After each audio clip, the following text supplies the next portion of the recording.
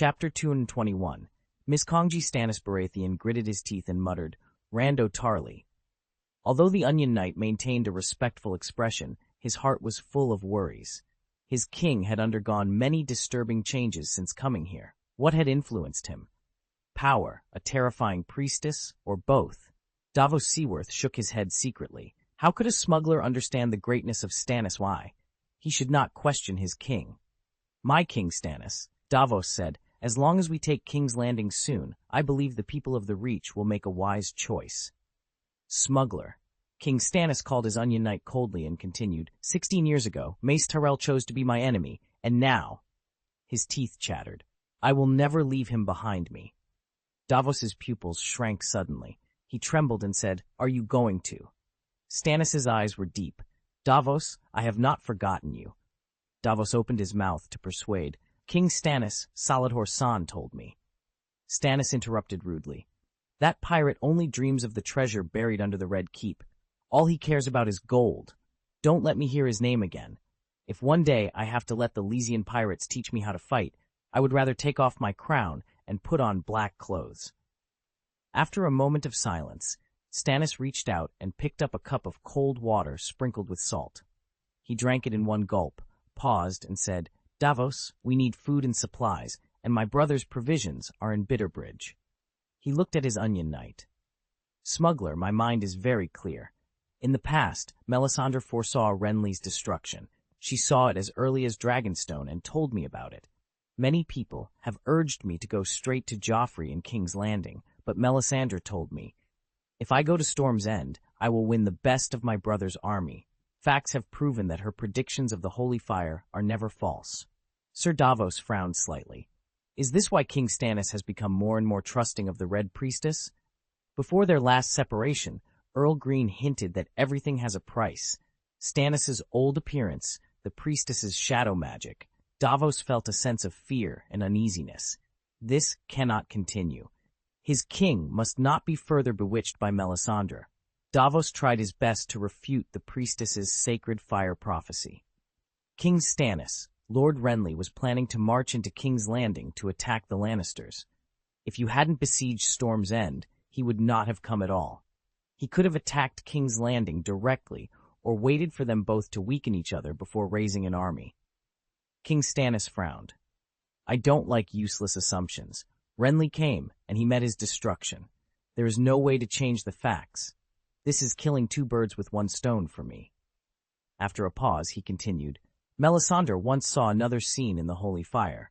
She saw Renly wearing green armor and coming from the south to crush my army under King's Landing." He said coldly, "There is no doubt that if I met my brother there, it would be me who dies instead of him, Sir Davos." Davos continued to argue, "King Stannis, if she can see two different futures, then maybe. Both are false prophecies." "You're wrong, Onion Knight." King Stannis raised a finger and continued, "There is more than one shadow of light. The flame changes and never stays still, so the shadows are longer and shorter. An ordinary person can cast more than a dozen shadows. It's just that some shadows are fainter than others. You see, the same is true for a person's future. But whether he casts one shadow or multiple shadows for his future, Melisandre can see it." Davos felt deeply powerless and wisely did not continue to argue. He knew very well that King Stannis's patience was almost exhausted. King Stannis's voice rang out, commanding and stern. "Smuggler, stand in front of the bonfire and see for yourself." Davos's face flushed with embarrassment. He had already tried to see what Stannis wanted him to see. He had stared into the fire, watching the flames dance and flicker for what felt like an eternity, hoping to glimpse something beyond the fire's curtain. But no matter how hard he tried, he saw nothing but fire. His eyes had begun to water from the effort. "Davos, go get ready," King Stannis ordered, rising from his chair. His tall frame cast a long shadow, and his deep blue, almost black eyes seemed to pierce through the distance, as if he could see all the way to the Bitterbridge in the Reach. The people of the Crabclaw Peninsula believed that one of their own could defeat 10 men from the Vale. Conversely, the people of the Vale believed that one of their men could defeat 10 from the Crabclaw Peninsula. This belief was more of a mantra to boost morale than a fact, but some took it to heart. like Sir Lyn Corbray, who wore the Valyrian steel sword, the Lady of Silence, at his waist. Sir Lyn, leading his team, pulled on the reins, bringing his horse to a halt. The horse reared up, letting out a loud neigh. The 3 crow flags of the Corbray family fluttered in the wind above them. Below the flags was a cavalry unit of nearly 200, composed mainly of sworn knights and squires of the Corbray family. Sir Lyn, as thin and sharp as a blade, with shoulder-length brown hair and a handsome face, peered into the distance and sneered. "I think I've spotted a barbarian scout, and it looks like there are quite a few of them." He pointed forward with his riding crop, taunting his men. When did these savages in animal skins dare to challenge the Knights of the Vale on the plains? His words elicited laughter from the knights. Their horses pranced restlessly. Sir Lyn raised his chin proudly and declared, "My knights, I intend to teach these rude savages a lesson." The knights echoed his sentiment, but Sir Lyn's attendant looked uneasy. "My lord, our mission is—" They were the vanguard sent by the Alliance of the Righteous. Bronze John had tasked them with monitoring Kleb in Seagull Town and protecting nearby villages from Kleb's raids. Sir Lyn was the commander of this cavalry. Sir Lyn, known for his vanity and ill temper, was rumored to be the most dangerous man in the Vale. He waved off his attendants' concerns with contempt. "The savages have left the valley that protected them, sealing their fate. On the plains, a Val cavalry can easily kill 10 savages." With a flourish, Sir Lyn drew his sword. The ruby on the hilt of the Lady of Silence seemed to burn with an inner fire. "Follow me," he shouted, spurring his horse forward. The other riders followed from a vantage point. Greene Kleb observed the cavalry below, which appeared to be writhing like worms from his height. Beside him stood Sir Amparo Thorns, captain of the Thorn Corps. Greene turned to Amparo, his voice calm and confident. "This is the power of intelligence. With the right information, we can fight however we want." Amparo listened intently, committing Greene's words to memory. Greene's face softened. "You have honored the swamp marigold cloak I gave you. I am proud of you, Sir Thorns." Amparo's eyes met his lord's, her lips trembling slightly before she pressed them together. Greene patted her arm reassuringly. "Go, Knight of the Crabclaw Peninsula, test the Knights of the Vale with the Kleber longbow." Amparo straightened, placing a hand over her heart. "I obey, Lord Greene." Sir Lyn roared in frustration. "Go after them," as he watched the savage light cavalry retreating into the distance. Sir Lyn kicked the horse's belly hard, and the spurs on his boots penetrated deeply. The horse, stimulated, immediately accelerated and ran wildly. By this time, many old knights had noticed something was wrong, but they could not stop Sir Lyn, who was charging ahead. While they remained vigilant, they could only bite the bullet and keep up. The hoofbeats of the 200 horses struck the ground, creating a powerful and rhythmic sound. As the distance closed, it seemed as if the ground itself was shaking. On a hillside not far away, nearly 1,000 archers from the Thorn Regiment had been lying in wait. Under the gesture of the adjutant Reyna, they slowly drew their bowstrings, and the arrows glinted with cold light. As the distance closed further, a sharp whistle suddenly sounded. Immediately, the archers of the Thorn Corps released their fully drawn bowstrings. The sky was filled with flying arrows, attacking the cavalry like a fierce wind. Black arrows rained down, and the panicked cavalry fell to the ground one after another. The full plate armor of the sworn knights protected their bodies, but their horses were not immune to the hail of arrows. Each arrow was much thicker and longer than common arrows, ruthlessly penetrating the chain armor of the knights' attendants and claiming their lives. Some of the more agile knights tried to fight back, but they soon found that their arrows could not match the range of the attackers. The soldiers of the Thorn Corps watched the arrows fly towards the enemy with stern eyes. Their movements were uniform, and every draw and release of the bow was full of power. Wherever the rain of arrows struck, it was filled with the neighing of war horses and the wails of fallen cavalry. Some of those who were shot fell to the ground on the spot, while others struggled in pain, trying to escape from this horrific battlefield. However, no matter how hard they tried, they could not escape the relentless rain of arrows. The battlefield was littered with the corpses of cavalry and war horses, and the air was thick with the smell of blood and death. Rhaena took off the chainmail hood on her head. She was petite, but her voice was commanding. "Spearmen! Advance!" 50 Kleb spearmen marched forward in unison, their mission to finish the battle. The blood-red spears stretched and contracted, and the wailing sounds disappeared one by one. The spearmen moved rhythmically. Suddenly, Sir Lyn, who had been lying motionless on the ground, stood up and rolled violently in their direction. There were spears above his head. Sir Lyn held the Lady of Empty Silence tightly in his hand, and the sword tip pierced the spearman's breastplate fiercely. The sword was drawn out, blood splattering everywhere. In a flash of cold light, 2 Kleb spearmen fell simultaneously under Sir Lyn's Lady of Silence. Sir Lyn's eyes were red with rage. When he attempted to attack the 4th spearman, the spears fixed his body in place, and then the spear in Rhaena's hand pierced Lyn directly through his mouth, the tip protruding from the back of his head. The next day, at the governor's mansion in Seagull Town, Greene Kleb held a piece of oiled leather in his hand and gently wiped the blade of Lady Empty Silence.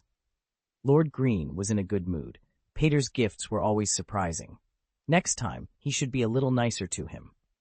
Greene's good mood was not only due to the Valyrian steel sword in his hand, but also the return of the Seagull Town fleet.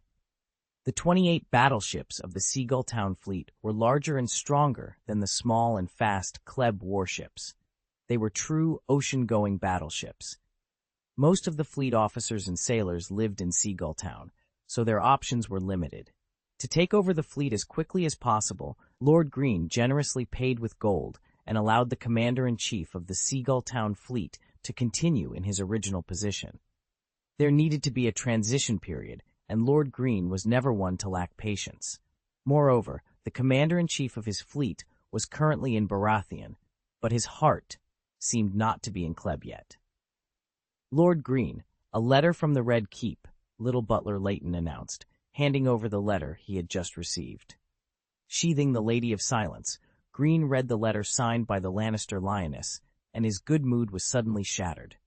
Crabclaw Peninsula, a valley northeast of Whispering City. "Dragon! Dragon! Dragon!" Samwell Tarly fell to the ground, his face a mask of disbelief. Sir Mason Baker, standing next to Daenerys, glanced at Samwell and snorted contemptuously. The skinny Dick Crab finally helped Samwell up. Panting, Dick said, "Sorry, Your Highness." Daenerys chuckled and reassured him. "Sam, they are very well behaved, don't worry." The 3 little dragons hissed at Samwell, causing him to take a step back. Embarrassed, he scratched the back of his head and said, "I'm sorry, I was really frightened. To actually see living dragons, gods bless you." Daenerys walked slowly, lowered herself, and reached out to touch the 3 little dragons. She said gently, "My children, it's time to eat." Chapter 222, Lannister. After Daenerys finished speaking, the 3 little dragons flapped their wings and neighed, seemingly expressing their excitement. A large pot of fragrant roast mutton was brought over by the maid, and the aroma was overwhelming. Samwell and the others swallowed unconsciously. The fragrant barbecue was placed in front of them. The nearest white dragon, Viserion, was about to devour it, but was knocked aside by the largest black dragon, Drogon. Viserion screamed angrily.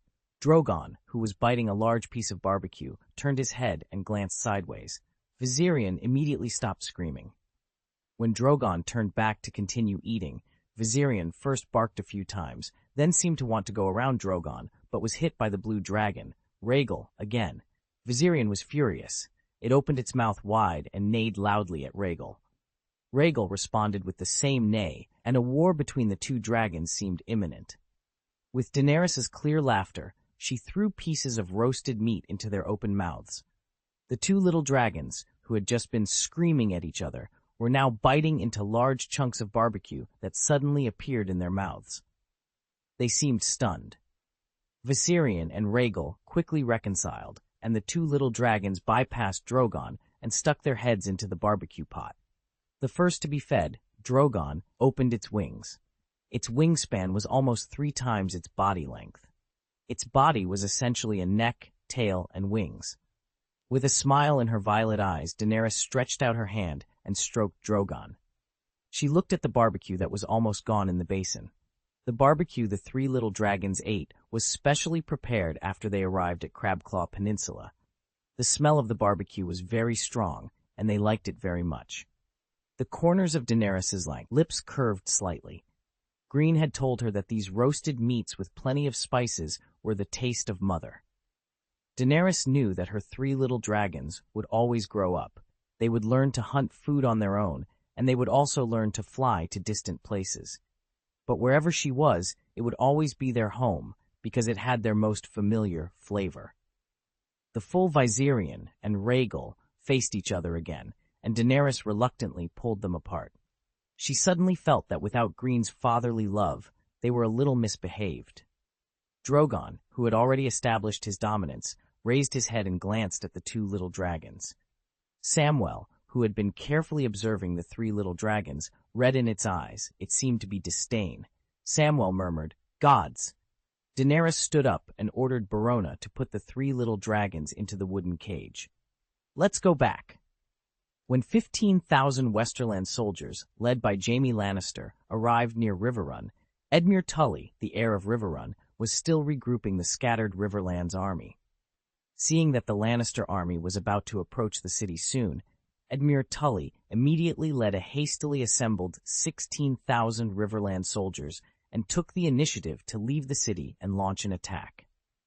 Edmure Tully thought, the Riverlands army is 16,000, vs the Westerland army is 15,000. I have the advantage. The two armies fought head-on, and the Riverland army was quickly defeated by the powerful Lannister army. Edmure himself and many Riverland vassals became Jaime's prisoners. Lord Tytos Blackwood of Raventree led the remaining soldiers from the Riverlands to retreat to Riverrun. After the war, Riverrun was directly exposed to the siege of the Lannister army and was in danger. Riverrun City is located at the tip of the delta where the Tumblestone River merges into the Red Fork River. The rivers form two sides of the triangle. Once in danger, the Tully family can open the gate upstream and build a wide moat on the third side, which will block the river run. The city had become an island in the river. The walls rose high out of the water, and from their towers, the defenders could see everything for miles on the other side. To cut off support from all parties, the siege team had to place an army on the north bank of the Tengshi River, the south bank of the Hongyo River, and the west bank of the moat, effectively positioning themselves between the two rivers. As the leader of the siege, Jaime Lannister had to station the Lannister army in three locations: the North Camp, the West Camp, and the South Camp. When the Lannister army besieged Riverrun, Sir Marco Piper of the Pink City in the Riverlands led dozens of cavalry to frequently attack Jaime's supply teams. Jaime spent a lot of golden dragons, and within a few days, someone betrayed the whereabouts of Sir Marco Piper. Jaime personally led 300 cavalry to attack. The intelligence was very accurate. Jaime found the enemy in the evening. Sir Marco Piper did not dare to fight and fled towards the Whispering Forest. Jaime led the West Riders in pursuit, but was ambushed by Robb Stark, King of the North. Jaime and many West Riders became prisoners of the young Wolf Lord. On the night Jaime was captured, the Northern Army, which had blocked the news along the way, suddenly launched a night attack on the unsuspecting North Camp. Seeing that the North Camp was under attack, the commander of the West Camp, Count Andros Brax, led his troops to rush to rescue on a raft, but was sunk by a trebuchet from the defenders of Riverrun on the way. Count Andros drowned, and the remaining landing soldiers were killed. The Northern Army was wiped out in one fell swoop. At the same time, Robb Stark led 2,000 Northern cavalry, and the Riverrun defenders, led by Lord Tytos Blackwood, attacked the Lannisters' western camp. Sir Fleur Priest had no choice but to lead the remaining 5,000 or so Western soldiers to retreat toward Golden Tooth City in the west overnight. The Great Hall of Harrenhal. Lord Tywin Lannister crossed his fingers and pressed his chin. The short golden beard on his cheeks framed a motionless face, like a mask. He said, "My son is in their hands." On the front chest of the messenger's torn sleeveless robe, dried bloodstains covered the spotted boar of House Craich. His voice was full of fatigue. "Yes, Lord Tywin." The lords and knights summoned by Lord Tywin fell silent and listened to the messenger's account of how Robb Stark had lifted the siege of Riverrun. After the messenger finished speaking, Sir Harris Swyver, Kevin's father-in-law, said, "Gods, how is this possible?" His voice seemed to be wailing. What on earth was Sir Jaime thinking? Why would he divide the army into 3 places to station? He should know the risks of doing so, right? I would do the same thing. Kevin Lannister looked at his father-in-law coldly and continued, "Sir Harris, I suggest you take a look at the map of Riverrun first. I believe that after you finish reading it, you will definitely understand that Jaime had no choice." The lords were talking amongst themselves. Little Stark is so cunning. Who would have thought that he would secretly divide his troops? Therefore, this defeat cannot be entirely blamed on Sir Jaime alone. Although it was a night attack, could it be that your sentries didn't see anything? Didn't they give you any warning? We need support, and I think we should call in new troops from the west as soon as possible. Did Sir Fleur only take away 5,000 soldiers? This, gods bless you. My father. Damn Taroshi mercenaries. They actually defected to the enemy. Those who fight for money will only fight for their own pockets. Lord Tywin usually remained silent in meetings, preferring to listen to what others had to say before speaking. Lord Tywin's silence today was a bit unusual. He only moved his eyes while listening, and he didn't even touch the wine. Kevin's father-in-law wailed again. Sir Jaime has been captured, and the army besieging the city has been defeated. This is a disaster. Sir Adam Marbrand's voice was filled with concern. Adam Marbrand's voice trembled with anger. Sir Harris, we appreciate your insight into the obvious facts, but the pressing issue now is, what should we do next? Adam Malbrand, a knight from the Malbrand family, was the son and heir of Earl Daemon Malbrand of Brand City in the west. An excellent rider, he had served as a page at Casterly Rock since childhood and was a childhood friend of Jaime Lannister. Harris Swiffer spread his hands in exasperation. What else can we do? Jaime's army has been decimated, killed, captured, or fled. The Starks and Tullys have cut off our supply lines, severing our connection with the West completely. They could march to Casterly Rock with impunity. Who can stop them? His eyes swept across the room, filled with lords and knights. My lords, we have been defeated. We should seek peace immediately. Sir Adam clenched his fist. One defeat does not determine the outcome of the entire war. We are far from defeated. He turned to Lord Tywin, his voice rising. Lord Tywin, I am eager to face this Stark boy on the battlefield myself. We should march immediately. The hall erupted into a cacophony of voices, some supporting Sir Adam's call for war, others agreeing with Sir Harris's plea for peace. Suddenly, Lord Tywin stood up, his voice cutting through the noise. My son is in their hands. Silence fell over the hall. Duke Tywin's cold gaze swept the room. Step back, everyone. Step back. The lords and knights of the Westerlands, accustomed to obeying Tywin Lannister's commands, stood and left. Tywin turned to his brother. Kevin, you stay. Duke Tywin sat back in his chair, his expression grim. Kevin, if we had Lord Wolfrunner in our hands, we could use him as a bargaining chip to negotiate an armistice with Winterfell and Riverrun. This would give us time to deal with Stannis. But right now, he clenched his fists. Cersei can't control a disobedient child. Kevin hesitated before speaking. Duke Tywin, Tyrion is doing a good job over there. You can rest assured. Lord Tywin snorted, a hint of disgust crossing his thin lips. After a moment of silence, he continued. Kevin, my daughter has ordered us to go to King's Landing immediately to help defend it against Stannis. He pursed his lips. She is ordering us in the name of the king and the royal council. Sir Kevin remained silent for a moment before finally speaking. Duke Tywin, Cersei is in the Red Keep. She may not fully understand the situation outside. Tywin snorted again. Even if she did understand, she would see the small King's Landing as the entire 7 kingdoms. Sir Kevin nodded. Duke Tywin, Stannis is indeed a significant threat.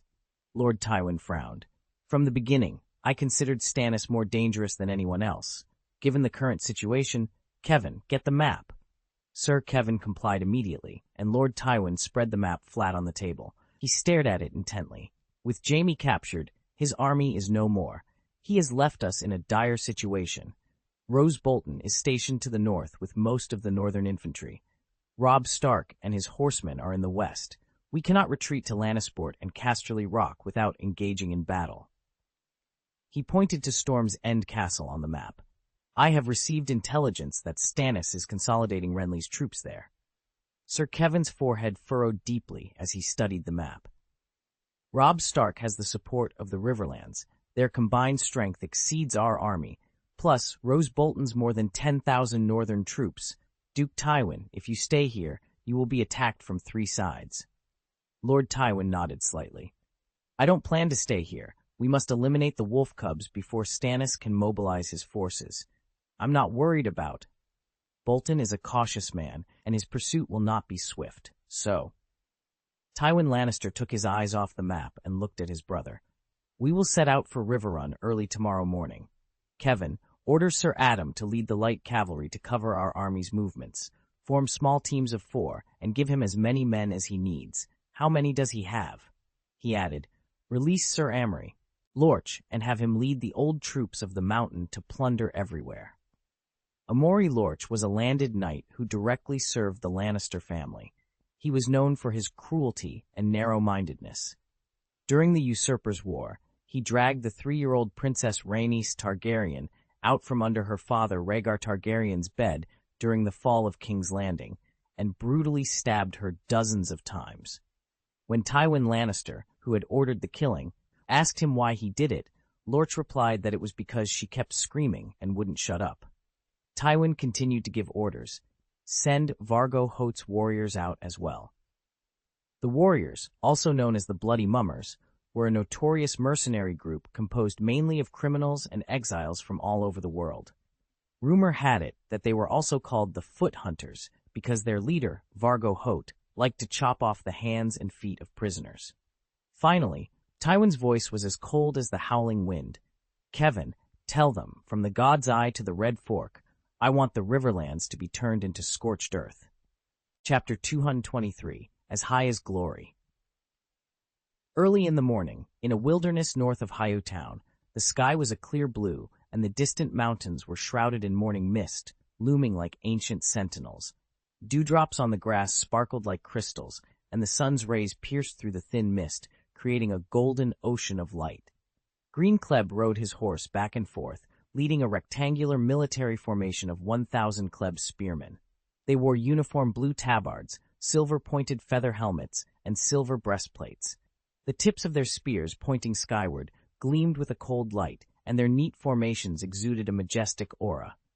Greene himself was clad in silver armor adorned with exquisite carvings, and he rode a majestic white warhorse. The ruby on the hilt of his sword, Lady of Empty Silence, glinted brightly, and his blue cloak, embroidered with swamp marigolds, fluttered in the wind. Bathed in the dazzling sunlight, Greene looked like a knight straight out of a ballad. Greene stared ahead. A few hundred meters away, hundreds of cavalrymen flew the flag of the Alliance of Justice. After a moment's pause, Greene lightly kicked his horse's belly, urging it forward. The flag officer holding Kleb's banner followed closely behind. Count Jan Royce looked serious. His deep eyes scanned the other members of the Alliance of the Righteous before he kicked his horse's belly and rode towards Greene, accompanied by his flag officer. Facing the refreshing breeze, Greene raised his head slightly and silently recited in his heart, "As high as glory, as high as glory, as high as glory." In an open space between the Alliance of the Righteous and Kleb, Bronze Jan Royce saw a young knight with clear eyes and an air of determination. Jan Royce wore bronze armor engraved with magical charms. Despite his gray hair and weathered face, his eyes remained sharp. At that moment, Greene embodied the essence of a glorious knight, both in appearance and demeanor. The gray eyes of Bronze Jan couldn't help but tremble slightly. He even sighed inwardly, wondering how such an outstanding knight could have emerged from the barbaric Crabclaw Peninsula. This thought was quickly extinguished, as he reminded himself that the man before him was the invader of the valley and the avenger of the bloody Earl. Yet, the old Bronze Jan had to admit that he had a slightly more favorable impression of the young knight than before they met. Greene first bowed humbly, then raised his voice. "Count Royce, I, Greene Kleb, Earl of Crabclaw Peninsula and Guardian of Crab Peninsula, arrest and murder Jon Arryn in the name of King Joffrey. Lord Lynn's murderer, Lysa Tully. He held up the parchment with the king's seal in one hand and continued, "By King Joffrey's order, anyone who obstructs the capture of Lysa Tully is a rebel of the kingdom, and King Joffrey will deprive them of their titles and fiefs in accordance with the laws of the kingdom." He continued, "His Majesty, Joffrey I of House Baratheon and House Lannister, has given me the authority to execute rebels on His Majesty's behalf." Bronze Yon remained silent. Greene urged his horse forward and handed the king's edict to Bronze Yon. "Count Royce, please forgive me, but I need to know your choice regarding the Alliance of the Righteous." Bronze Yon glanced at the Lady of Empty Silence on Greene's waist and took the king's edict with a complicated expression. He lowered his eyes and read the contents. "Count Kleb, the goals of the Alliance of Justice do not conflict with the king's orders." Bronze Yon handed the king's edict back to Greene and said, "But as an envoy who shoulders the king's responsibility, you have committed the crime of invading the valley." He reprimanded loudly, "Even allowing the Grafson family to perish, your evil deeds have been exposed. Your selfishness has led you to commit an unforgivable felony." "Selfish?" Greene retorted. "Earl Royce, if I were truly selfish, do you think only the Grafson family would have disappeared?" He continued, "You are well aware of the hatred the Crabclaw Peninsula harbors for the valley. If I were selfish, why are the other families unharmed?" Bronze Yon struggled to find a suitable response, but Greene pressed on. "Without my forcible restraint, how would the people of the Crabclaw Peninsula, who are fueled by hatred, retaliate? Normally, what you see now would have been transformed into a scorched earthly hell." There was a hint of anger in Greene's voice. "Count Royce, I am acting in the name of the king. As a renowned knight of the Seven Kingdoms, you should not question the honor of a knight without reason." Bronze Yon remained silent, not just because Greene's words left him unable to argue, but because he was contemplating their current lord. This trouble was caused by the young and weak Duke of the Eagle's Nest. If the Lord of the Vale were strong, if there were no chaos caused by Lysa Tully in the Vale, would the vassals of the valley still heed the Imp King's orders without passing through the valley's vassal? Bronze Yon had to admit that given the current situation in the valley, whether the Alliance of the Righteous wanted to restore order quickly or maintain the Arryn family's rule until the Duke of Eagle's Nest came of age, the valley could not do without the support of the Red Fort. The wrinkles on Bronze Yon's forehead deepened as he said coldly, "Count Kleb, Sir Lyn Cobrella was ordered by the Alliance of the Just to inquire about the situation in Seagull Town in advance." He glanced at the Miss Kongji on Greene's waist and continued, "Did they also commit rebellion?" Greene interrupted. "Honorable Earl Yon Royce, the snoop you mentioned suddenly attacked the king's army." Bronze Yon opened his mouth, but before he could speak, Greene asked, "Please don't question the honor of the knight without reason. Do you need me to swear to the gods to prove it?" Bronze Yon knew Sir Lyn's temper well and had some understanding of what Greene said. As a proud lord, the constant failures in words made him irritated. He said directly, "Count Kleb, no matter how eloquent your words are, you cannot change the fact that you have occupied Seagull Town." After a pause, he continued, "On behalf of the Alliance of the Righteous, I hope your army will withdraw from Seagull Town in the valley immediately. Otherwise—" Greene raised an eyebrow slightly. "Will the army in the valley send me away personally, Count Royce?" Bronze Yon's eyes sharpened. "Count Kleb, you can execute the so-called guilty according to the king's order and the laws of the kingdom, but you have no reason to continue occupying land in the valley. The tens of thousands of cavalry in the valley will never tolerate intruders." After a moment of silence, Greene said, "Count Royce, as the ruler of the Crabclaw Peninsula, I am more worried that the 100,000 hunters on the Crabclaw Peninsula will use the valley as their hunting ground for revenge." Sighing helplessly, he looked at the tense-faced Bronze Yon. "Although I am the ruler of the Crabclaw Peninsula, do you think I can continue to control the pent-up hatred that has been building for years? Should I seal off my territory for the sake of peace in the valley? If I do that, will the Kleb family still be the ruling family of the Crabclaw Peninsula?" Greene shrugged. "What's more, the Kleb family has been one of the biggest victims of the Valley nobles' suppression for over 10 years. He spread his hands. As the Earl of Crabclaw Peninsula, I have ordered my soldiers not to burn Seagull Town or even the villages near Seagull Town.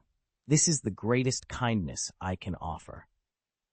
Greene's eyes flashed with an unconcealed intensity. Count Royce, I am not doing this because Kleb has forgotten his hatred for the valley. I am simply following the justice and compassion that befits a knight's character. The two men stared at each other for a moment. Then, Bronze Yon solemnly placed his right hand on his chest and said, Earl Greene Kleb, you are a knight of excellent character. I apologize for my earlier presumptuous suspicions. After speaking, he nodded slightly towards Greene. Greene took a deep breath, his voice trembling slightly, and saluted with his hands on his chest. Count Jan Royce, it is the honor of my life to be praised by you. As the sun rose, the mist dissipated, revealing a wider view. The breeze carried the fragrance of flowers and plants, making everyone feel relaxed and happy. Greene and Bronze Yon both admired the charming mountains in the morning light. After a while, Greene withdrew his gaze and suddenly said, Count Yon, the Red Castle hopes that I can stay in the valley. With your wisdom, you should be able to guess the purpose of the Red Castle. His tone was sincere. So, I need a good reason that will not only allow me to leave here, but also convince the Red Fort. Bronze Yon's eyes moved slightly, but he continued to look into the distance and murmured, Lannister's Red Keep. Greene looked at Bronze Yon seriously. Earl Yon, I am being honest with you. Due to the long-term blockade and suppression, the current Crabclaw Peninsula is very poor. I know that the peninsula needs cultivation, not living in hatred. I want to take this opportunity to eliminate the hatred of the Crabclaw Peninsula towards the valley, but I need your help. Bronze Yon pulled the reins, turned to Greene with deep eyes, and said, Earl Greene, do you have any idea? Greene nodded slightly. I'll be honest with you, I had this idea before entering the valley. He paused, then continued, we can use the tradition of knights to resolve hatred. There was some doubt in Bronze Yon's eyes, and Greene continued, let's agree on a time to have a duel between the hunters of the Crabclaw Peninsula and the Valley Cavalry and eliminate the hatred with a knightly and upright war. After listening to Greene's words, the first thing Bronze Yon thought of was a martial arts tournament. He frowned and said, a duel? What kind of duel? Before Greene could speak, Bronze Yon said again, war. What do you mean? Greene tapped his chin. He first explained the tradition of fighting on the Crabclaw Peninsula, then said, through such a war, no matter who loses or wins, hatred will be wiped out. The wildlings of Crabclaw Peninsula want to challenge the cavalry of the valley on the plains? With those spears? What is the difference between this and seeking death? The nobles of the valley have a deep-rooted disdain for the Crabclaw Peninsula. Strictly speaking, this can be regarded as some kind of tradition. After listening to Greene's words, Bronze Yon showed a look of contempt. Although it passed briefly, it did not escape Lord Greene's eyes. Bronze Yon coughed lightly and said, what about the number of people? Greene shook his head slightly. There is no limit on the number of people. In the name of the Guardian of the Crabclaw Peninsula, I will inform every citizen of my territory that anyone who wants revenge can participate. I will not limit them, because only in this way can we truly quench the fire of hatred. Bronze Yon stared at the clear-eyed Greene for a while and said thoughtfully, Earl Greene, the Red Castle may have misunderstood the battle between the valley and the Crabclaw Peninsula. Although Bronze Yon had a slight affection for Greene's knightly heart, he remained wary of Greene and did not trust the Red Keep in the hands of the Lannisters. With the Lannisters' insidiousness, it was entirely possible that when the Vale Knights, defeating the Crabclaw Peninsulars, would lead to their slander. As for the possibility of Crabclaw Peninsula winning, that was out of the question. Therefore, Bronze Yon only considered the aftermath of the Valley Knights' victory. Greene pulled out a piece of parchment from the bag hanging on his saddle. He handed it to Bronze Yon and said, Sir Yon, please look at this. This document is the reason I persuaded the Red Castle. It was a war letter written to resolve the hatred between the valley and the Crabclaw Peninsula. Bronze Yon's brows gradually relaxed as he read the letter. However, Greene, with his keen perception, sensed a hint of offense in Bronzion's gaze. Was he being looked at like an idiot? Greene maintained a gentle smile, his broad-minded nature preventing any anger from surfacing. Bronzion nodded slightly towards Greene. It had been a long time since he had encountered such a pure knight. Greene raised his chin slightly, displaying the high spirits of youth. Earl Yon, if the Crabclaw Peninsula is defeated, my soldiers will immediately withdraw from Seagull Town. Bronzion, feeling victorious, responded, Lord Greene, after the war, I will give you Lysa Tully, and you can take her back to the Red Keep. First, Greene sealed the letter, and then Jan Royce, the leader of the Alliance of the Just, stamped the war letter written by Greene on behalf of the Valley Knights. Under the witness of the gods in the sky, the battle between the two sides was now official. In 50 days right here, the Crabclaw Peninsula and the Valley would clash. Greene and Bronzion nodded their goodbyes. Greene pulled the reins, turned his horse's head, and walked towards Kleb's military formation. As high as glory, as high as glory, as high as glory, he murmured, then stopped. Sitting on his horse, Greene looked up at the sky. His next task was to help the Alliance of the Righteous spread today's news, ensuring every Valley Knight knew that the Crabclaw Peninsula had declared war on them. Greene tugged on the reins and adjusted the horse's direction. As a last resort, Lord Greene was prepared to fight to break the backbone of the Vale Knights. Chapter 224, Winter is Coming. On a certain coast in the western part of the Crabclaw Peninsula, Greene Kleb sat on a piece of gray stone. He picked up a leather wine bag, about to drink, but suddenly paused. He looked up at the sky, narrowing his eyes slightly. Lord Greene, the horses are ready, an attendant informed him. Good work, Greene replied, standing up and stretching out his left hand. The well-trained attendant immediately handed over the Lord's bow and arrows. In the clear sky, a majestic eagle soared, its wings spread wide, as if embracing the entire sky. Suddenly, an arrow roared across the sky like lightning, aimed directly at the eagle. The eagle sensed the danger and hurriedly flapped its wings in an attempt to avoid the arrow. However, the arrow was too fast, striking the eagle and scattering its feathers in the air. Bran, wake up, Bran!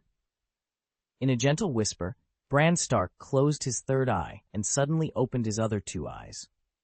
When Bran woke up, his stable boy Hodor kept chanting, Hodor, Hodor, Hodor, Hodor. Bran panted with lingering fear in Mira Reed's arms. Mira wiped the sweat from Bran's forehead and said, You were punching, kicking, and screaming in terror. Bran, what did you see? Mira Reed, the daughter of Howland Reed, had long brown hair and green eyes. At 16, she was a typical swampland person, thin and short. Following her father's guidance, she was skilled with fishing nets and three-pronged frog spears. Mira was an excellent hunter, and one of the guards Maester Luwin had arranged for Bran. Bran said incoherently, An arrow! I saw an arrow shooting at me. Mira combed Bran's hair and asked, You're so sweaty. Do you want some water? Bran nodded, and Mira held the pouch to his mouth. He swallowed eagerly, water spilling from the corners of his mouth. Every time he used his third eye, he came back weak, thirsty, and hungry. Hodor, Hodor, Hodor. Hodor continued to chant. After drinking the water, Bran felt much better. He asked, How long did I sleep? The thin boy with green eyes and green robes answered, 3 whole days. After a pause, he asked, Where did you go? The boy's name was Jojen Reed, Mira's younger brother. At 13, Jojen had a slight build but spoke with a seriousness that made him seem older. At Winterfell, Bran's old Nan called Jojen Little Grandpa. Jojen possessed green vision, the ability to dream prophetic dreams, and he was also one of the guards assigned to Bran by Maester Luwin. Bran frowned, trying to recall, but his memory was vague. A bird, or an eagle. He even felt that one day he might completely forget how to speak. Jojen said in a deep voice, Lord Bran, Mira gave you some water, and we also put honey on your lips, but this is not enough. If it takes too long, you will starve to death. Bran retorted, I have eaten, I have hunted rabbits and fish. Jojen's voice contained a warning. You are not the one eating. Please remember your identity. You are Bran Stark. Bran was silent. How could he forget his identity? He knew it too well. He was Bran, the little boy, the crippled Bran. The stable boy Hodor said to himself, Hodor, Hodor, Hodor. A tall woman with messy brown hair said, We are all worried about you. Her name was Osha, a spearwife loyal to the Stark family and one of the guards assigned to Bran by Maester Luwin. Bran remained silent. He lowered his eyes and glanced at his unconscious legs. He might as well be the beast Bran. He could run and fly. Nothing was better than that. Seeing this, Jojen warned again. "Please remember your identity, Lord Bran. You must remember, otherwise you." Jojen Reed was his friend and his teacher, but Bran wanted to ignore him at the moment and turned his head away. Mira touched Bran's small face and said warmly, "You must be hungry. Do you want something to eat?" Bran nodded. Mira was far more cheerful than her brother, always making him laugh, as if nothing could frighten her or make her angry, except Jojen R.R. In fact, Jojen Reed could scare everyone because he could dream green dreams, dreams that must come true. After they fled to Wolfwood, Jojen Reed had a dream about Bran's death. Bran thought angrily that he was not dead, that this time Jojen Reed's green dream had not come true. Bran's eyes suddenly trembled, and the terrifying arrow appeared in his mind. It seemed that, in a sense, he was really dead just now. A small fire was lit, and Mira's big iron helmet became their pot. She first cut the large pieces of meat into small dices and threw them in, then added water and the wild onions that Hodor had found. The first bite tasted very good. Bran took several bites in a row and said, "Thank you, Miss Mira." Mira Reed chuckled, "I am happy to serve you, Lord Bran." Jojen Reed put down his spoon and said, "We will set off tomorrow and continue on the road." Mira Reed's smile froze, and she asked nervously, "Did you have a green dream again?" Jojen Reed frowned habitually. He shook his head slightly and said, "No." Mira Reed asked, "Then why leave in a hurry? The Shaking Tower is a good place. There are no villages nearby, the woods are full of prey, and there are fish and frogs in the streams and lakes. Who would come here to find us?" The place they were now in was an ancient watchtower in the Wolf Forest. There were no villages nearby. It had been abandoned for many years. The overturned stones on the outside were covered with moss and ivy, and the shape of the tower was almost unrecognizable. The true name of the tower has long been forgotten, and Bran named it the Shaking Tower based on its appearance. "Hodor, Hodor, Hodor." Jojen Reed's moss-colored eyes looked at his sister and said, "This is not our destination." Mira Reed retorted, "But it's safe here." "I understand, it seems safe here." After a pause, Jojen Reed continued, "But how long can it last? The Ironborn's goal is not just Winterfell. They may chase us here at any time. If we are found by them, you should know the consequences." After Jojen Reed finished speaking, everyone was silent for a moment. Bran said, "It may be Robb's army that comes to us. My brother will come back from the south soon, and he will come back with all the troops to drive away the Ironborn." Jojen Reed reminded, "Lord Bran, Maester Luwin didn't mention Robb before we left, but he said, 'The north is now full of Ironmen. Let me rush to the wall as soon as possible to seek help. Your uncle's protection.'" Mira's eyes were filled with worry. The journey is difficult. The journey to the wall is long, and Bran has no legs, only Hodor. If we had horses, everything would be fine. Jojen Reed interrupted. "If we were eagles, we could still fly." He added, "The truth is, we have no wings, just as we have no horses." A silent Osha said, "There are forest officers, farmers, and hunters deep in the wolf forest. We can get horses from them." Jojen Reed's frown deepened. "The first thing we need to avoid right now is being hunted down. Look at us, a crippled boy, a spearwife, a simple-minded big man, and 2 children who have left their hometown. How obvious is this? Those people will spread the news about us, and we will immediately become prey, hunted by those who really want to get rid of Bran Stark." Everyone was silent. Jojen Reed walked to the fire, poked the embers with a stick, and said, "Bran needs a wiser teacher, and the 3-eyed raven is waiting for us in the north." Osha said in a deep voice, "Little Reed, Maester Luwin asked us to send Bran to his uncle." Jojen Reed poked at the embers again and said, "The 3-eyed raven is waiting for us. Ironborn may pursue them as far as the wall, but they will not pursue them north of the wall." Osha was about to speak, but was interrupted by Bran's voice. "This is a good idea. I want to meet the 3-eyed raven." The others went to prepare for departure, leaving only Bran and Jojen Reed. Bran stared at the fire for a while and said, "Although I have never been beyond the wall, I know that it is a very vast place. Can we find the three-eyed crow? Jojen Reed replied calmly. Maybe he will find us, Lord Bran. Bran asked again, What do you mean by teacher? Aren't you my teacher? You helped me open my third eye. 9-year-old Bran tried to understand by asking questions. Jojen Reed responded with concern. Your third eye is too wide. I'm afraid you will turn into an animal and pass through for the rest of your life. Bran shook his head quickly. No, I will definitely control the time next time. I promise you.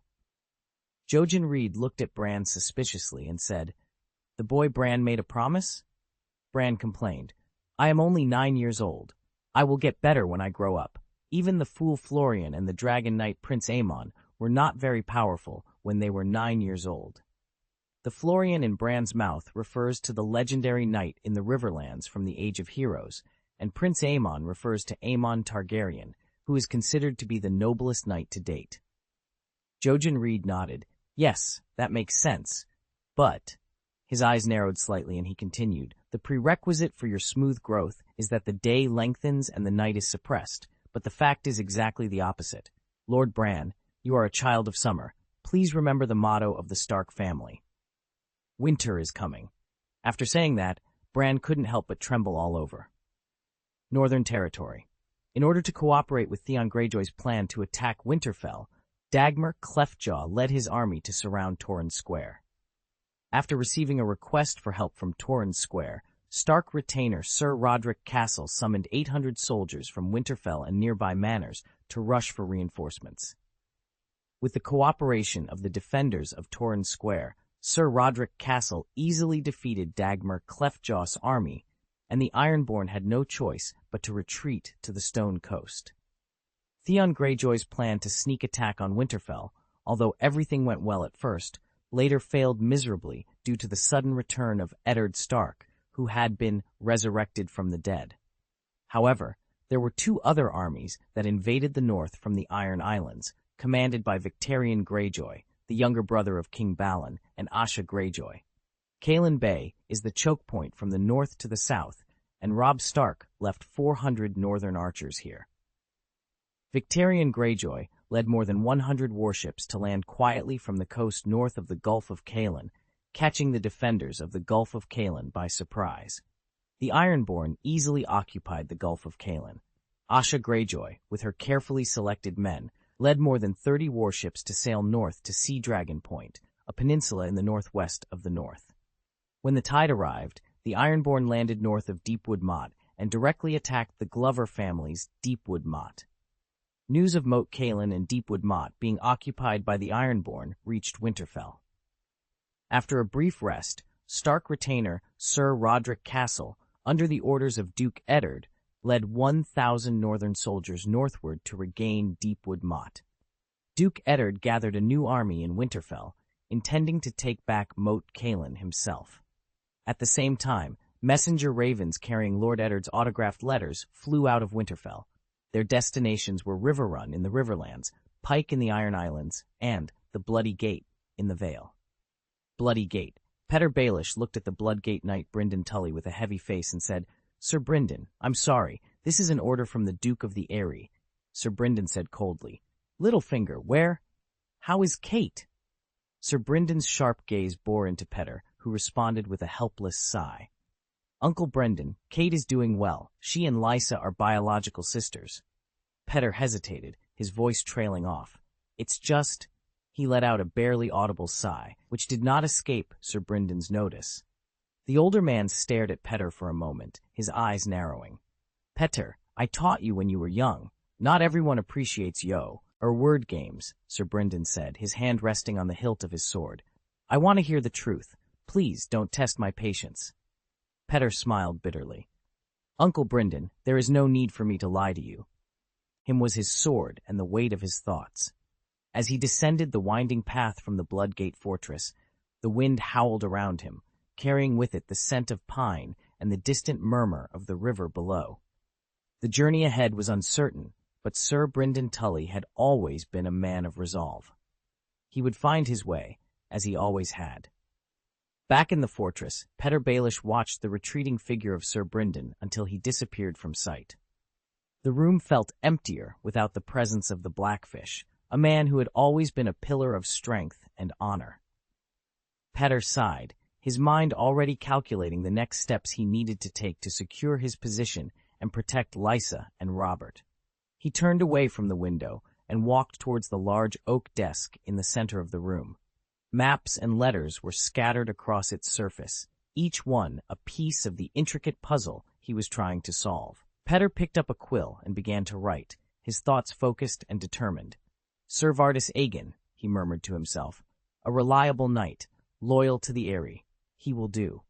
Petter's mind raced through the possibilities, weighing each decision carefully.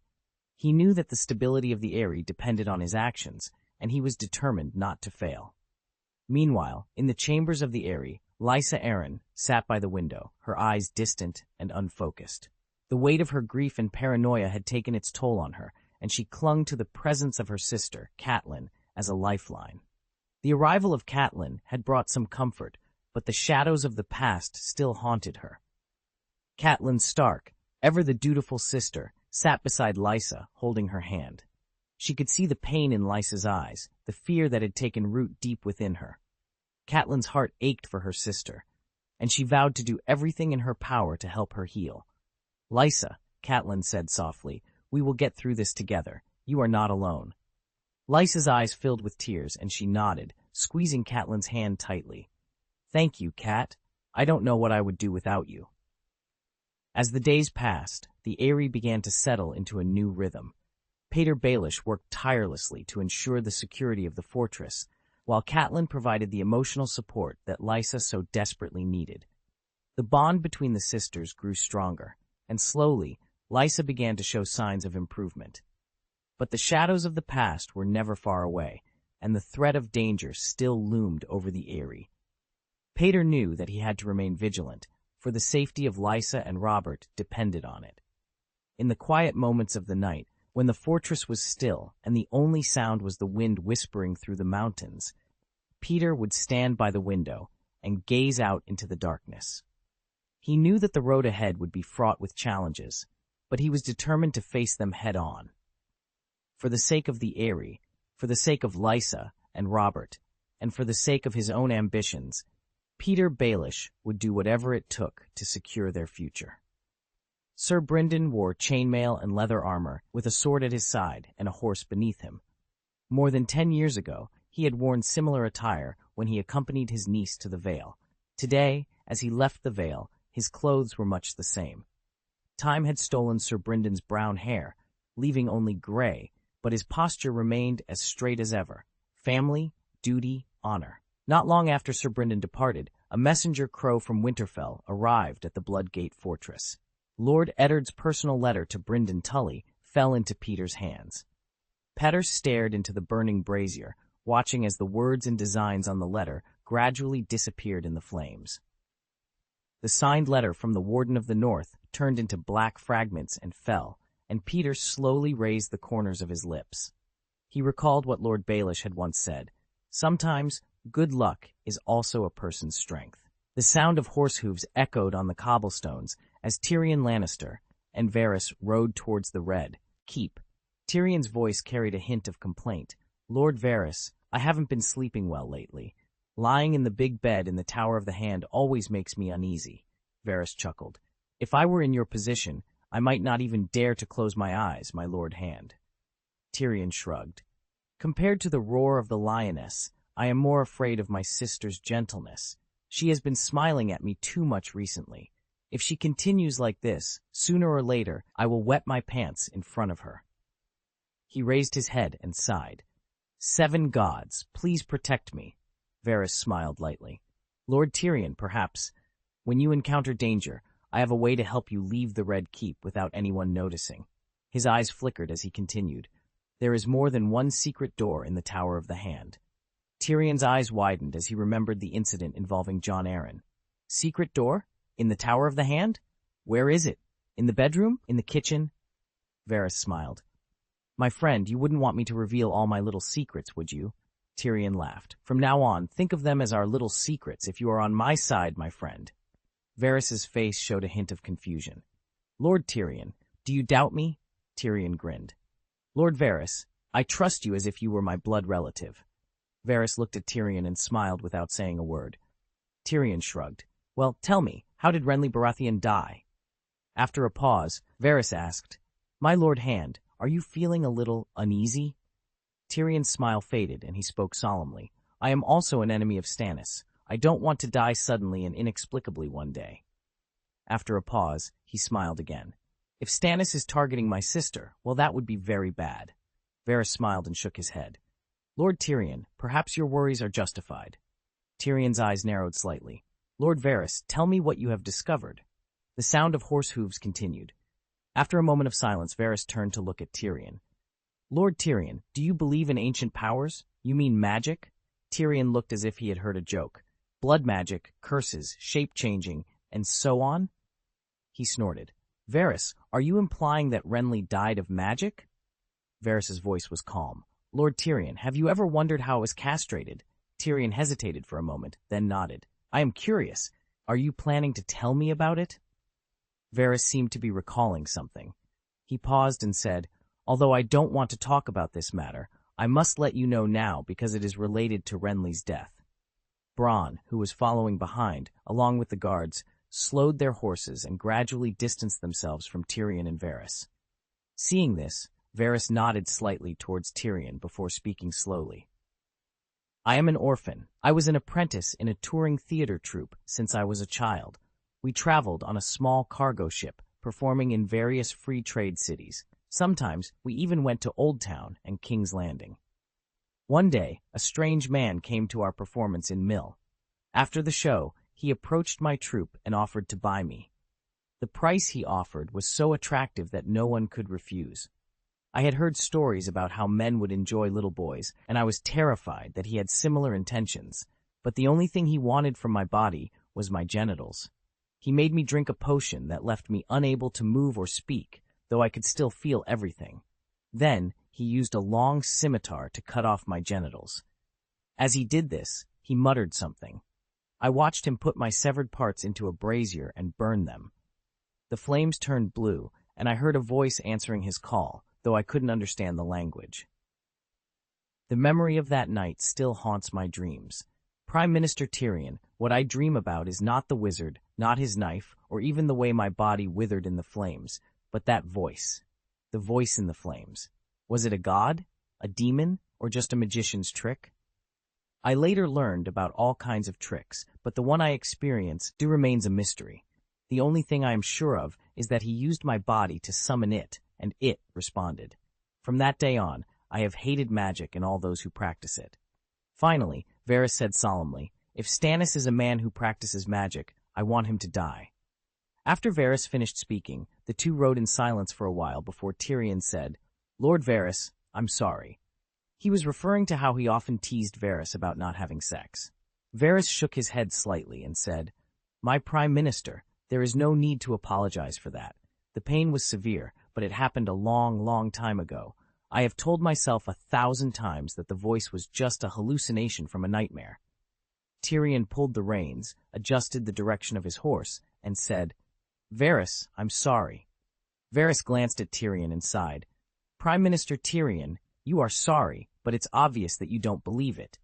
Tyrion grinned. I believe in swords, money, and human wisdom. After a pause, he continued, Varys, I still believe that dragons once existed. After all, I saw their skulls with my own eyes in the Red Keep. Varys smiled slightly and said, Prime Minister Tyrion, I hope that is the worst thing you have ever seen in your life. Tyrion raised his eyebrows slightly. We share the same opinion on this. Tyrion, Varys, and the others continued riding. When they turned onto another road, they soon discovered dozens of gold cloaks standing on both sides. As they approached, Tyrion took a quick glance and said with a smile, Ha ha, it turns out to be the masked gold cloaks. Are they trying to catch a murderer? Our King's Landing is really not peaceful. However, Greene's idea of having the gold cloaks cover their faces with black cloth when arresting vicious criminals is quite effective. While Tyrion was speaking, Varys was attracted by a gold cloak standing on the right side of the road.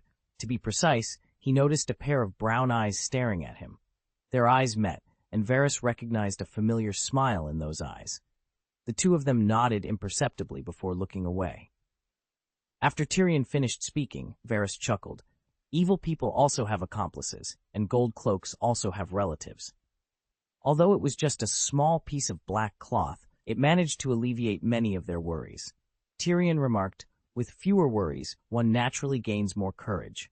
I must admit, Greene has a sharp mind, second only to mine. Varys smiled meaningfully. Of course, the Prime Minister's wisdom is unparalleled. Tyrion laughed, his smile tinged with a hint of lewdness.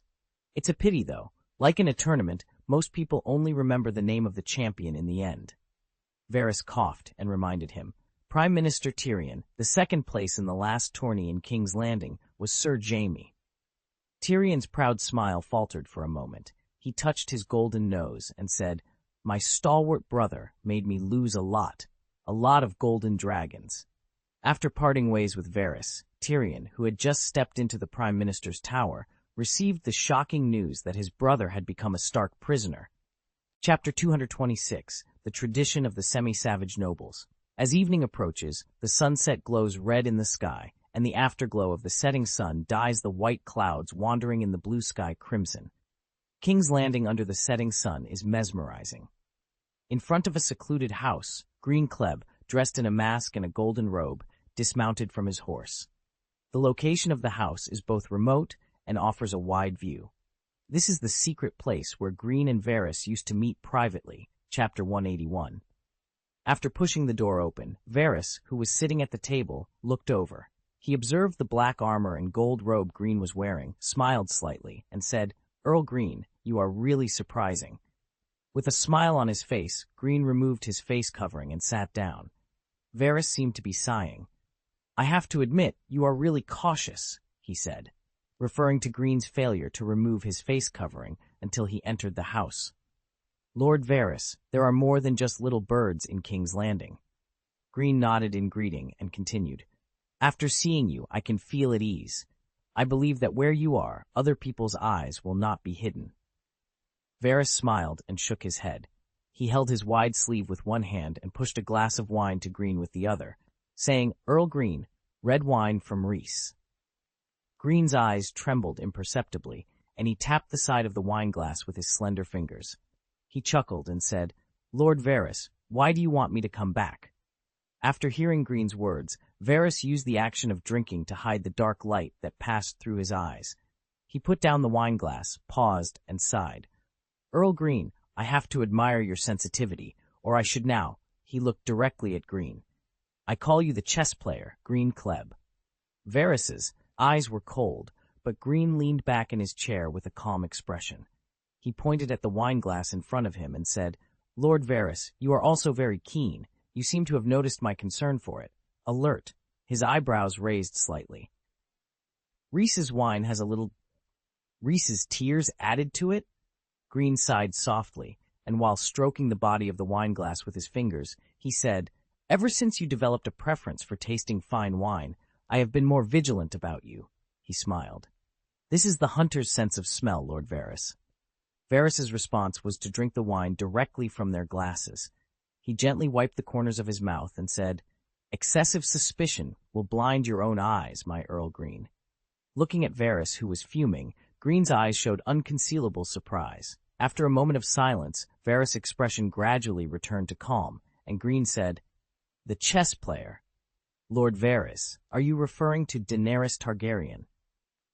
Lord Greene didn't think that Varys thought highly of him. He saw that he regarded the Seven Kingdoms as his own chessboard. He was just a small royal nobleman. Even if Greene himself told his true thoughts, no one would believe him. But I have to admit that when Varys called Greene the chess player, even though he didn't show it on his face, his heartbeat still skipped a beat. Varys first picked up the wine bottle and poured himself some wine. Then he raised the wineglass and took a sip, saying, My little bird told me that 3 true dragon bloodlines died that night, and now, Princess Daenerys is the only Targaryen still alive. He added, You control the only true dragon in your hands, Earl Greene. Greene's eyes moved slightly and said, The night I arrived at the city-state of Cantis, many people did die. But as far as I know, only 2 Targaryens were killed in the fire, not 3. The fists hidden in his wide sleeves were clenched tightly, and Varys's expression turned cold again. He said, "Earl Greene, I hope you can be honest. With your keenness, you must have discovered something." His eyes narrowed slightly. "My little birdie told me that a young man named Little Griffin served as your guide, and together you drove Cantus into chaos." Chapter 2 into chaos. After Wallace finished speaking, Greene thought for a moment and said, "Oh, are you referring to the blue-haired guide who is obsessed with pretending to be a noble?" Varys stared at Greene for a while and replied, "He is a true noble. The noblest blood flows in his veins. He is the true blood of the true dragon." Greene's brown eyes met Varys's gaze. "Lord Varys, you seem to be an avenger now." Wallace's body froze momentarily, and he sat motionless. After a while, he sighed deeply and leaned back in his chair. Clasping his hands together, his tone filled with regret, he said, "Although he is noble, he is a poor child. He should have had all the good things." He looked at Greene. "Before he learned to walk, he began learning how to be an excellent ruler. He received knight's weapons training, became proficient in many languages, and studied history, law, and poetry. Since he was sensible, a nun taught him the mysteries of faith. He once lived with fishermen, relying on the work of his hands to make a living. He swam in the river, mended nets, and washed his own clothes. He not only knew how to fish, cook, and treat wounds, but more importantly, he understood the horror of not having enough to eat and being hunted." After a pause, he continued, "For Joffrey, the crown is natural and expected, but for him, the crown is a responsibility. He knows that a true king must put the people of the kingdom first and serve them for his whole life." His voice was suppressed with anger. "You ruined everything. It was you who ruined the king I carefully cultivated for this kingdom. It was you who ruined the 7 kingdoms." After patiently listening to Varys's words, Greene murmured, "Carefully cultivated?" He continued, "If he is the blue-haired guide you are talking about, it's a pity. All I see from him is inexplicable arrogance and false kindness. To be precise, I think." Greene thought seriously and continued, "He is still a qualified performer." Lord Greene was candid. He tried his best to make an objective evaluation and used gentle words. Wallace's brows furrowed, and his expression became as stiff as ice. His eyes were fixed on Greene, and his body was motionless, as if he was trying his best to control his emotions and prevent them from exploding. After a while, Wallace suddenly closed his eyes in pain and took a deep breath. He said sadly, "We taught him how to be brave, but we didn't teach him how to stay away from danger." Greene's eyebrows raised slightly. Was this a hint from Wallace? Was he trying to tell me, or warn me, that he was not alone? Varys slowly opened his eyes and said tiredly, "Now I feel like a sworn knight who has lost his king. Have I become the wandering knight that everyone calls me?" Shaking his head, Varys laughed bitterly at himself. "I am a eunuch, and eunuchs have no honor. How can a eunuch be worthy of the title of knight? I should call myself a despicable wanderer." After a pause, Wallace picked up the wine bottle. He barely restrained his trembling hands and poured wine into his own glass. Then he leaned forward to fill the empty glass in front of Greene. Wallace poured the wine jug slightly, and Rhys's red wine flowed out along the mouth of the jug, forming a graceful arc, like a silky stream, slowly flowing into the wine glass. While he was pouring wine, he seemed to remember something sad again, and he couldn't help but pause in his movements. Wallace forced a smile and continued pouring wine. After filling the glass, Wallace put down the golden wine bottle and said in a sincere tone, "During this period, I dream every night about the scene of begging everywhere as a child. It is such a terrible nightmare. Earl Greene, this despicable servant needs a master to serve." Greene asked, "Lord Varys, are you unwilling to serve King Joffrey wholeheartedly because he is not a qualified king?" Varys shook his head slightly. "I don't care what happens to Joffrey. The Iron Throne in the Red Keep was built by Aegon the Conqueror himself. Only those of true dragon blood can rightfully inherit that chair. Others may sit on it, but no matter how wise they are, they will always be seen as usurpers." After listening to what Varys said, Greene looked at the bald head of the man in front of him, and a thought suddenly crossed his mind. Could it be that Varys shaved his head to hide his silver hair? Greene retracted his thoughts and said, "Varys, we are allies. Your request is very reasonable." Varys looked grateful. He smiled slightly and raised his glass. Earl Greene to Princess Daenerys. Greene raised his hand to interrupt Varys's words. He slowly pushed the wine glass in front of him towards Varys. Greene stared at Varys and said, Lord Varys, this glass of wine is for you. The red wine in the glass sloshed gently, revealing a deep and attractive red color. The candlelight flickered, and the cup shone with an alluring luster. Varys's complexion instantly turned livid, and a strange smile appeared on his face. Earl Greene, the wisdom of Westeros truly favors you. Greene smiled and said, Lord Varys, wasn't all your previous performance just to make me drink this glass of wine? Varys put down the wine glass in his hand and said coldly, I underestimated your vigilance and misjudged your sensitivity. Greene shook his head slightly, his tone almost comforting. Lord Varys, you just told me that excessive suspicion can blind you. Perhaps the fire of revenge in your heart has also blinded you, or maybe you are too eager for revenge. Varys said coldly, Greene Kleb, you might be more suited to stay in the academy.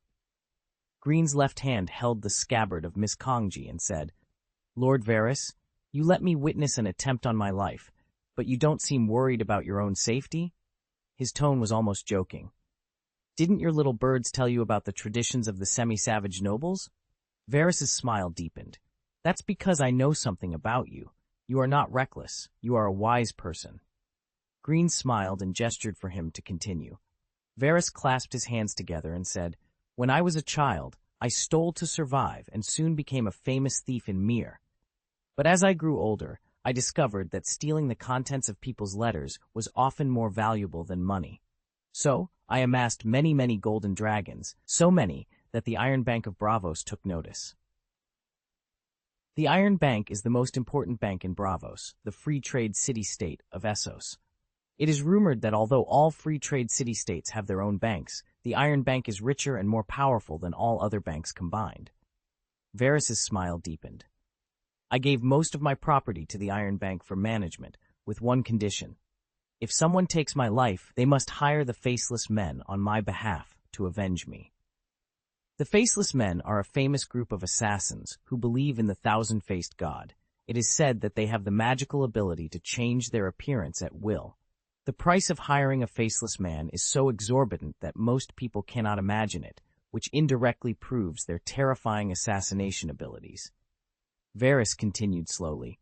Mr. Earl, before I came here, I sent 13 messenger crows to the Iron Bank in Braavos, informing them that if I suddenly disappeared, I would have been killed, and the murderer is Lord Greene Kleb of Crabclaw Peninsula.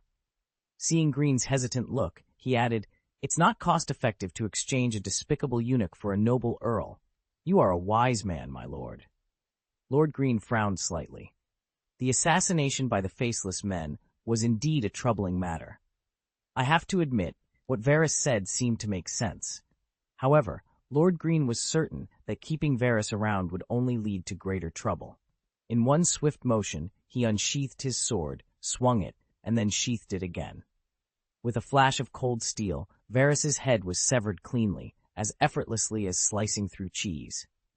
Blood spurted from the severed neck, spreading across the ground like a fountain, yet Varys's face retained the smile he had in Fee. Under the night sky, a bright moon hung high, casting its luminous glow over the Red Keep and giving it a mysterious silver sheen. Inside the Prime Minister's study in the Prime Minister's tower, a candlestick on the desk cast a soft light, illuminating the words in the book Tyrion Lannister held. Sometimes he frowned in thought, other times he smiled and nodded, completely absorbed in his reading. A sudden knock on the door broke the silence. Without looking up, Tyrion casually said, Come in. The door creaked open, and a masked man in a golden robe entered, carrying a wooden box in one hand. Chapter 227, Words are as good as gold. Tyrion raised his head from the book and said, What's there? At this moment, the masked golden robe took off his face covering. Upon seeing the person's face clearly, his pupils suddenly shrank. Greene, Tyrion's eyes narrowed slightly, but he quickly laughed and climbed off the chair, staggering over. Ha! The way you appear is really surprising. Well, Tyrion looked at Greene's outfit, pinched his chin, and continued, Why do I feel that entering the Red Keep is as easy as visiting the women's branch? He reached out and patted Greene's thigh, grinning. I heard that you are very popular in the valley, Bloody Earl. Greene smiled, pointed at the wooden box, and said, Good night, I brought you a gift. Tyrion glanced at the wooden box held by Greene suspiciously and said, You are so thoughtful. With a thud, Greene placed the wooden box on the carpet. Tyrion laughed playfully. Greene, let me state in advance that I only like delicate women. Your enthusiasm cannot change my preferences, I promise. As he spoke, he opened the lid of the wooden box and then stretched out his neck curiously. To his shock, Tyrion suddenly saw a plump face with a pair of empty eyes staring straight at him, a weird smile hanging on the corner of its mouth. Tyrion blurted out, Oh. He took a few steps back in panic and almost fell to the ground. He opened his mouth, but found that his throat seemed to be blocked by something, unable to make a sound, and he could only let out an awkward gasp. Tyrion's mind went blank for a moment, and he could only stand there, stunned. After an unknown amount of time, a wine glass appeared in his sight, and he stretched out his hand to hold it out of habit. The sweet summer red slid into his throat, and Tyrion gradually came back to his senses. He murmured, What a beautiful big head. After being silent for a while, he added, I haven't been sleeping well recently. I mistakenly thought I was in a nightmare just now. Greene chuckled, and Tyrion took a big sip of summer red, a slight embarrassment on his face. Okay, these are all good excuses. Your gift was such a surprise, it scared me. I almost peed. Greene found a chair and sat down, saying, Tyrion, you are not a dutiful ally. Tyrion's eyes moved slightly, and he said seriously, Greene, you killed an important minister. Greene shook the cup in his hand gently and said, As an ally, you failed to prevent Queen Cersei from calling me back to the Red Keep. Tyrion stared at Greene and said solemnly, Varys is also my ally. He is like my blood relative. Greene, who was leaning on the back of his chair, raised one leg and folded it. If I went directly to Meg Tower, now, he pointed to the wooden box and continued, What will be inside will be another beautiful big head, your head.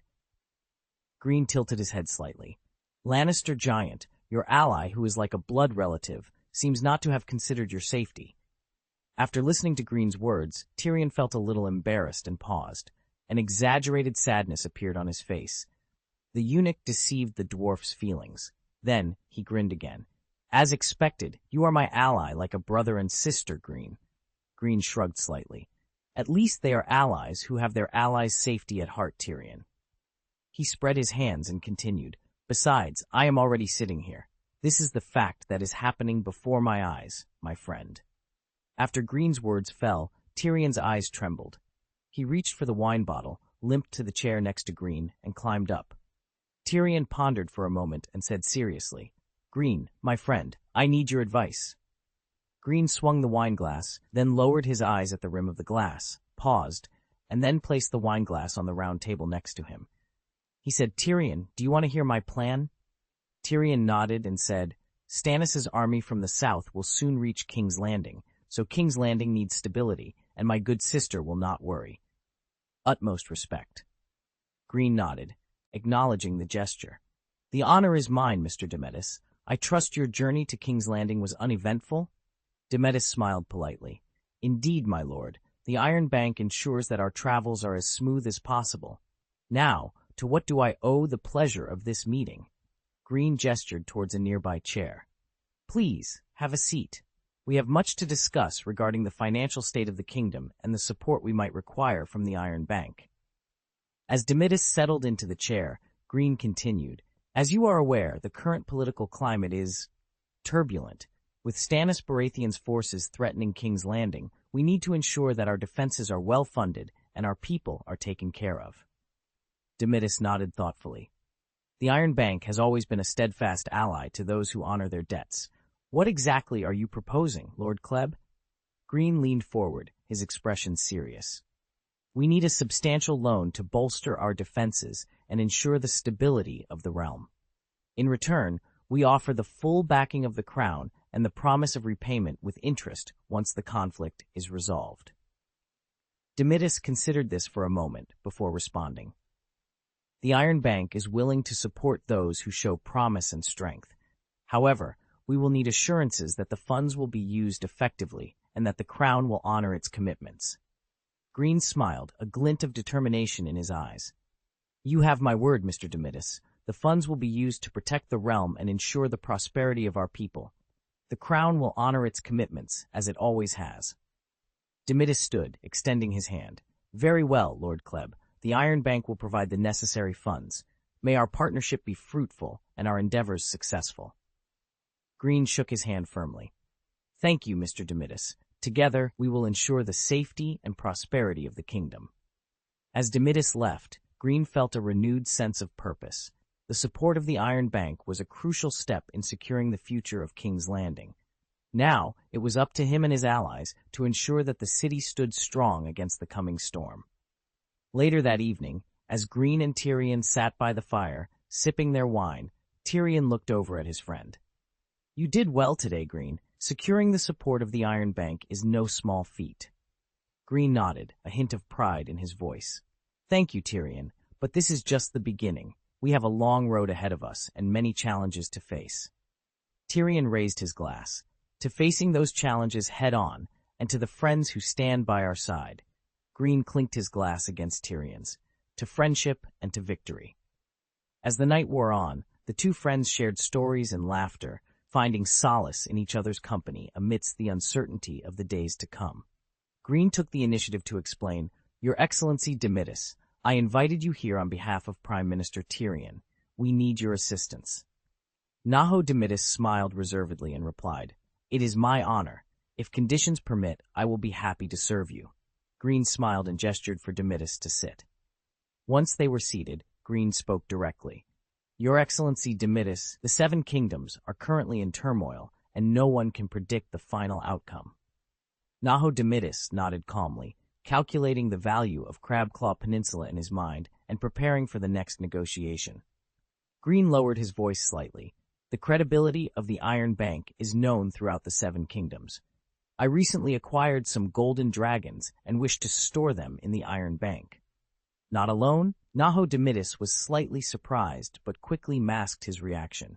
He furrowed his brows slightly and said, Count Kleb, I am merely a humble servant. May I ask how much you intend to deposit? Greene, unbothered by Demitis's perceived arrogance, replied, 500,000 golden dragons. Naho Demitis's eyes widened momentarily, but he quickly composed himself. He gave a slight bow and said humbly, Dear Mr. Earl, thank you for your trust in He Iron Bank. Placing his right hand on his left chest, he continued, The Iron Bank will arrange the best stewards to take care of your property. Greene smiled. I believe in the credibility of the Iron Bank, Your Excellency Demitis. Naho Demitis nodded slightly. Noticing Greene's hesitant expression, he took the initiative. Count Kleb, I will be happy to answer any questions you have. This is my first time dealing with the Iron Bank, Greene admitted, looking a bit embarrassed. Please forgive me if my question seems offensive. Maintaining his smile, Naho Demitis nodded slightly. Greene coughed lightly and said, I'll be honest with you. My assets come from Seagull Town. Will you protect me? Naho Demitis understood the underlying concern in Greene's words. He smiled reassuringly. Count Kleb, please trust in the long-standing reputation of the Iron Bank. According to the tradition of Westeros, no matter when or where, you are a guest who has accepted the bread and salt of the Iron Bank, a distinguished guest. Thank you for your patient answer. In return, Greene took out an envelope from his pocket and handed it to Naho Demitis. Naho Demitis accepted the letter, but did not open it immediately. Instead, he looked at Greene with a hint of curiosity. Greene seemed to recall something sorrowful. He was silent for a moment before sighing deeply. Your Excellency Demitis, you can consider this my friend's last words. He paused, then continued. I don't know whether to say he disappeared or passed away. I can't find the right words at the moment. He shook his head slightly. We were always close friends, but he left only this letter, and his last wish, witnessed only by me and Prime Minister Tyrion. Greene sighed again and gestured for Naho Demitis to open the letter.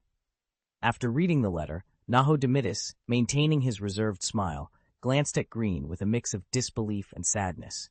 He thought of many things in an instant and hid his trembling hands in his sleeves. Since Naho Demitis read the letter, Greene had been staring out the window, lost in memories. Naho Demitis spoke softly. Count Kleb, I will report this matter to the keykeeper of the Iron Bank. The keykeepers are the descendants of the 23 founders of the Iron Bank, who, along with some of the wealthiest families, the most powerful houses in Braavos, participate in the Iron Bank's secret meetings and elect its leaders, holding significant influence. The voice of Nahor Demetis brought Greene back to his senses. He nodded bitterly and said, "My friend doesn't like Westeros. I think he wants to leave his wealth in Essos. As his good friend, I respect his wishes." Greene stood up and walked over to Nahor Demetis, saying, "I will leave the rest to you, Your Excellency." Nahor Demetis couldn't help but doubt Greene's intentions. Although he didn't know the specific amount, he guessed that the octopus spider's property was substantial. Why be so generous? As if he had guessed what Nahor Demetis was thinking, Greene's next words dispelled most of his doubts. Greene said, "Prime Minister Tyrion and I have relatively sensitive identities. If this matter is leaked, even though it is out of good intentions, it may be used by our political opponents, especially in this situation.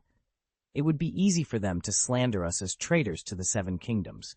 Therefore, I hope you can keep today's meeting a secret and not let anyone outside the Iron Bank see this letter.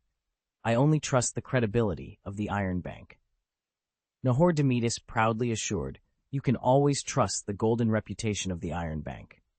Greene nodded slightly, then took out another letter and said, "This is my handwritten letter. Please take this letter to Seagull Town to meet my butler, Leiden. The war over there could break out at any time, so please go there as soon as possible, Lord Demetis." Chapter 228, Gentle Comfort. Not long after the Iron Bank representative left, Tyrion Lannister limped in. "Did you enjoy the conversation?" he asked casually, pouring himself a glass of wine and taking a sip of summer red. Greene Kleb leaned back in his chair, rubbing his brows. "It's come to an end. The rest depends on the arrangements of the seven gods." Tyrion laughed, handed Greene a glass of wine, and said, "May the seven gods bless you." Greene took the wine glass, paused for a moment, then smiled and raised the glass, taking a sip of summer red. Tyrion climbed onto the chair next to him, paused, and said seriously, "Greene, we need to talk about the lioness." He grinned. "The gentle and charming Cersei Lannister." Greene's brown eyes moved slightly as he looked at Tyrion. "Lannister lion, have you come up with a good idea?" Tyrion's smile faded, and he said seriously, "The best way I can think of is to lock my sister in a beautiful lion cage before the war ends." He took another sip of summer red and continued, "I'm sorry, my old sister is not a well-behaved girl." Leaning forward, he added, "So I want to hear your idea first." Greene tapped the armrest of the chair with his slender fingers, pondering for a moment. "Tyrion, Varys's little bird has found out my whereabouts. You used the information he revealed to you to stop me outside King's Landing in advance. Got me." Tyrion raised his eyebrows. "That requires a good reason. Everyone knows that you are not a well-behaved boy." Greene raised his eyebrows in return.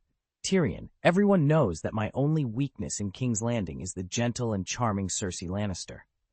Hearing this, Tyrion was startled for a moment, then laughed. After a while, he said, "Well, it is indeed a good reason.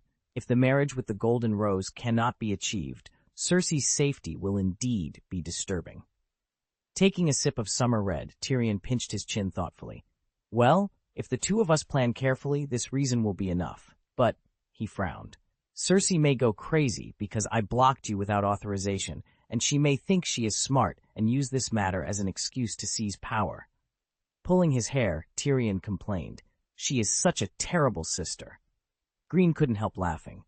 "Tyrion, I have to admit that you know our Queen Cersei very well." Tyrion grinned.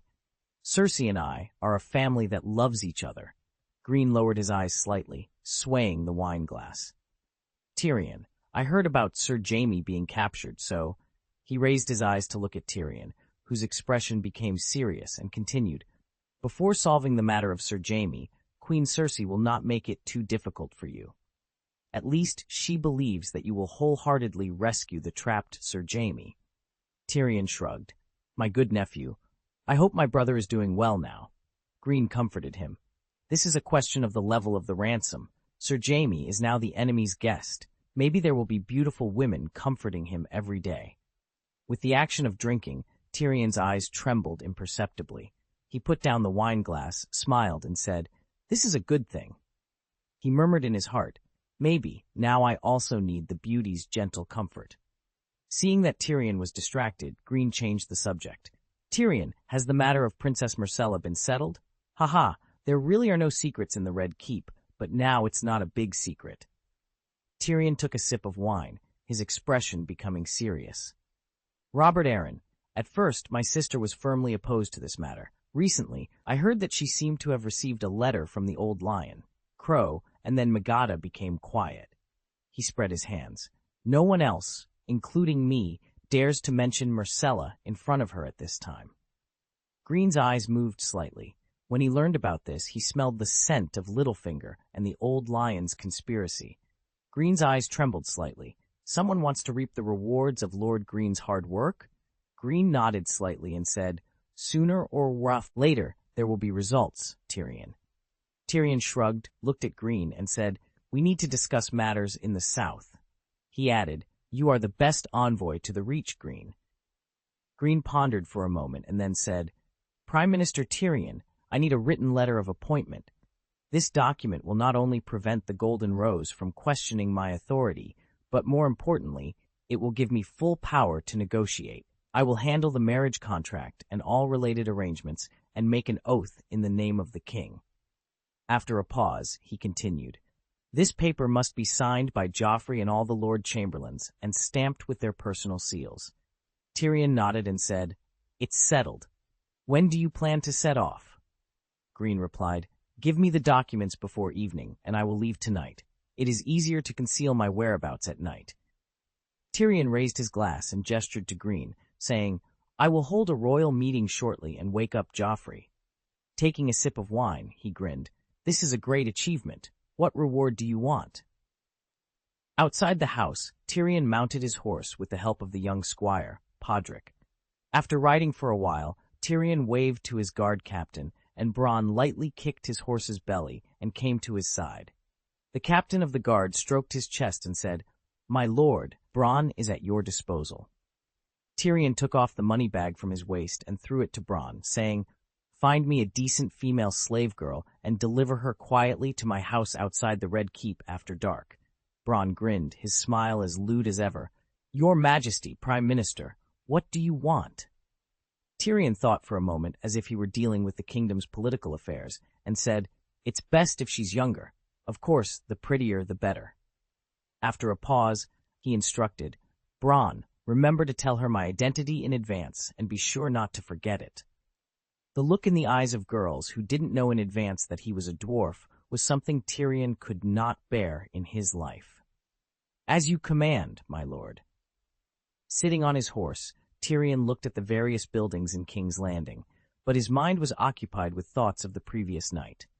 Greene was right. He was now a warrior guarding the city, and a warrior could die at any time, maybe tomorrow, maybe the day after. If he were to die in battle, he would rather die thinking about the women beside him than about Tywin or Cersei. Ha! The Lannisters are indeed a family that loves each other. The lengthy royal meeting finally ended, and Tyrion walked towards the door of the throne room with a tired look. As he walked, Tyrion's face remained calm, but his heart was different. Today, he had, mercilessly, used his captive brother to turn the Lannister lioness into a well-behaved sister. Thinking of the suppressed anger in the lioness's blue eyes, Tyrion couldn't help but tremble slightly. He warned himself not to get carried away and to always remain vigilant towards Cersei. Tyrion pinched his chin. He had to send 3 more people to keep an eye on Cersei. When she had just left, her sister's eyes had wanted to devour her brother on the spot. Tyrion thought as he walked out of the throne room. The afternoon sun was warm and pleasant on people's faces, but Tyrion, who had just walked out of the throne room door, was suddenly stunned. He caught a glimpse of Cersei Lannister wearing a silver cloak, and she was looking at him tenderly. "I'm waiting for you, my brother." Cersei's soft voice brought Tyrion back to his senses, and he immediately smiled. He suddenly felt that the loving lioness was more terrifying than the roaring lioness. Queen Cersei walked over slowly. She leaned over and touched Tyrion's cheek, saying softly, "Tyrion, although we often have different opinions, I think my views on you were a bit biased in the past. You're not an idiot like I thought. In fact, you've helped me a lot." There was an apology in her eyes. "My brother, thank you. If I said anything unpleasant to you before, please forgive me." Tyrion smiled. "Dear sister, I don't remember you saying anything that needs forgiveness."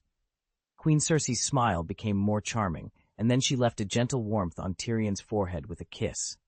Tyrion was so shocked by Queen Cersei's gesture that he was speechless. He could only watch with dull eyes as she walked away under the escort of the Kingsguard. Seeing Tyrion standing there motionless, Bronn, who had not long arrived at the Red Keep, had to call out, "Lord Tyrion, are you okay?" Hearing the voice of the guard captain, Tyrion slowly touched his forehead and suddenly said, "Am I crazy? My sister just kissed me? Did you see it?" The little Squire Podrick replied cautiously, "Yes, I saw it, my lord." Bronn glanced in the direction Queen Cersei had left and said, "I don't think anyone is crazy. I saw it from a distance, too. How sweet?" Tyrion looked a little uneasy. "It's not sweet? I was remembering the last time she kissed me. I think I was only 6 or 7 years old at that time, and Jaime instigated her to do it." Bronn smiled obscenely. "Lord Tyrion, it seems that this woman has finally discovered your charm as you've grown up." Tyrion ignored Bronn's joke, his pupils shrinking. "No, this was an accident. I hate accidents the most." He turned to look at Bronn and continued, "Brother, my good sister must be hatching another plan. We have to find out quickly." He took a step forward, thought for a moment, and said as he walked, "Send more people to keep an eye on Cersei, 6 more." Bronn nodded calmly. "Don't worry, I will keep an eye on her, Lord Tyrion." After walking silently for a while, Tyrion suddenly stopped and asked, "Bronn, why are you back so soon?" Bronn once again showed a lewd smile. "I have completed the task you assigned." Tyrion was slightly surprised. "So fast?" Bronn bowed slightly with graceful movements. "You are a lucky nobleman, and there happens to be a suitable girl in Shataya." He whispered, "I have quietly sent her to your house in Gokshiang." A house somewhere in Gokshiang. In the dormitory, when she saw Tyrion pushing the door open, the black-haired girl stood up gracefully and gave him a gentle salute. Tyrion stood in front of the black-haired girl. He raised his head and looked carefully. He had to admit that Bronn had good taste. The black-haired girl was very beautiful. She had a pair of elk-like eyes, a slender figure, and small but strong breasts. Tyrion tilted his head and said, "I am Tyrion of the Lannister family. Others call me the Little Devil." The black-haired girl looked down at Tyrion from a height of more than 5 feet, about 1.7 meters, and said softly, "My mother named me Shay, and others often call me that, my lord." Tyrion remained silent. Seeing that he just kept staring at her body, Shay asked, "My lord, do you want me to take off my clothes?" "Hold on." Tyrion shook his head slightly. "Shay, are you a virgin?" Hearing this, arrogant Shay suddenly turned into shy Shay, and she said, "Sir, if it makes you happy, you can think so." Tyrion seemed satisfied with her change. "Shay, I like the truth, and the truth will make me happy." Shay chuckled. "Sir, you have to pay double the price." After listening to Shay's words, Tyrion actually felt that the two of them were a perfect match. He liked the smart girl in front of him. He said, "I am a member of the Lannister family. Our family has a lot of gold, and then you will find that I am a very generous person. I don't just want what is between your legs. I want you to stay with me, pour me wine, joke with me, give me a massage, and, whether I keep you for a day or a year, as long as we are together, you are not allowed to sleep with other men." Shay smiled, her smile looking wicked to Tyrion, and he liked it. "Fair enough," she said. "My lord," Shuyi said, her voice soft yet firm. She reached down, grabbed the hem of her coarse shirt, and smoothly pulled it over her head, tossing it aside. Tyrion tasted honey as Shay leaned over his body, her finger deftly untying the knots of his clothing. Their intimate words were whispered softly, punctuated by trembling gasps of joy. After their passionate encounter, Shay lay quietly in Tyrion's arms, her breathing deep and regular. She leaned softly against him, and he savored the wonderful feeling, both strange and familiar. Not wanting to disturb her sweet dreams, Tyrion gently climbed out of the bed. He walked to the window and gazed up at the night sky, over King's Landing. The threat of Stannis loomed like a sharp sword over his head. It was in that moment Tyrion realized how much he needed Shae, or someone like her. His allies and friends, along with the girl resting on the bed, filled him with a newfound courage. The Lannister giant felt a surge of determination. He would defeat Stannis, and the Lannister imp would become the savior of King's Landing. Chapter 229. Family, Responsibility, Honor. The sky was just beginning to brighten as Catelyn Tully emerged from the dark and cold dormitory. Lady Catelyn tightened her cloak around her body, still half dreaming of her husband and children. The children's laughter echoed in her ears, but it grew fainter as she fully awoke. No matter how hard she tried, she couldn't hold on to that fleeting sweetness. Walking in the gardens of the Eyrie, Lady Catelyn reflected on her failed escape attempt the previous night. Though she was a lady of the Tully family, she was also the wife of the Running Wolf, and she would not sit idly by and await her fate. The guards in the Eyrie were not particularly strict, or perhaps they did not see her as a true prisoner. After some observation, Catelyn quickly discerned the soldiers' patrol patterns and gathered information from the innocent maids. Last night, armed with a dagger she had brought from Winterfell, she quietly left her room. The Eyrie, with its pure white high walls, was surrounded by mountains and an endless void. A long and steep path connected Long Sky Castle, Snow Mountain Castle, and Dangerous Rock Castle, leading down to Moongate Castle at the base. The path was about 3 feet wide, and as she approached it, she heard the howling of the cold wind. Abysses flanked the road on both sides. The thought of her children gave Catelyn great courage. She took the first step, then the second, and the third. Boundless fear gripped her tightly. She felt the void on both sides and the black cyclone yawning around her. The strong wind roared, tugging at her cloak and trying to drag her down the cliff. She trembled and dared not move forward. At that moment, Catelyn was acutely aware that if she continued, she would fall to her death. Catelyn retreated, reassuring herself that while the Starks might be fearless, the Tullys knew how to navigate around danger. Still shaken by the memory of last night's adventure, Catelyn paused and looked up at the hazy pale tower high in the sky, feeling dizzy. She closed her eyes for a moment.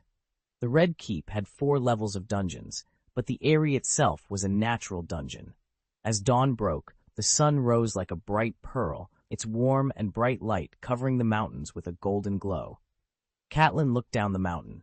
Although she couldn't see the scenery below, she knew there were verdant green forests, quiet villages, golden wheat fields, and streams sparkling in the sunlight. Lysa Tully appeared on the balcony, wrapped in a blue velvet robe trimmed with fox fur. Catelyn felt her sister's strong gaze. When she looked up, she only saw Lysa's disappearing back. Lysa had turned a blind eye to her, and given the chance, Catelyn wanted to have a big fight with her sister. The lady of the Tully family would call her sister a stupid, fat trout without mercy. Catelyn's chest heaved as she took a deep breath, suppressing the anger rising in her heart. Soon, despair crept in. She knew that in the Eyrie, she was powerless. She could not go anywhere. My children. Lady Catelyn closed her eyes, lost and exhausted, and threw herself into the arms of the gods. She asked the blacksmith to give her lovely Bran attention and protection. She implored the maiden to grant Arya and Sansa courage and protect their innocence. She prayed for justice from her heavenly Father, for the strength to pursue justice and the wisdom to know it. She prayed to the warriors to make Robb strong and protect him on the battlefield. She prayed to the old woman to guide her on the path she should take and not let her get lost in the darkness ahead. "You should wear more clothes, Kate," a hoarse voice interrupted her prayers. Catelyn's prayer was interrupted. When she opened her eyes, she realized she was kneeling on the cold grass. Looking up, she saw Petter with a smile on his face. Her pupils narrowed as she asked, "Why are you back so soon?" Some time ago, Petter had left the Eyrie with a personal letter from Catelyn. Normally, he would be on his way to meet Robb. "Peter," Baelish spread his hands, his tone a bit helpless. "Our Sir Blackfish doesn't trust me, nor does he trust his niece's son. He took my job and went south himself." Mrs. Catelyn stood up, surprised. "My uncle?" Peter paused in front of her and joked, "He's worried I might lead your eldest son astray." Shrugging, he added, "The Bloodgate Knight just left without a care. I finally found a more reliable new Bloodgate Knight." This was indeed good news. Caitlin's eyes shone with joy, her smile warm and bright like the dawn sun.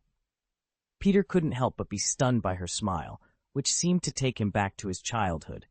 He clenched his hands behind his back, reminding himself that he was no longer the impulsive boy from Riverrun. He needed to take his time and approach her slowly. The corners of Peter's lips curled up. "Madam, you seem very happy that Uncle Brendan embarrassed me. I can hear your gloating." He pretended to be scared. "He's still so strong. I dared not refuse him, so I had to let him arrange things." Only then did Lady Catelyn realize how close Petter was to her. Her smile faded, and she immediately took a step back. Peter's eyes flickered, but his smile remained unchanged, as if he hadn't noticed her reaction. "I have even better news," Peter said, his smile widening. "Uncle Brendan has good news about going south." "Better news?" Catelyn's eyes trembled slightly as she quickly asked, "What's the news?" Under Mrs. Catelyn's expectant gaze, Peter nodded slightly. "News about the two Miss Starks." Lady Catelyn stepped closer, grabbing Peter's arm. "Tell me, how are they?" "This is accurate information I found out with great difficulty," Peter said, spreading his hands. "Can you at least reward me with a hug first?" Catelyn's response was cold. "Littlefinger." Peter immediately retracted his hand, coughing slightly in embarrassment. "Sorry, I just—" "Littlefinger," Catelyn repeated, glaring at him. All right, Peter shrugged. "Sansa and Arya have returned to Winterfell safely." He smiled. "This news is very reliable, I promise." Hearing this, Mrs. Catelyn was stunned for a moment, then murmured, "Gods bless you." Soon, crystal tears fell from her eyes as she cried with joy. Catelyn cried silently, and Peter's hoarse voice broke the silence. "If there's no hug, then I'll ask for the reward like when I was a child." With that, Littlefinger suddenly kissed Catelyn, lips touching lips. Lady Catelyn's eyes widened, her pupils contracting. She was about to push Petter away, but he stepped back. His smile was like that of a boy who had just stolen candy. "It's still as sweet as before." "You," Catelyn's voice was full of anger. "Don't let it happen again." She left immediately, glancing uneasily at Lysa's balcony. Seeing it empty, she breathed a sigh of relief. Before hearing the news about her daughters, Catelyn would never have let Peter offend her so easily. He knew her well, and he knew that her heart was filled with joy at this moment. He was no longer a clever young man. He had become a cunning man. As she walked, Catelyn smiled again. "My children, I will find you." Catelyn's smile was gentle and charming, but this smile happened to be seen by Lysa, who was standing behind the window. That afternoon, Lysa's servant came to Catelyn's room. The servant bowed and said, "Lady of Winterfell, Lady Lysa invites you to the hall." "Just in time. I need to ask my sister to let me leave today." Lady Catelyn tapped her chin thoughtfully. "Tell Lysa I will be there in a moment." Hearing this, Lysa's servant did not leave. He said, "Lady Lysa ordered me to escort you to the hall." Catelyn frowned slightly, feeling a twinge of anger. Did her sister regard her as a prisoner? After a moment of contemplation and looking at the respectful servant, Catelyn chose to comply. This was a minor issue. Her children needed their mother's embrace, and that was the most important thing. Under the escort of the servant, Lady Catelyn walked down the tower steps, crossed a bridge, and arrived at the exquisitely carved wooden door of the hall. Two guards wearing sky-blue cloaks and holding spears stood outside the gate, one on the left and one on the right. Lady Catelyn entered the hall, and as the door closed behind her, she vaguely heard the servant's voice. "While Lady Lysa is conversing with the Lady of Winterfell, no one is allowed to interrupt." The Hall of the Eyrie was lined with beams as slender as spears. The floor and walls were made of milky white blue marble. Dots of lazy and pale sunlight shone in through the narrow arched window on the east wall. Lady Catelyn walked on the blue silk carpet, which muffled the sound of her footsteps, while the cold wind outside the window whistled lonely. Catelyn discovered her sister, whom she hadn't seen for a long time, and she was the only one in the entire hall. Lysa sat in a high-backed weirwood chair on a high platform, with a huge banner of House Arryn hanging behind her. Lady Lysa wore a milky white velvet dress and a necklace of sapphires and moonstones. Her reddish-brown hair was tied into a thick braid, hanging down on her left shoulder. Lady Catelyn paused in front of the high platform. She looked up and said directly, "Lysa, we need to have a good talk." Lady Lysa, her powdered face flushed and fat, stared at Catelyn coldly. Seeing that Lysa didn't respond, Catelyn said again, "Listen, I want to go back to my children." After a pause, she raised her voice slightly. "Lysa, did you hear me?" After a moment of silence, Lady Lysa suddenly said, "Petter kissed you." She flared her nostrils and said sharply, "Why did he do this? He already has a wife who loves him with all her heart. It was you who seduced him, Catelyn." Catelyn frowned and said, "Lysa, it's not what you think. Lysa interrupted. "Go back to the children? Want to run away? Are you feeling guilty?" Catelyn suppressed her irritation and explained, "Peter took advantage of my distraction and secretly kissed me." Lysa once again interrupted Catelyn. "You think of me as a fool, don't you? Really? It seems that you do think of me as a fool. Don't think that you can win Peter with a lustful smile. He is mine. He is mine."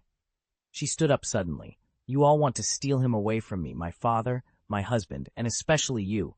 You used to love to kiss Peter." She pointed her stubby finger at Catelyn, who was standing below. "Catelyn, don't pretend to be innocent. For so many years in Riverrun, you treated Petter like a toy. You used smiles, soft words, and lewd looks to tease his emotions." There was a cry in her voice. "Poor Peter. Sleepless nights." Soon she screamed again. "At the banquet that night, you and Peter danced 6 dances in total. 6. I counted them clearly. He wanted to kiss you, but you pushed him away. You still laughed at him. He looked so hurt. My lungs are about to explode." Her expression was both sweet and proud. "Later he got himself drunk, and that night I went to his room and gave him the comfort you couldn't give. I bled, but it was sweet pain. He said he loved me. He said he only loved me. But he called me Kate. After he said that, he fell asleep. Even so, I didn't leave before dawn. You feel sorry for him, for his duel with Brandon Smith over you, Tucker. You refuse to give him a token, but I will. I will give him my token, and I will give him everything," she said angrily. "Now he is mine, not Catelyn's, not yours, not yours, not yours." Catelyn was furious and shouted, "That's enough, you stupid fat trout. I didn't want Petter. He's yours, yours." Lysa's plump figure quickly descended the stairs, her angry and twisted face appearing before Catelyn's eyes. Her breath reeked of strong wine. Lysa's chubby hand grabbed Catelyn's slender wrist and said, "Father said I should thank the gods in the sky. A famous duke like John Arryn is willing to marry a woman who has been raped, but in fact, all he wants is father's army. I have to marry John, otherwise my father will shut me out, just like he did to his own broth. Or Brynden." Catelyn said coldly, "That's enough. I'm not interested in hearing your love story. Let me leave. I don't want to stay here for another moment." Chapter 230, Family and Honor. Despite all her strength, Catelyn could not free herself from Lysa's grasp. Her sister's weight was overwhelming, making it impossible to break free. "Do you know how deep the love between us is? Do you know the ups and downs and the torture we've endured? We even had a child, a sweet little baby. They stole my baby back then, and I swore to the gods that it would never happen again. I will never allow you to steal Petter from me again." Lysa Tully screamed, "Do you hear me clearly? Catelyn, listen to me, remember."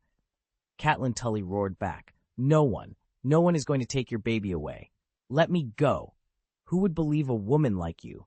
Come with me, I'll show you something." Lysa yanked Catelyn's arm, dragging her along. Despite Catelyn's struggles, Lysa was like a moving mountain, forcing her to follow.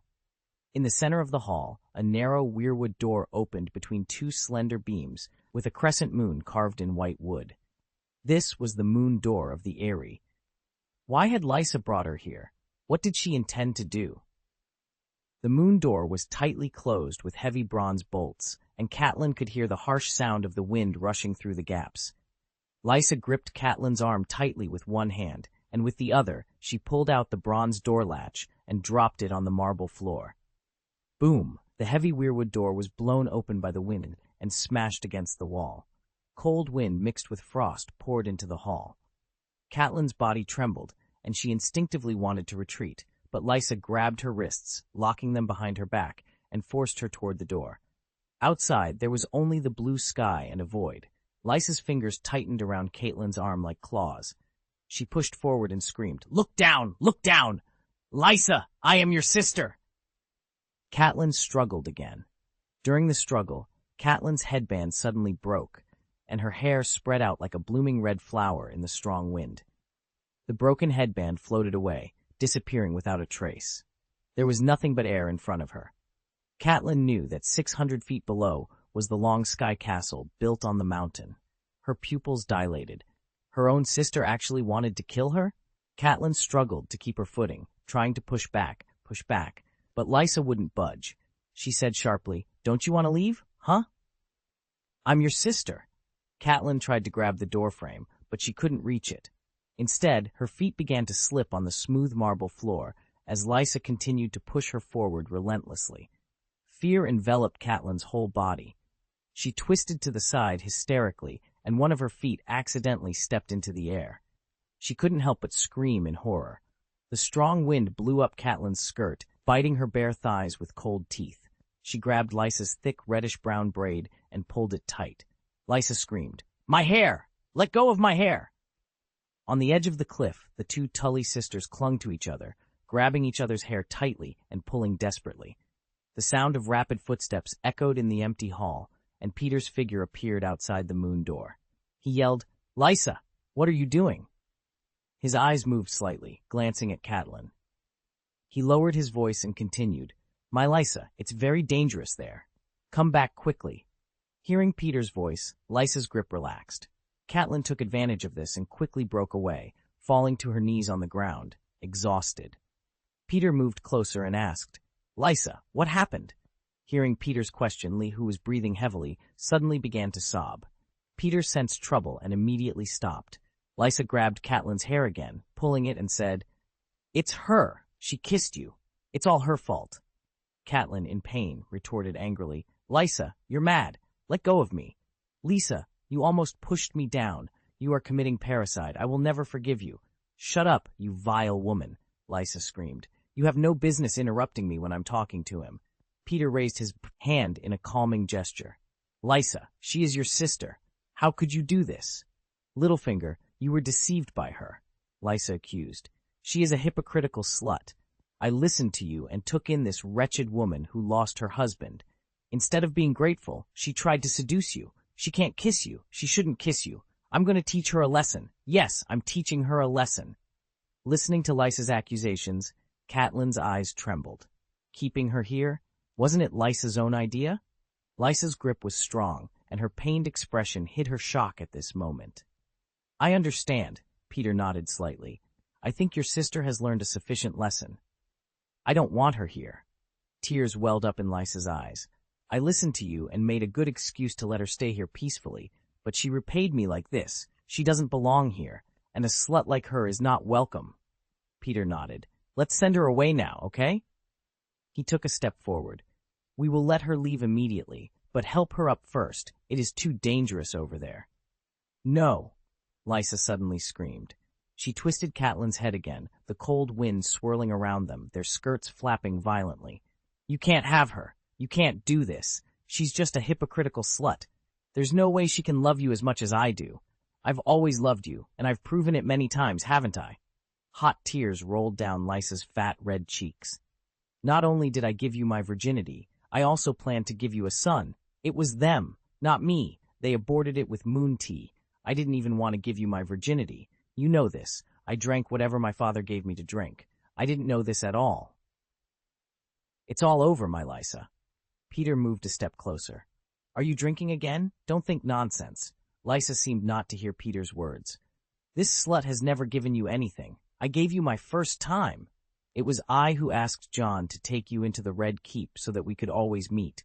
You swore to the gods that you would never forget my affection." Peter's eyes flickered. "My Lysa, I have not forgotten. Aren't we together now? Just as you hoped, we will never be separated from now on. Come on, let go of Lady Catelyn's hair." "I do not want to." Lysa grabbed Catelyn's hair tightly and screamed. "I saw you kiss her in the garden. Catelyn did kiss you in the Godswood, but she had no love. She didn't want you. Why do you always forget? Can't you love her? It should be me you love. It should be me. Me. I understand. I love you." Petyr took another step. "Am I not standing in front of you? Come on, come to me, come on." He spread his arms. "Wipe your tears and be happy, my Lysa." "Tears, tears, tears," Lysa cried hysterically. Wipe away your tears. But that's not what you said in King's Landing. You asked me to put teardrops into the wine that Jon drank. I obeyed, thinking that it was for our future. I wrote to Catelyn and lied that the Lannister family murdered my husband. Whatever you say, I do. This method is very smart. You are always very smart. I told my father, Peter is a smart young man who will become famous one day. He will. He is so cute and gentle, and I have his child in my belly. Why did you kiss her? Why exactly? After so many years of torture, suffering, struggle, and longing, we finally got together. Why did you still kiss her? Her. My Lysa, Petter sighed. Since you know that we have survived so many storms, why don't you trust me? I swear, as long as we live, I will guard you. We are inseparable, and we will have a life together. A wonderful wedding, and we will be a happy couple. Really? Lysa cried, her voice trembling with hope. Petter, is it true? Petter spread his arms wide and said, Of course it is true. Come on, come over, and give me a passionate kiss, my Lysa. As soon as Petter finished speaking, Lysa immediately let go of Catelyn's hair. She ran forward and threw herself into Littlefinger's arms, sobbing uncontrollably. While Lysa and Tyr embraced, Catelyn crawled away from the moon door on her hands and knees, clutching the beam next to her. Her heart pounded wildly at the thought of how close she had come to death, and she hugged the pillar tighter, her body trembling. Petter let Lysa cry on his chest for a long time. His gray-green eyes shifted, glancing at Catelyn, who was in a state of disarray. A cold light flashed in his eyes. Slowly, he raised the corners of his lips. He reached out to hold Lysa's hand, kissed her cheek gently, and said, My sweet, innocent girl. He smiled and continued, Don't you understand that I have only loved one woman in my life? Hearing Petter's confession, Lysa burst into laughter and said, Only love one? Oh, Peter, are you willing to swear? Petter's smile widened. I only love Catelyn. With that, he pushed Lysa violently. She staggered back, her shoes slipping on the smooth marble floor. Suddenly, she disappeared, leaving only the howling wind in her wake. No! Catelyn screamed in agony, crawling on her hands and knees towards the spot where her sister had vanished. Peter quickly stopped her, pulling her into his arms and holding her tightly. Exhausted, Catelyn struggled feebly, crying, Please, save her. I beg you. Peter hugged Catelyn and moved away from the moon door. He held her tighter, staring expressionlessly into the void outside. He whispered softly, It's okay. It's okay. It's okay. Catelyn's body trembled continuously, and Peter's brows furrowed slightly, a look of pity on his face. While gently patting her shoulder, he repeated, It's okay. It's okay. What Peter didn't know was that Catelyn was holding a dagger tightly in her hand. Her trembling suddenly stopped, and she stabbed Peter in the abdomen, catching him off guard. Peter let out a muffled groan, but the dagger did not penetrate as deeply as Catelyn had expected. It was blocked by something unknown. Her hand slipped over the edge of the dagger due to inertia, and her fingers began to bleed. With a clang, the dagger fell to the marble floor. Petter glanced down at his abdomen, then quickly grabbed Catelyn's wrist, which was already covered in blood. After examining it, he breathed a sigh of relief and said, Fortunately, the wound is not deep. He looked at Catelyn, who was glaring at him angrily, and curled his lips slightly. Does the beauty of the Tully family also have the teeth of a wolf? He touched his still aching abdomen, then his upper chest, and said, One night last year, a visitor made a cut on me, and I realized how fragile our bodies are in front of sharp blades. He unbuttoned his collar slightly. The next day, I arranged for someone to buy the best piece of chain armor. I didn't expect that it would actually save my life. Peter smiled bitterly, his voice tinged with sorrow. Catelyn, Lysa would have killed you sooner or later. I was trying to save you. I had no other choice. Catelyn's blue eyes burned with hatred. Pater Baelish, you are the real murderer, she added. It was you. It was you who killed Jon Arryn. Pater shook his head and said, Catelyn, it was Lysa who poisoned the Duke of the Eyrie with her own hands. This is known throughout the Seven Kingdoms. He smiled slightly and continued, This is the truth discovered by Duke Ed himself. Peter's eyes trembled. Why is Running Wolf still alive? If he were dead, the entire North would be a pawn in his hands. Damn Running Wolf. Catelyn shouted hoarsely, Peter Baelish, you are a demon. The gods will never forgive you. Peter sighed sadly and said, Kate, don't suffer for Lysa anymore. Although it's a bit cruel to say this, Lysa committing suicide was the best outcome. Only in this way can the Tully family's lost honor be restored. He added, as an adoptive father, I will raise Lysa's only child well. My wife, you don't want your poor nephew to have an accident, right? Near Rose Avenue, Greene Kleb tightened the reins and stopped his horse. He raised his eyebrows and said, You mean, Randyll Tarly is D. Add, Chapter 231, Oath and Loyalty. The full moon hung high, casting its silvery light over the surface of the Mandeb River, making it look as if it were covered with a layer of shimmering gauze. The scene was serene and beautiful. Kleb soldiers, returning from their reconnaissance mission, soothed their trembling horses and reported, Master Greene, many people are shouting that the Golden Rose camp in Bitterbridge is in complete chaos. We could only observe from a distance. Another soldier added, Sir, I saw many cavalrymen with flaming red heart flags on their spears. They are attacking the soldiers of the Reach. Greene frowned slightly. Melisandre's shadow killer. Can Stannis still hold on? But why would Stannis raid the Golden Rose camp at Bitterbridge? If it were me, well, no one else would march into King's Landing with peace of mind, leaving a hostile army of 100,000 behind. As for the evidence, it seems that one of the missions of the Green Lords is to cut off Stannis' escape route. If they continued to move forward, the Greens would easily be drawn into the chaos, so he decisively ordered a halt. That night, the renowned general Randyll Tarly died suddenly in his tent. Following this, 12,000 cavalry under Stannis attacked the 80,000 Golden Rose soldiers in the Bitterbridge camp. Before the attack, many knights felt that the sneak attack violated the knight's honor, but Stannis Baratheon declared that he was merely reclaiming his brother's possessions from a thief. As soon as the news of Randyll Tarly's death spread, the Bitterbridge camp descended into chaos. Stannis' cavalry seemed to appear out of nowhere, and the Golden Rose soldiers collapsed almost instantly. By the end of the night, the mountains of food and fodder at Bitterbridge camp had fallen into Stannis' hands. After that night, Stannis commanded more than 30,000 infantry.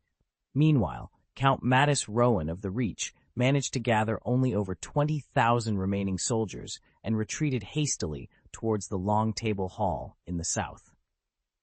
Northeast of the noble heart of the Riverlands, High Hill, rumored to be a sacred place for the children of the forest, the Northern Army, led by Roose Bolton, also launched a night raid on the Western Army led by Tywin Lannister. Eager to save his eldest son, the Old Lion marched towards Riverrun, with the cautious Roose Bolton following closely behind. On that day, the news that Eddard Stark had returned to Winterfell boosted the morale of the Northern Lords. Roose Bolton discovered a loophole left by Tywin Lannister, presenting an opportunity for a sneak attack. That night, the 16,000 Northern troops surprised the 15,000 Western troops led by Kevin Lannister. Tywin Lannister personally led more than 3,000 cavalry to attack the rear of the Northern troops. When the Karstarks' defense line of spears and shields was broken by the Lannisters' heavily armored red robes, Roose Bolton quickly chose to retreat. After that night, including the more than 3,000 Dreadfort soldiers who would not be able to participate in future battles, Roose Bolton managed to gather only over 8,000 remaining Northern troops. The number of casualties and missing Northern soldiers reached more than 7,000. Despite being taken by surprise, the Northern soldiers, known for their combat prowess, killed more than 4,000 Western soldiers. Consequently, Tywin Lannister had to order the army of the Westerlands to rest. In the Riverlands, at Riverrun, 3 days ago, several peace negotiation envoys sent by Tyrion Lannister arrived.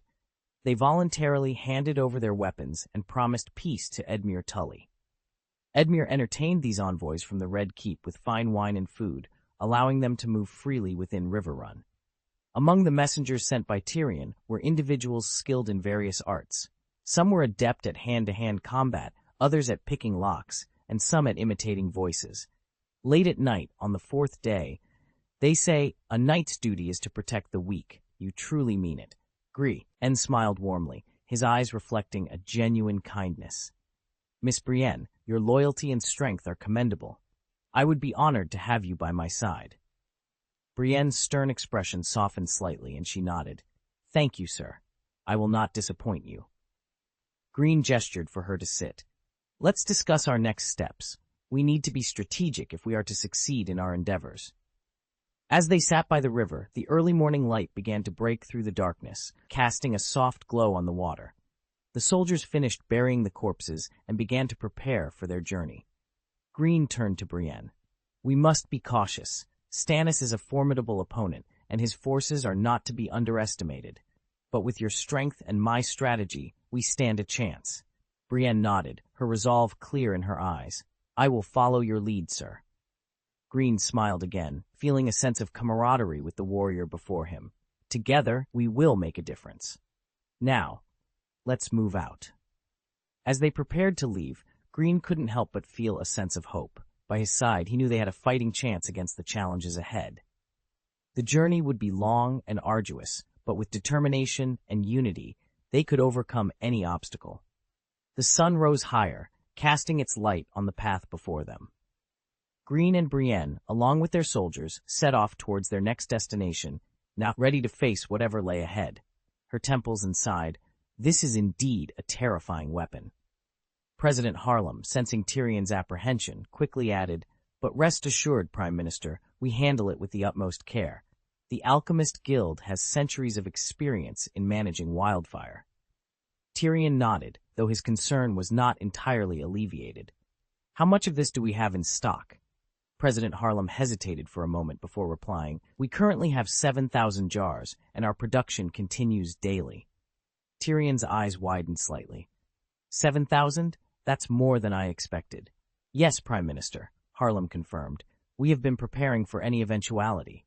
Tyrion turned to Bronn and Podrick, who had been silently observing the exchange. "We need to ensure this is stored safely and securely. The last thing we need is an accident." Bronn, ever the pragmatist, nodded. "I'll see to it personally." Podrick, eager to please, added, "I'll help too, my lord." Tyrion gave them both a grateful nod before turning back to President Harem. "Thank you for the tour, President. Your work is invaluable to the realm." Harem bowed deeply. "It is our honor to serve, Prime Minister." As they made their way back through the labyrinthine corridors of the Alchemist Guild, Tyrion couldn't shake the feeling of unease. Wildfire was a powerful tool, but it was also a dangerous one. He knew that in the wrong hands, it could spell disaster for King's Landing. Once they were outside, Tyrion took a deep breath of the fresh air, trying to clear his mind. "Let's head back to the Red Keep," he said to Bronn and Podrick. "We have much to discuss." As they walked, Tyrion's thoughts drifted back to Brienne and her vow. He admired her dedication and loyalty, but he also knew that her quest for vengeance could lead her down a dark path. He hoped that when the time came, she would find a way to balance her duty with her desire for revenge. For now, though, his focus had to remain on the immediate threats facing the city. With wildfire at their disposal, they had a powerful weapon, but it was one that required careful handling. Tyrion resolved to ensure that it was used wisely and only when absolutely necessary. As they approached the Red Keep, Tyrion felt a renewed sense of determination. The challenges ahead were daunting, but he was ready to face them head-on. With allies like Brienne, Bronn, and Podrick by his side, he knew they could overcome whatever obstacles lay in their path. Tyrion stroked his chin thoughtfully. "Can these, the fruits left by King Aerys, the Mad King, still be used?" "Preside." Nent Harlem's cloudy eyes seemed to gleam with excitement. "Oh, of course they can be used, Prime Minister, but you must be cautious when handling them. If stored for too long, wildfire becomes highly unstable. Heh. Even the slightest spark can ignite it instantly. A mere rise in temperature can cause a jar to catch fire on its own. Never leave them exposed to sunlight, not even for a moment. Once a fire starts inside, the intense heat causes the wildfire to expand violently, shattering the clay pot into pieces. If there are other pots nearby, it will trigger a chain reaction, and then—" Tyrion interrupted impatiently. "How many jars do you have currently?" President Harem chuckled before replying. "This morning, the wise man Monset informed me of the latest count. We currently have a total of 7,840 jars, including the 4,000 jars left from King Aerys's era." Tyrion pondered for a moment before speaking. Wise man, I hope your guild brothers will expedite the production of these fruits as much as possible. However, he added with a serious tone, do not rush the work unnecessarily. I do not want any defective wildfire, not even a single jar. I care deeply about this, and I will not tolerate any accidents. The Prime Minister's stern warning made President Harlem's expression almost gleeful. Prime Minister, rest assured there will be absolutely no accidents. Wildfire is crafted by well-trained assistants in a series of empty stone chambers. Each bottle, once completed, is immediately handed over to an apprentice and sent here. Above each studio is a room filled with sand, and the ceiling is cast with the most powerful protection spell. If a fire breaks out in the stone room, the ceiling will collapse, and the sand will instantly extinguish the flames. Chapter 232, The Hand of the King. Tyrion looked up at President Harlem and said, well, this is good news. President Harlem assured him once again, Your Majesty Prime Minister, my brothers will never be careless. He paused, then smiled and added, but if you allow me to speak the truth. Tyrion's eyes moved to the wildfire jar, and he said casually, please. President Harlem smiled again and said, wildfire runs through our blood and exists in the heart of every pyromancer. We are in awe of its power, but ordinary soldiers, they tend to be hot-headed in battle. Any small mistake can lead to disaster. I must emphasize this again. My father reminded King Aerys, the Mad King, many times, and my grandfather did the same to Jaehaerys. Tyrion pinched his chin and said, presumably, this will be a suggestion that people accept happily. No one wants to be a plate of fragrant barbecue. Hey. Ignoring President Harlem's obscene laughter, Tyrion picked up an empty can from the corner and pondered, are there enough materials to make these round cans? President Harlem nodded and said, there's plenty. Thank you for your concern, Prime Minister. Tyrion grinned. In that case, you don't mind making thousands more, right? President Harlem asked doubtfully, how many thousands? Tyrion put the empty can aside and said, on the premise that it does not affect the process of making fruit, I want as many empty cans as you can produce. He clapped his hands and continued, remember to keep it secret. I will ask Sir Jacelyn Bywater, Commander-in-Chief of the City Watch, to find you. Yes, Prime Minister. President Harlem nodded in agreement, then paused and asked, but why? Tyrion smiled at the wise man of Harlem and said, it's really cold here. Please remind me to wear more clothes next time. My wise man, I've seen enough. Could you please send me out? Hey, it's my pleasure, Prime Minister. President Harlem held up the oil lamp to lead the way. As they walked, he said, Prime Minister Tyrion, it's great that you can visit in person. This is a great honor for us. It's been a long time since a Prime Minister has visited here, and the only one above him was Lord Rossart. He himself was a member of our guild. When King Aerys was on the throne, he was always very interested in the Alchemist Guild. Rossart was the master of the Alchemists Guild during the time of Aerys II. He was responsible for the burning of Lord Rickard Stark, Ned's father, who was killed by Jaime Lannister during the fall of King's Landing. Tyrion grinned. I believe King Joffrey will also be deeply concerned. He added in his mind, Joffrey liked to have people fight to the death every time he dealt with petitions in the throne room, and he didn't want that kid to get the idea of burning people alive. So, we can't let them get close to my good nephew. Well, he doesn't have the courage to serve as Mad King too. President Harlem said flatteringly, we sincerely hope that your noble majesty can also visit our guild. Tyrion shrugged, I will discuss this with my sister. This trip to the Alchemists Guild made his feet sore, so he awkwardly mounted the horse with the help of the little attendant. The morning light was warm, and the tired Tyrion suddenly felt relaxed when he thought of the surprise he had prepared for Stannis. He sang in a low voice. On the haystack, a woman is kissed. Hi, yeah. Tyrion Lannister didn't enjoy his good mood for long before the Hands Tower steward hurriedly brought him a surprise. About Stannis. Stannis had raided the Bitterbridge camp at the Golden Rose, and he suddenly had tens of thousands more infantry in his hands. Tyrion's voice contained complaints. Very well, I am now certain that Stannis will never forgive Lannister. Bronn, standing nearby, smiled and said, My lord, I am not sure about others, but you will definitely not be able to escape." Tyrion shrugged his small shoulders and said, "To be honest, I actually key, and of like Stannis. He has done what I have fantasized about many times," Tyrion mused. After a moment of contemplation, he waved to a young officer from the Western Territory. "Hey, make sure to tell my Queen Mother the good news later," he instructed. Then, with a more serious tone, he added, "This is very important, so hurry up." The young officer nodded solemnly and immediately rode off. Watching him leave, Tyrion grinned. Sister and brother having fun together. I am such a good brother. I am proud of myself on behalf of my sister, he chuckled. After a brief laugh, he said, "Let's go. It seems our actions will need to be accelerated." At King's Landing, near the Mudgate, Tyrion found Sir Jacelyn on the wall, observing hundreds of gold-cloaked recruits drilling in the square below. Tyrion waved casually at the golden-robed commander-in-chief, who was saluting him. "How are they, my sergeant?" he asked, looking down. Sir Jacelyn replied, "They join for a piece of bread and a bed of straw, Lord Tyrion." There were only 6,000 gold cloaks in King's Landing, not nearly enough to defend the city walls. Tyrion had to expand his forces as much as possible, despite the shortage of food and supplies. He had no illusions about the combat effectiveness of these newly recruited refugees when the war began. But for now, they could at least help stabilize the morale of King's Landing. Tyrion withdrew his gaze and said, "Sir, I know time is very tight, so I will not make excessive demands of you."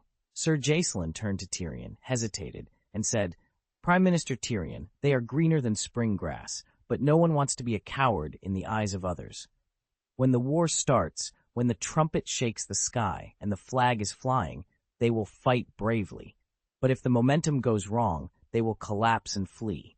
When one man throws down his spear, 1,000 others will follow his example." Tyrion's eyes trembled slightly. His father, Tywin Lannister, often taught that guards are not soldiers, and the Golden Cloaks do the job of guards. Now, Tyrion hoped that another of the old lion's adages would hold true. In a fortified city, 1 man is worth 10. Seeing Tyrion's silence, Sir Jacelyn spoke again. "Your Majesty, Prime Minister, I will fight to the end."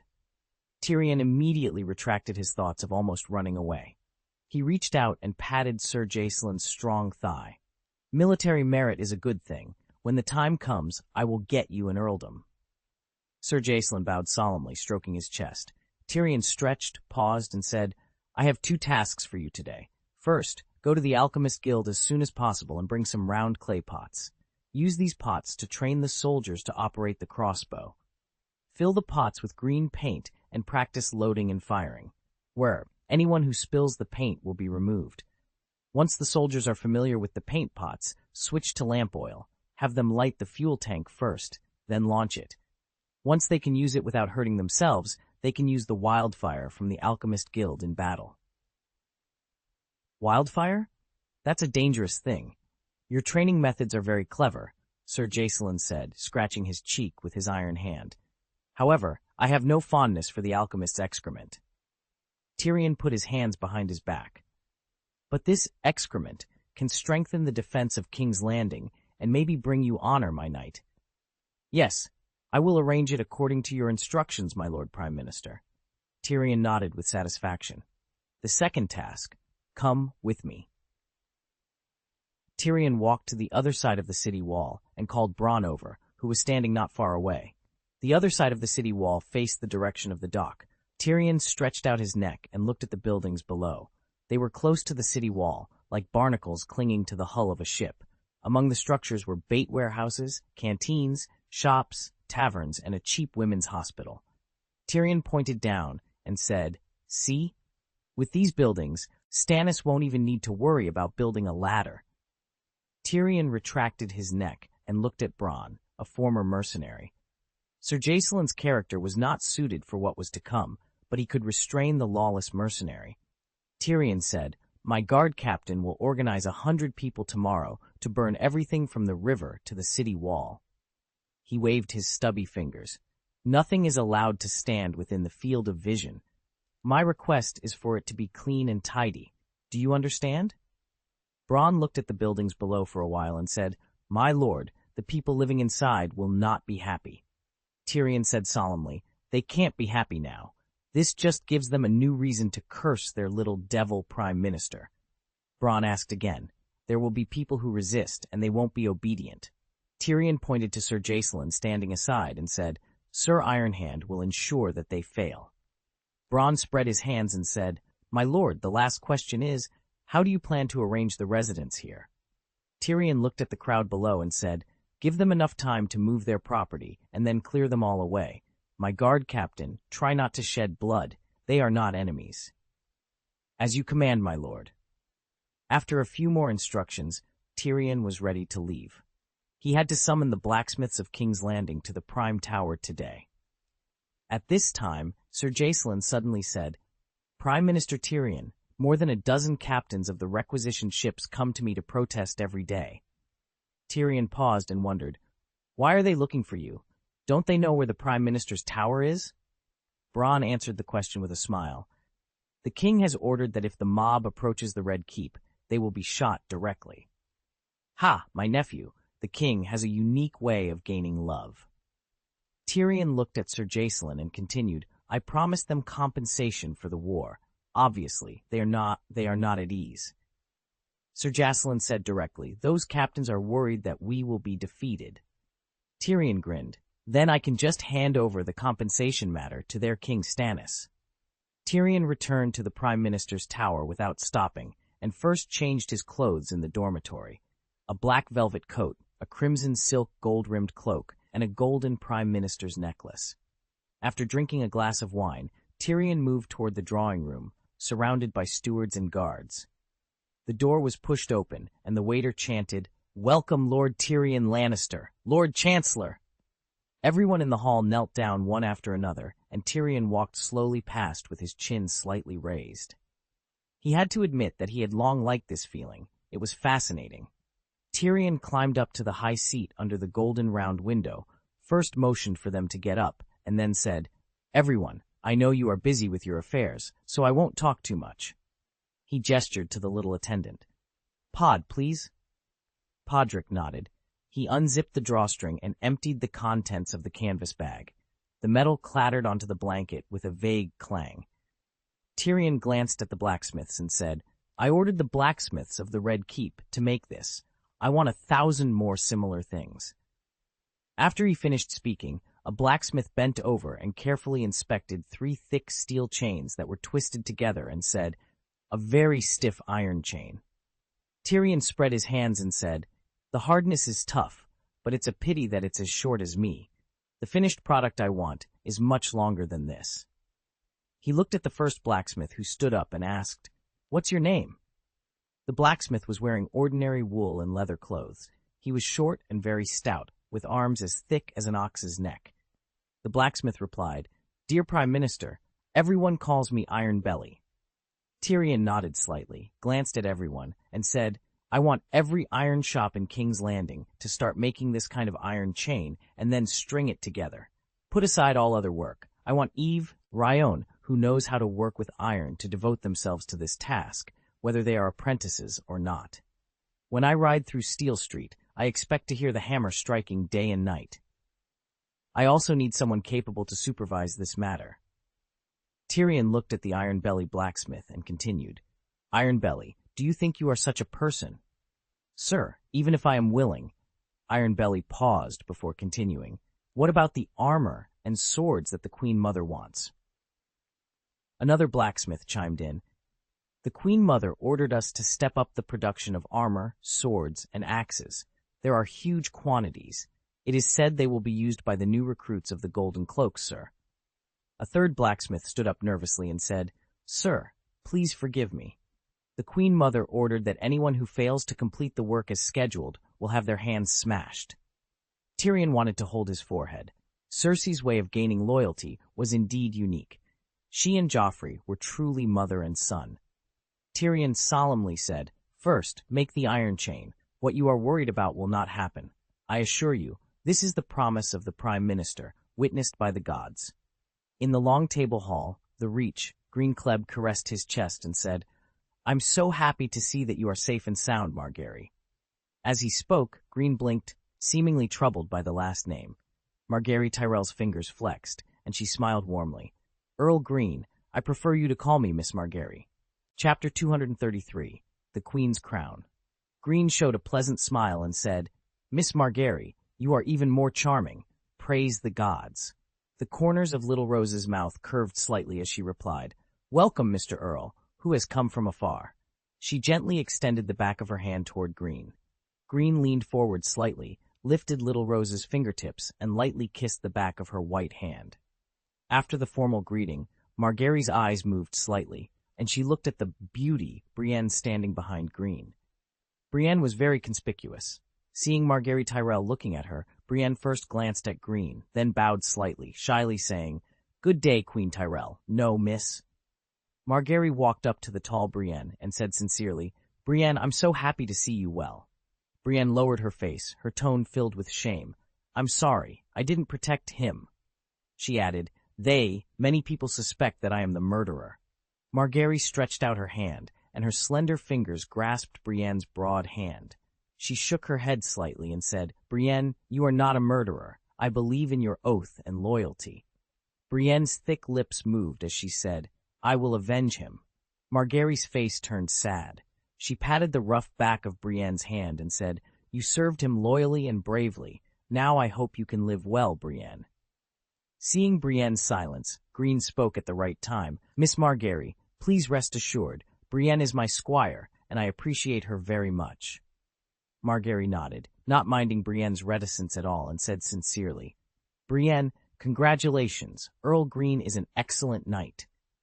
The garden of the long table hall was filled with the singing of birds and the fragrance of flowers as Greene and Margery walked through it.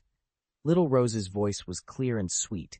Count Mattis told me that my father has set out from Highgarden and he will gather some troops along the way. Greene's brown eyes moved slightly, and he said thoughtfully, Miss Margery, do you know the specific time? Margery shook her head slightly. It happened too suddenly. I think I will never forget the scene that night. Her expression turned gloomy. The respected Earl Landau was assassinated. My 10-blade guard came to protect me. Little Rose's face raised slightly. She paused and took a breath. After walking a few steps, she turned her head and looked at Greene. The corners of her eyes were slightly red. She forced a smile and said, Earl Greene, I think you don't have to wait too long. You can wait with peace of mind. The atmosphere grew solemn. Was Little Rose sharing her sorrows and joys with Greene? Is it possible? All I can say is, the female players in Game of Thrones are becoming more and more mature. Compared to before, she was a little more attentive to me. Cough. Upon seeing this, Greene couldn't help but show a look of pity on his face, but he quickly hid it. However, these changes did not escape a pair of wet eyes. Greene looked away, coughed slightly, and said, Miss Margery, I have been used to life and death since I was a child. I'm sorry, I can't empathize with you. Margery just nodded silently. After a moment of silence, Greene sighed. Miss Margery, do you still remember that incident? Last year, the plant maze in Highgarden. I have an unspoken suggestion. Margery thought for a moment and said, Of course I remember. You seemed to be very sorry at the time? Greene coughed lightly and said, I'm sorry. I was a soft-spoken person at that time. It was not a good time. He smiled lightly. Even if it is the same sentence, if it is placed in different situations, it is likely to have different effects. He paused, then continued, And, Miss Margery, I have to admit, your beauty makes me addicted, which makes me unable to deceive you. My heart allows me to be honest with you. Maybe the temporary concealment has already reached its limit. After Greene's words fell, Margery's expression softened. Margery's eyes became moist. She turned her face to the side and said softly, I will treasure the gift you gave me. It is very sweet, my knight. She then turned to look at Greene and added, Earl Greene, you always have a way to make me happy. Thank you for your compliment. Greene bowed slightly and replied, May the gods always love you, my beautiful and charming lady. Margery responded gently, May the gods bless you to win, brave knight. Greene was momentarily stunned.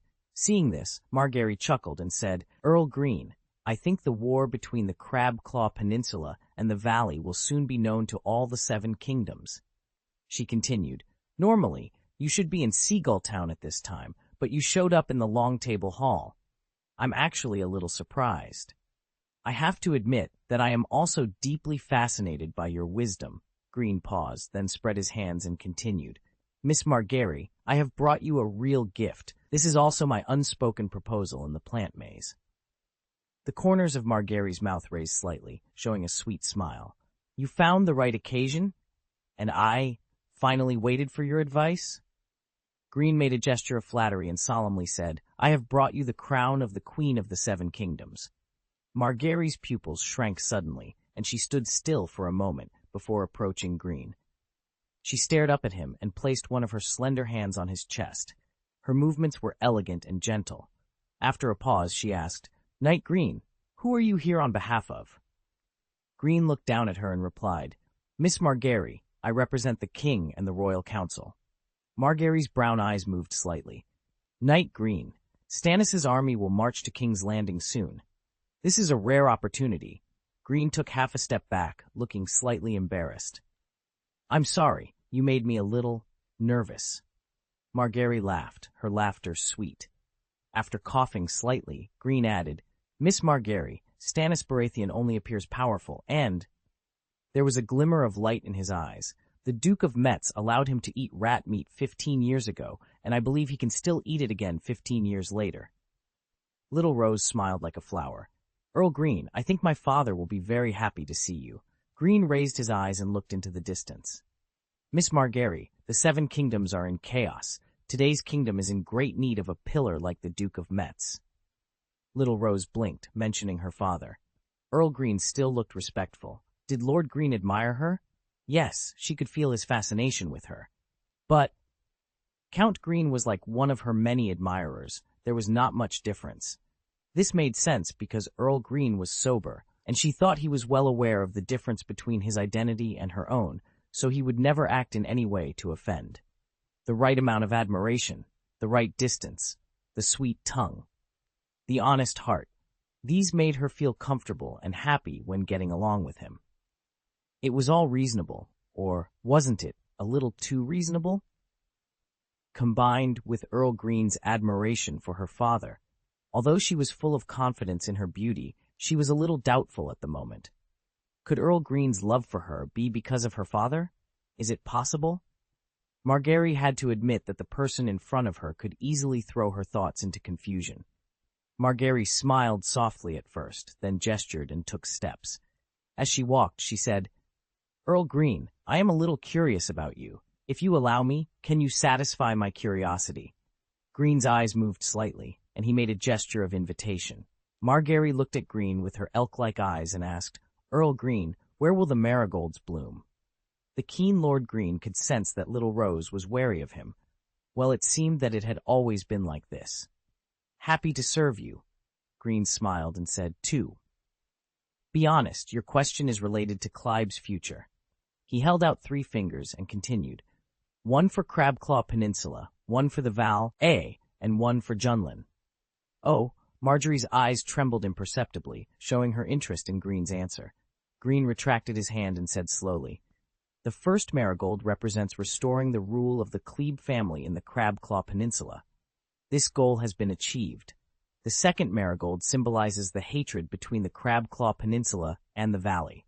I believe the only way to dissipate this hatred is to decide the winner. He sighed softly. The Red Castle's blockade of the Crabclaw Peninsula for more than 10 years is still fresh in my memory. Kleb wants to have his own voice in the Red Castle. This is the third marigold. Greene shrugged. Hopefully, I can make it happen soon. And thank you for listening, Miss Margery. Marjorie shook her head slightly and smiled. Earl Greene, thank you for satisfying my curiosity and for your honesty. Happy to help you. After walking silently for a while, Marjorie slowly stopped. She turned around and looked at Greene.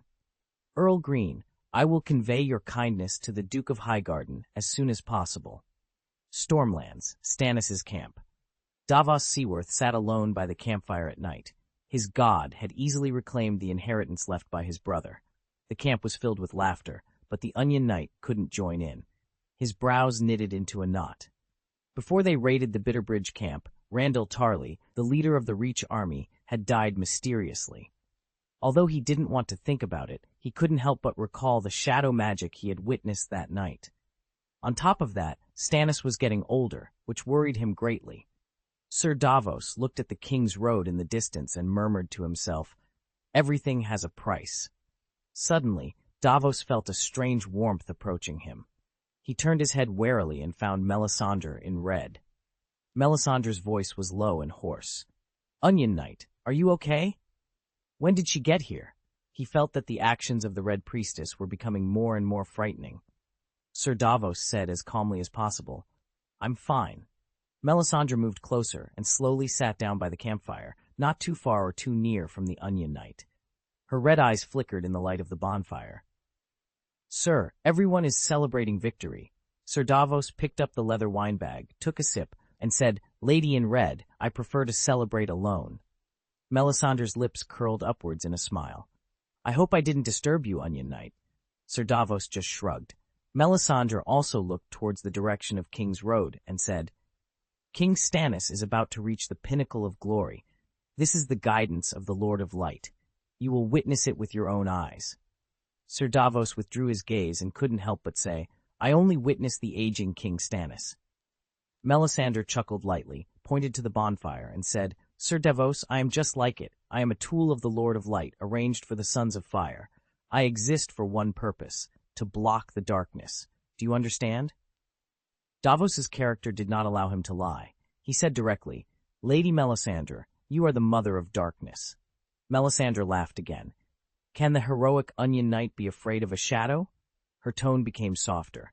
"Shadow is the servant of light, the descendant of the flame. However, the king's flame is too weak to absorb any more. Otherwise, it will kill him." Her voice was full of temptation. "I told you that there is a hot fire burning in your body, but you did not visit my room. As King Stannis' Onion Knight, I promise to give you unprecedented pleasure, and I will use the fire of your life to bring it to your king."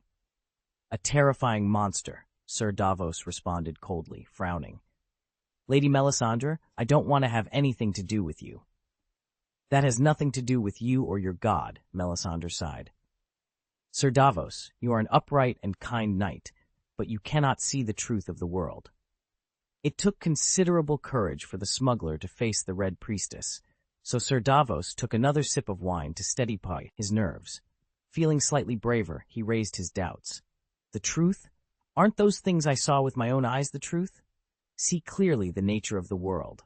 The truth surrounds you, and everything becomes clear at a glance," Melisandre said, looking up at the night sky. "The night is dark and dangerous, while the day is bright and vigorous, one black, one white, one ice, one fire, hate and love, bitter and sweet, female and male, pain and joy, winter and summer, evil and good." The large ruby around her neck seemed to pulse rhythmically as she continued, "Death or life, the opposition has existed since ancient times, and war is everywhere." Davos raised an eyebrow. "War?" Melisandre's eyes turned to Davos. She nodded slightly and replied, "Yes, war." Chapter 234, Stannis. The stars dotted in the night sky shone with an alluring light, like countless mysterious eyes spying on everything on the earth. Melisandre continued, "Onion Knight, this is a war between two true gods, not 7, not 1, not 100, not 1,000, only 2. The corners of her lips curved slightly. "Do you think I traveled halfway around the world just to support a king on an empty throne?" She shook her head slightly. "You are wrong. The war started at the beginning of the world. Before the judgment comes, everyone must choose a side." She stretched out her right hand. On one side is R'hllor, the Lord of Light, heart of holy flame, god of shadow and fire. She stretched out her left hand. On the other side is the ancient god that mortals cannot speak of, the god of darkness, the soul of black ice, the god of night and fear. There seemed to be fire dancing in her eyes. "Our choice is not Baratheon or Lannister, Greyjoy or Stark. Our choice is life or death, light or darkness." After saying that, Melisandre slowly stood up and moved towards Sir Davos. Sir Davos also stood up, and the red-robed priestess stood in front of him and said, "Tell me, Davos Seaworth, tell me honestly, does your heart follow the light of R'hllor burning, or is it already dark, cold, and overgrown with worms?" As Melisandre spoke, she stretched out her hand and placed 3 slender white fingers on Sir Davos's chest, as if to feel his thoughts through leather and flesh. Sir Davos suppressed the fear in his heart and said slowly, "Madam, I don't trust you." After a moment of silence, Melisandre sighed and said, "Good, honest knight, you did not lie to me or let me down." She continued, "Even an ember in the dust can rekindle a raging fire. When you look at Stannis, you see only a mortal, a king. You are all wrong. He is the chosen one of the Lord of Light, son of the Holy Flame, warrior of light." She looked at the night sky. The ancient book of Ashai predicted that after the long summer, the stars would weep blood. Azor Ahai would be reborn in the land of smoke and salt, and awaken the dragon in the stone. Now the weeping star has appeared. Dragonstone is the land of smoke and salt, and Stannis Baratheon is the reincarnation of Azor Ahai. She spread her arms wide. I witnessed him commanding thousands of troops in the holy fire to resist the terrifying darkness. There was no wind, but Melisandre's red hair and red robe suddenly fluttered. At this moment, Davos felt like he was standing in front of a blazing fire. He couldn't help but take a step back, while Melisandre took a step forward. The eyes of the red-robed priestess were as bright as light red candles, as if they were looking into his soul. She suddenly said, "You want to kill me?" Sir Davos's Adam's apple bobbed as he said, "I just want to know who betrayed me." Melisandre giggled, reached out and touched the Onion Knight's cheek. "Dear Davos, no one betrayed you. It was I who saw your heart in the holy fire." When the hot fingers of the priestess brushed across his face, Sir Davos couldn't help but shudder, and his back was dripping with cold sweat. After a pause, Melisandre asked with great interest, "Why do you want to kill me?" Sir Davos stared at the person in front of him and said, "King Stannis is my god." Melisandre murmured, "The fire inside you is so hot." She sighed. "Remembering that the Lord of Light is the source of all goodness, I will forgive you once, Mr. Lucky Sir." Melisandre smiled, turned up her blood-red skirt, and walked away. After a while, Sir Davos calmed his racing heart. He felt that the red-robed priestess was too dangerous. Sir Davos picked up the wine bag and took a sip. He had an ominous premonition, maybe. Davos put down his wine bag and stared at the bonfire in front of him. His eyes remained motionless, continuing to look, fire, still fire. Although he persisted for a long time, it still ended in tears. He only saw fire and no foreshadowing. "Father." Devon Seawar. His voice interrupted Sir Davos's thoughts. He turned around and saw that it was his fifth son. Davos frowned and said, "Devon, why are you here?" Davon was King Stannis' squire, an honor to their family. His son should always be at King Stannis' side. 11-year-old Davon was much stronger than many boys of his age. He approached and said, "Father, His Majesty the King has summoned you." "Let's go." Sir Davos stood up immediately.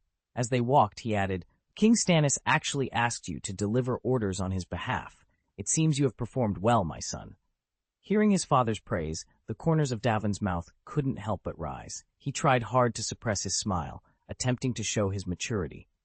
After walking for a while, Davon suddenly lowered his voice and said, "Father, about His Majesty the King's condition." Davos's stern gaze interrupted his son's words. He said firmly, "Davon, everything about King Stannis is a secret, and it cannot be revealed, even to family. Do you understand?" "I understand, father." Davos reached out and patted his son on the shoulder. "Let's go. King Stannis doesn't like waiting." At the door of the king's tent, Sir Davos met Imry Florent, who had just come out. Ser Imry was King Stannis' brother-in-law. Like Queen Selyse, he had the distinctive frill ears of the Florent family, a wide nose, and protruding eyebrows. Thick hair grew in his ears and nostrils, and he had a double chin with tufts of hair sprouting out. Davos nodded slightly, and Ser Imry snorted coldly as he walked past him. Inside the camp, Stannis Baratheon stood behind a long table. An iron brazier beside him glowed with orange-red coals. After the formalities, Davos managed to maintain a calm expression as he looked at King Stannis. The king's short-shaven beard was streaked with gray, his eyes were deep-set blue hollows, and he had become old and thin. Stannis had a rare smile on his lips. "My Onion Knight, I need to listen to advice, and you always tell the truth. So tell me honestly, what is the punishment for betrayal?" Betrayal? Why is he asking me this question? Davos knew that his king understood the penalties for betrayal better than anyone. Or, was this about Melisandre? He thought about the incident where he had secretly planned to kill the Red Priestess. After a pause, Sir Davos asked cautiously, "Betrayal?" King Stannis frowned. What else can you call it? Denying the legitimate king, trying to steal the Iron Throne that rightfully belongs to him. Let me ask you again, according to the law, what is the punishment for betrayal? Realizing King Stannis was not referring to him, Sir Davos felt a wave of relief. He bowed slightly and replied, "The punishment is death, King Stannis." "That's always been the case," King Stannis said coldly. "This is not a decree issued by me. It has always been like this, since the time of Aegon, from the beginning of the world. Daemon Blackfyre, Brother Toyne, King Vulture. There are always traitors. They must pay the price with their lives." Even Rhaenyra Targaryen was no exception.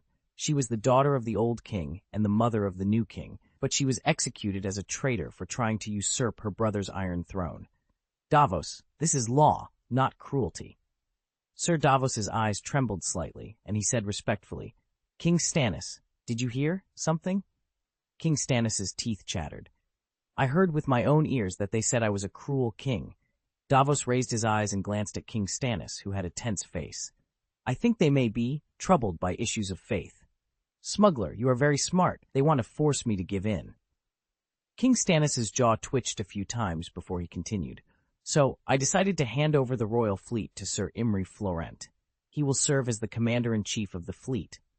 Hearing this, Davos's eyes couldn't help but tremble. King Stannis assumed his role as commander-in-chief of the fleet. Taking a slow breath, Davos placed a hand on his chest and said, "I follow your orders, Kin Stannis." King Stannis's voice was as cold as a winter wind. "You have no doubts?" Davos shook his head without hesitation. "I'm sure." King Stannis stared at his onion knight for a moment. "Very well." After a pause, he continued, "Many people are unwilling to give up their original gods. What do you think?" Davos pondered for a moment. "King Stannis, I must advise you that such a change takes time." King Stannis nodded slightly. "I don't have that time, so I will separate them. We will attack King's Landing from Blackwater Bay, and the other way." His eyes moved to the map on the long table. "We will take the King's Road, and I will lead the troops myself." Davos understood. The followers of the Lord of Light would take the sea route, while the stubborn followers of the Seven Gods would take the land route. This way, they could focus all their energy on fighting without being consumed internally by religious conflicts. "Your wisdom is unparalleled, King Stannis." "Ha!" Stannis's laughter was full of irony. "If I were truly wise, I wouldn't desire that iron chair covered with sharp spikes like teeth." Davos looked at his king in shock. Stannis continued, "Smuggler, that chair is made of countless steel knives and daggers fused together. It is a very uncomfortable chair.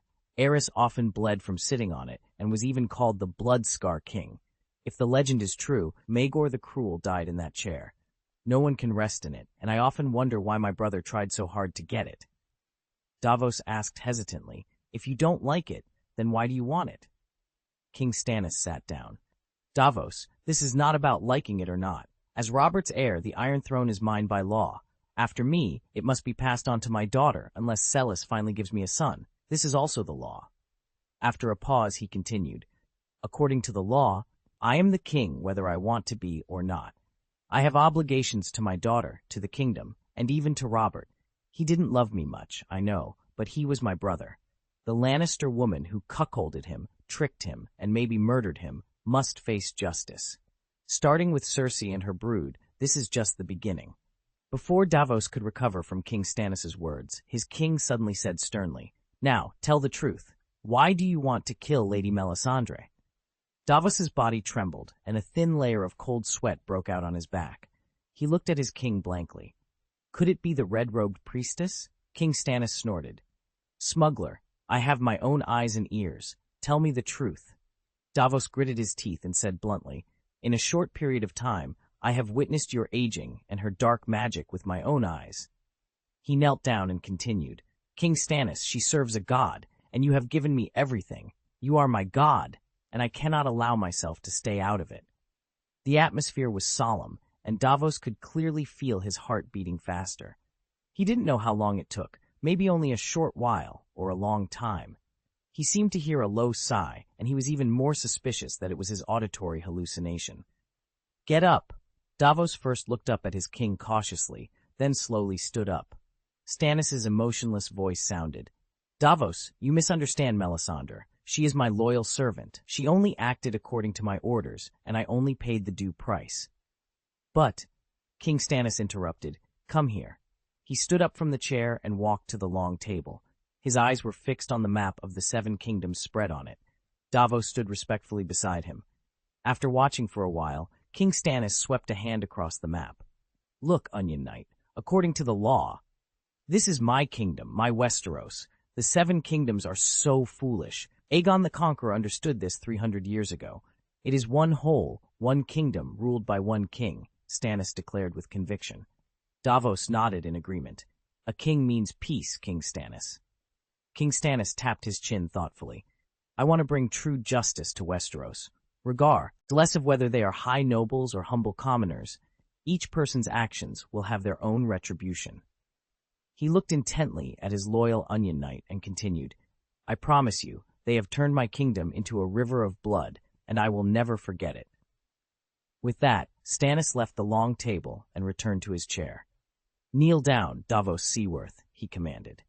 Chapter 235, Golden Garden. After Stannis finished speaking, Sir Davos quickly knelt down on one knee, though he was confused. King Stannis' voice rang out. 15 years ago, because of salted fish and onions, I made you a knight. Today, 15 years later, for the sake of my kingdom, I plan to promote you to Earl Davos Seaworth. For the kingdom? The Onion Knight could not fathom why King Stannis said this. Sir Davos raised his face and said, King Stannis, I am very satisfied to be your knight. Please allow me to speak frankly. I am a smuggler and cannot adapt to a noble status. Very good. King Stannis stood up from his chair, stood in front of the Onion Knight, and said, If you sit in a higher position, you must first become hypocritical. I have experienced this personally.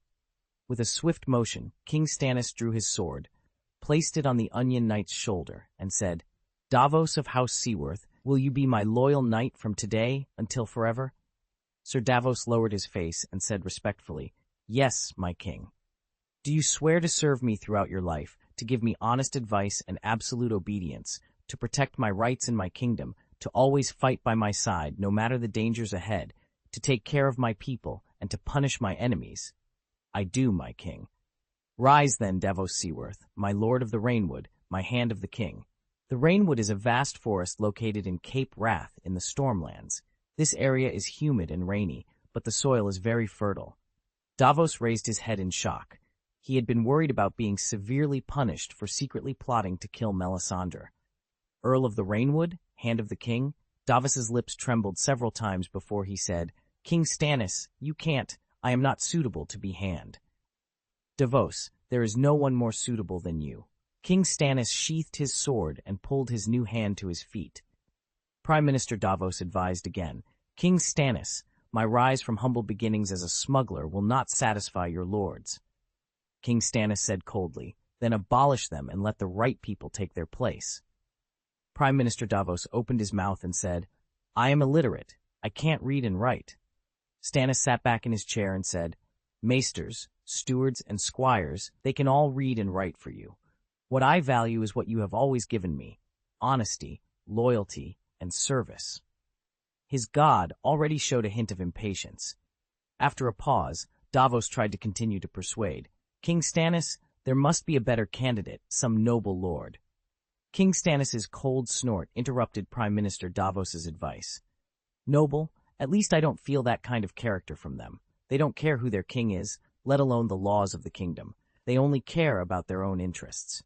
After speaking, King Stannis made an angry gesture. After a moment of silence, he added, You will become my prime minister, my Earl of the Rainwood. That's enough. This is the king's order. The long table hall, the reach. Oh, people are saying, come and see the beauty. Beauty, he understands, but I am a bear. The whole body is black and brown, covered with plush. Jump and turn, slowly walking towards the beauty. Beauty, beauty. Oh, she is so sweet, pure, and beautiful. Honey in the girl's hair, hair bush, honey in the girl's hair. Oh, I am a girl, pure and beautiful. Don't dance with a bear. Bear, bear, don't dance with a bear. Lift her in the air. Bear, bear. Oh, I call for a knight, but you are a bear. Bear, bear, bear. The whole body is black and brown, covered with plush. Kicking and shouting, the girl was frightened, but he licked Honey's hair bushes. Hair bushes. Hair bush. He licks the honey bush. In the tavern, Greene Kleb was leaning on the back of his chair, enjoying the songs of the Reach. To be honest, when he first listened to it, Greene thought the song Bear and Beauty was pretty good. But he had been listening to it for 3 days in a row. At this time, although Greene's eyes were on the singer, his mind was elsewhere. On the small stage, the dwarf's thoughts had already drifted far away to the riverlands. Last night, a beautiful maid named Dai Xiao Meigui brought him information about the war there. After reading the intelligence, Lord Greene grew concerned about the Lannister forces in the riverlands. The current situation had changed significantly, and he worried that the old lion might be overthrown by the young wolf. Greene's slender fingers tapped rhythmically on the table. If the Lannisters were defeated in the Riverlands, it was very likely that the Golden Rose would end up ruling the land exclusively. This was not in Kleb's interests. Greene's brown eyes trembled slightly. To prevent any unforeseen events, he had to assist the Lannisters. However, he couldn't offer his help for free. Greene's fingers paused as he considered his next move. He needed to forge an alliance between the Red Keep and the Golden Rose as soon as possible. When would his beloved Duke of Metz arrive at the Long Table Hall? Greene picked up his wineglass and took a sip. The sweet summer red wine helped soothe his slightly anxious heart. He put down his glass and turned to look at Brienne of Tarth. She was wearing Kleb's blue robe and silver armor, and her once messy grass-like hair was now neatly slicked back. Brienne had adapted quickly. She became familiar with Kleb's military regulations within a few days and followed them meticulously. She was already a walking embodiment of the Kleb army, a talent, an extremely serious talent. Brienne, reward him with a golden dragon. I want to continue listening to The Bear and the Maiden Fair, Greene said. Brienne nodded slightly and strode directly towards the small stage. Not long after, everyone in the tavern began to complain. For 3 consecutive days, the same song had been sung repeatedly, and many regular customers were almost sick of hearing it. Several fierce-looking and strong-bodied patrons were cursing. They turned their heads and saw a large area of blue. Instantly sobering up, they sat down again as if nothing had happened and continued drinking happily with their companions. Well, let's continue listening to music and continue drinking. When Greene drank his 6th cup, Little Rose's guard approached him. Margaery Tyrell had invited him to dinner. Greene's eyes moved slightly as he looked out the window. The sunshine outside was dazzling. He guessed that he might be able to see Duke Mace Tyrell at the dinner table tonight. When Greene left, surrounded by people in Kleb's blue robes, the tavern suddenly became lively. Who is he? Does he like to listen to bear songs so much? I almost drew my sword. Yes, me too. Me too. Hush! It is said that he is a distinguished guest in the Long Table Hall. Who the hell is he? I saw his emblem. The golden flower seems to be the emblem of the King's Kleb family. Kleb, I hear. It feels so familiar. Last year, a royal noble challenged the swordsman of the Reach in Highgarden. I don't remember saying, "Shh, stop talking. Are you trying to get yourself killed? This is the Reach." Hush, he is the Bloody Earl. The Bloody Earl? Rumor has it that if you look directly at him, your eyes will be gouged out. Gouging the eyes? That's so cruel. Then why not call him the Earl of Gouging the Eyes? Shh. Those are all rumors. I heard that he eats a heart alive every time he eats it, and he does it while the person is still alive, because the scene was too bloody, so... That's too cruel. Then why not call him the Earl of Heart Eating? Shut your mouth. There are so many reasons why. I heard that he wants to. Oh, God's bless.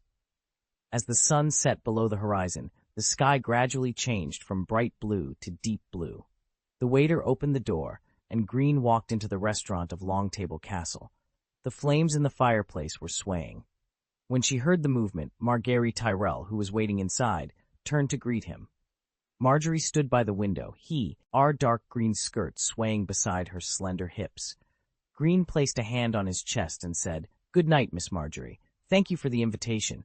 It was an honor to have dinner with you." Little Rose returned the greeting gently, her smile warm and inviting. "Thank you for coming, and welcome, Earl Greene." After exchanging a few pleasantries, Little Rose chuckled and asked, "Earl Greene, I heard that you have been obsessed with a song recently? Greene smiled. Barren beauty? Marjorie suppressed a smile and nodded gently, her demeanor charming. Lord Greene was momentarily captivated by her grace. Tonight, Little Rose's dress was still dark, but compared to their first meeting 3 days ago, it was noticeably more vibrant, and her smile had become sweeter. Lord Greene sensed that Little Rose was trying to convey that she was moving past the grief of losing her ex-husband and that she might soon be ready to move on. Was it intentional or accidental? Greene shrugged. Listening to that song, it felt like my fiancé was right beside me. Fiancé? Marjorie was surprised. She paused and then said, Congratulations, may the gods bless you, Earl Greene. Greene nodded in thanks. No wonder, she came back and told us that you sent her away without even looking at her. Marjorie sighed helplessly. Ello has been sad all night. If I had known about it in advance, I would have prevented her from bravely recommending herself. Lord Greene recognized that the maid was Marjorie's cousin, Arrow Tyrell. The Golden Rose family had once proposed to marry her to him, so he pretended not to see it. Boys in Westeros must learn to protect themselves outside. Marjorie seemed a little curious. Earl Greene, if you don't mind, could you introduce the lady from which family your fiancé is? Sure. Greene smiled. Her name is Layla. We met in Essos across the Narrow Sea. As for her identity, he shrugged. It is said to be a wandering princess. A wandering princess? Little Rose didn't take the title of princess seriously, knowing that there were countless people in Essos claiming to be princes or princesses. Marjorie's eyebrows raised slightly. She seemed to have discovered Earl Greene's weakness. When it came to relationships, he seemed to lose his usual wisdom and become more impulsive. From Marjorie's perspective, Earl Greene had chosen a not-so-ideal fiancé, a choice that did not benefit his family. Greene had always struck her as a nobleman with an outstanding mind, and his performance in the Red Keep had proven this. Normally, Marjorie felt that Earl Greene would never choose a girl with the title of princess as his marriage partner. What kind of girl could make him make such a choice? She must be charming, or perhaps he was under some kind of spell. Marjorie looked at Greene's smiling face and thought that she had been too cautious. If she had known his weakness earlier, she might have encouraged her cousin Ello to be braver. It was a bit of a pity. She said, It's such a wonderful experience. It's like a sweet story I've heard in songs. It's so wonderful to see it before my eyes. Little Rose had a sweet tongue, and Lord Greene had to nod his thanks again. The door suddenly opened, and the envoy announced, Welcome, Supreme Leader of the Reach, Warden of the South, Warden of the Borders, Lord Mace Tyrell, Duke of Highgarden. Greene suddenly missed his Daenerys. Not long after, the burly figure of the Duke of Mace appeared. He was wearing a dark green velvet robe and a golden cloak, and the sword at his waist gleamed with gold. Marjorie raised her skirt and said, Good night, my father. Earl Greene saluted with a hand on his chest. Good night, Duke Mace Tyrell. The Duke of Mace looked at them both, his expression unreadable. Duke Metz greeted his daughter and Greene warmly. Stroking his beard, he said, Marjorie, my dear daughter. He walked over and opened his arms to embrace her. Then, turning to Greene, he touched his beard again and said, Ah, Greene, welcome. It's good to see you. He reached out and patted Greene's arm. Greene's voice was filled with excitement. Dear Duke of Metz, I am deeply honored to meet you. The Duke of Metz laughed heartily, still stroking his beard. Very good, very good. I've heard about your deeds in the valley. You've done an excellent job. Greene smiled respectfully. Thank you for your guidance, Duke of Metz. The Duke, looking pleased, continued. Greene, you are a fine young man. There isn't much more I can teach you. The battle between the Crabclaw Peninsula and the Valley is known across all 7 countries.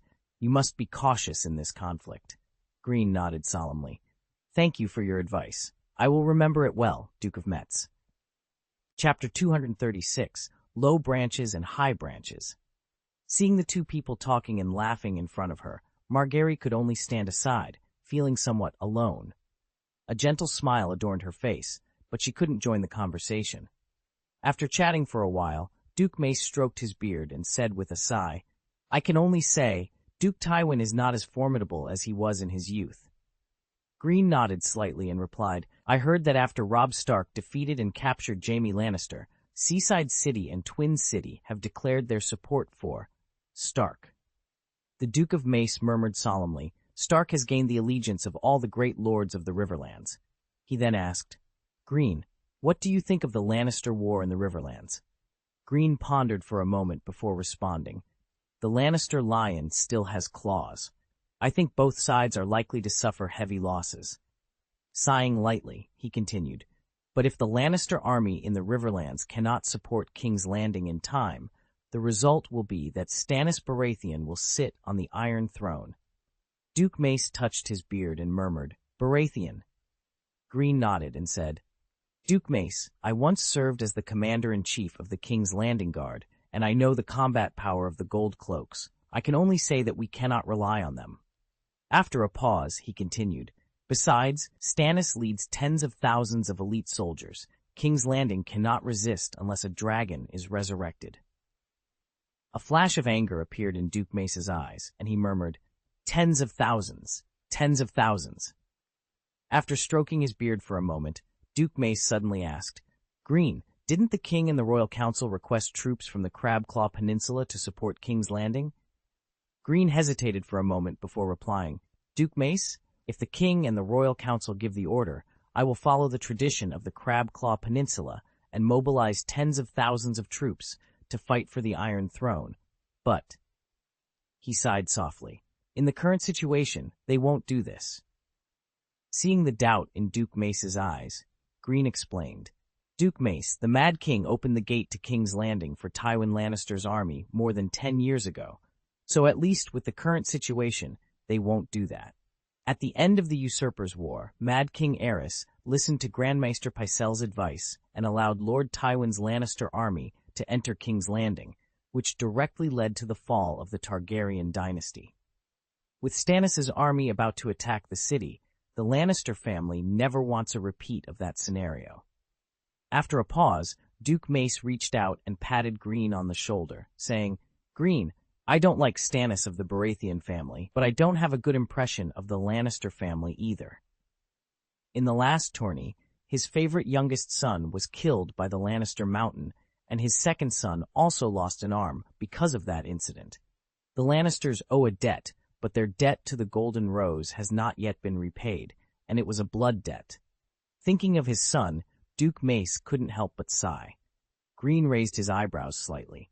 What is most important to the nobles of Westeros? The interests of the family come first. Beneath Duke Mace's true feelings, there was another, more important motive. Discussing these matters was to give the Golden Rose more leverage in the upcoming negotiations.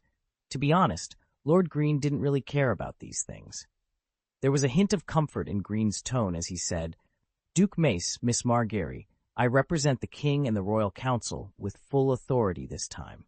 To be precise, I come with Lannister's sincerity. Margaery gently held Duke Mace's arm and comforted him. Father, the gods will bless our brothers. Duke Mace patted the back of Little Rose's hand and said, My Margaery, I'm fine.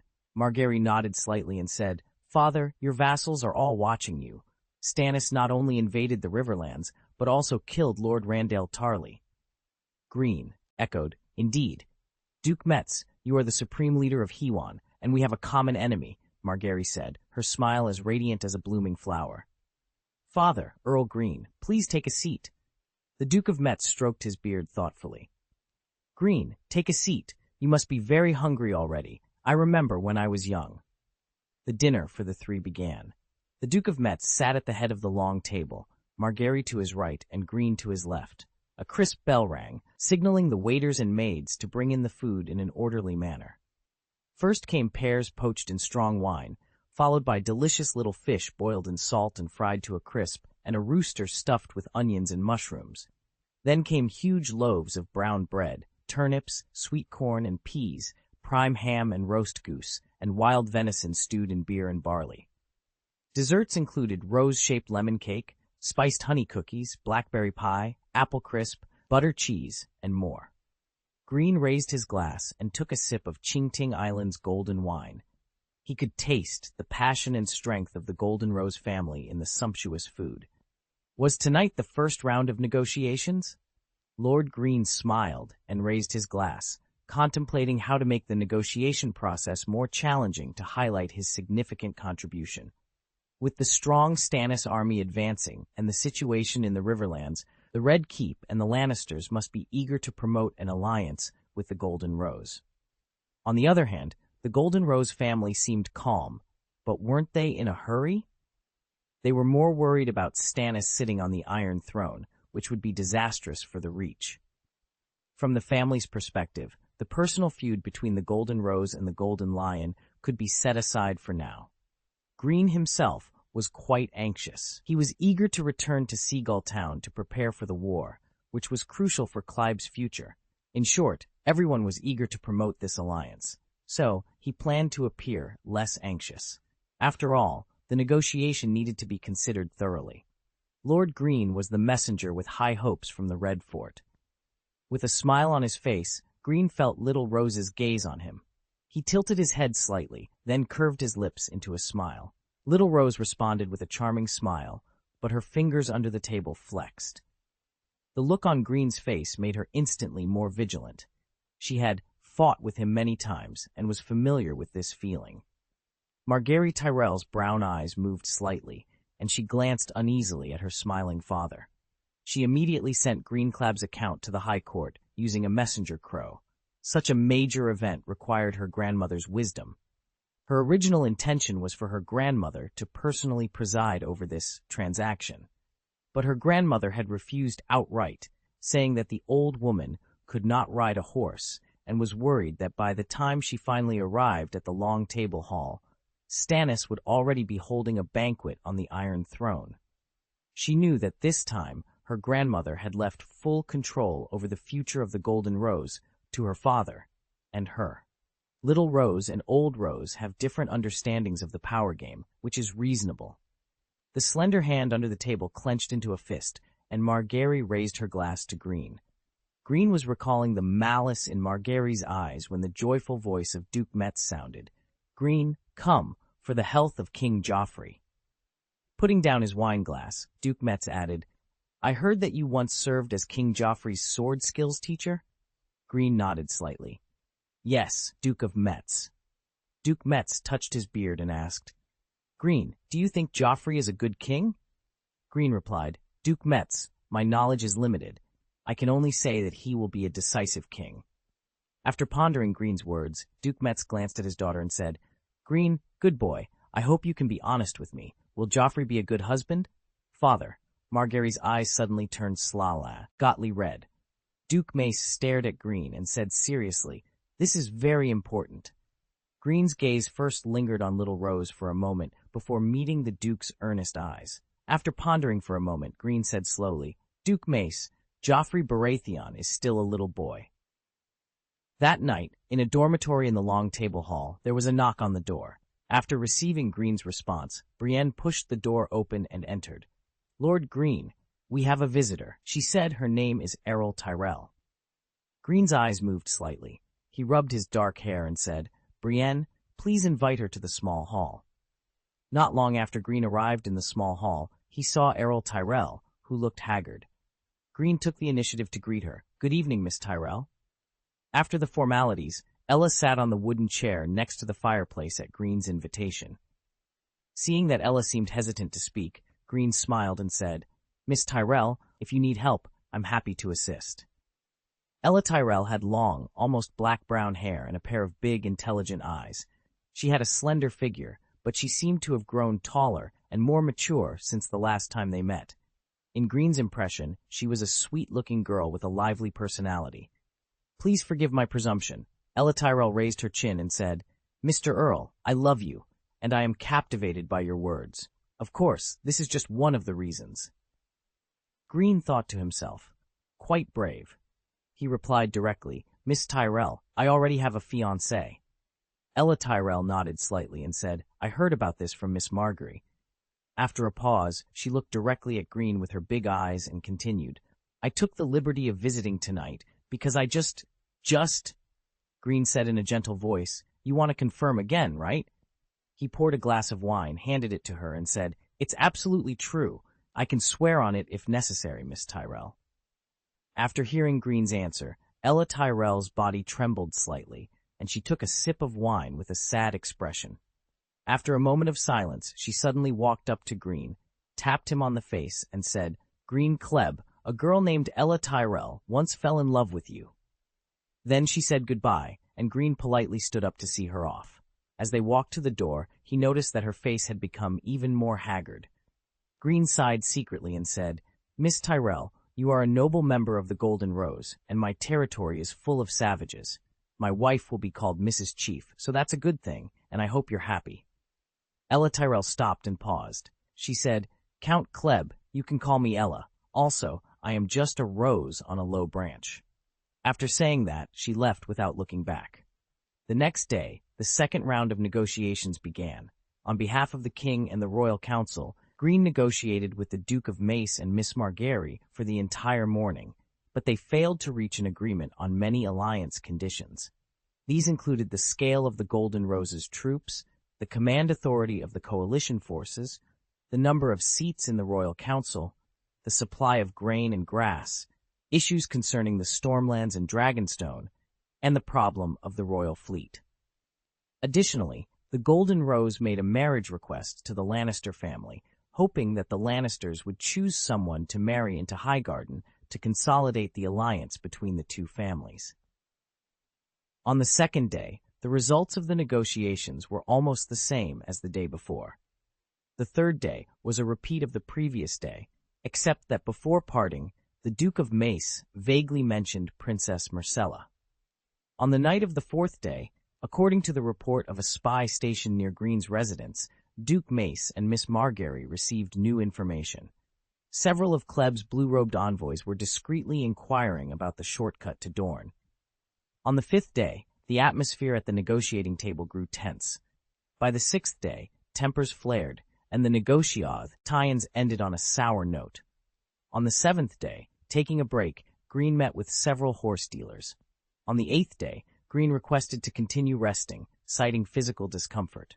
That night, he and Miss Margery discussed the situation in the valley in a pleasant atmosphere. On the ninth day, Greene resumed his practice. On the 10th day, in less than half a day, the two sides successfully negotiated the terms of the alliance. Signed and sealed, the Red Keep and the Tyrell family had reached an agreement. They decided that Lord Mattis Rowan of the Riverlands would lead 20,000 troops to support the Lannister army in the Riverlands, with the command of the coalition forces given to Lord Tywin Lannister. Duke Mace Tyrell agreed to gather at least 50,000 troops at the Long Table Hall, with Golden Rose leading the army alone. They also agreed that after Stannis' army was defeated, Joffrey Baratheon and Margery Tyrell would be engaged within a month, and the wedding would be held within 6 months of the engagement. Furthermore, it was decided that within a month of Stannis' defeat, Lannister and Tyrell would determine who from House Lannister would marry into Highgarden. House Tyrell was granted 2 seats on the Royal Council, and they agreed to provide free food for King's Landing for an unspecified period.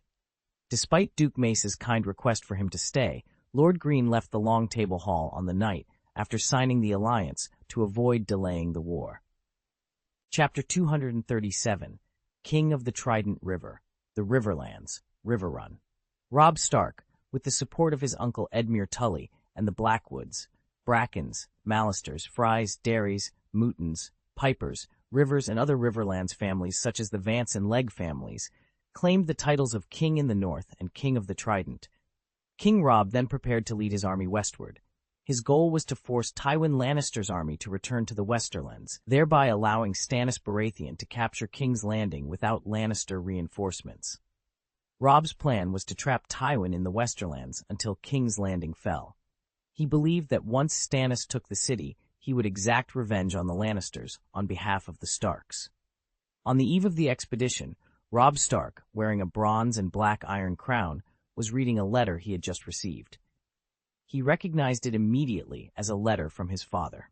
"My father was not killed by the Lannisters. Father brought Sansa and Arya back to Winterfell safely." Robb couldn't help but cry tears of joy. "Thank you, old gods, for your blessing," he whispered. However, his joy was tempered by the betrayal of Theon Greyjoy, whom he had considered a brother. Why would he do this?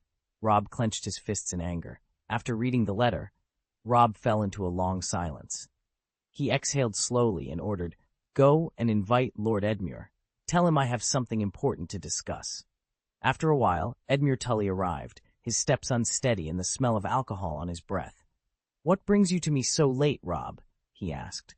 Robb frowned and corrected him. "It's the king, my uncle." Edmure shrugged. "I'll get used to it as soon as possible." Robb's expression grew serious. "Lord Edmure, I hope you can get used to it immediately.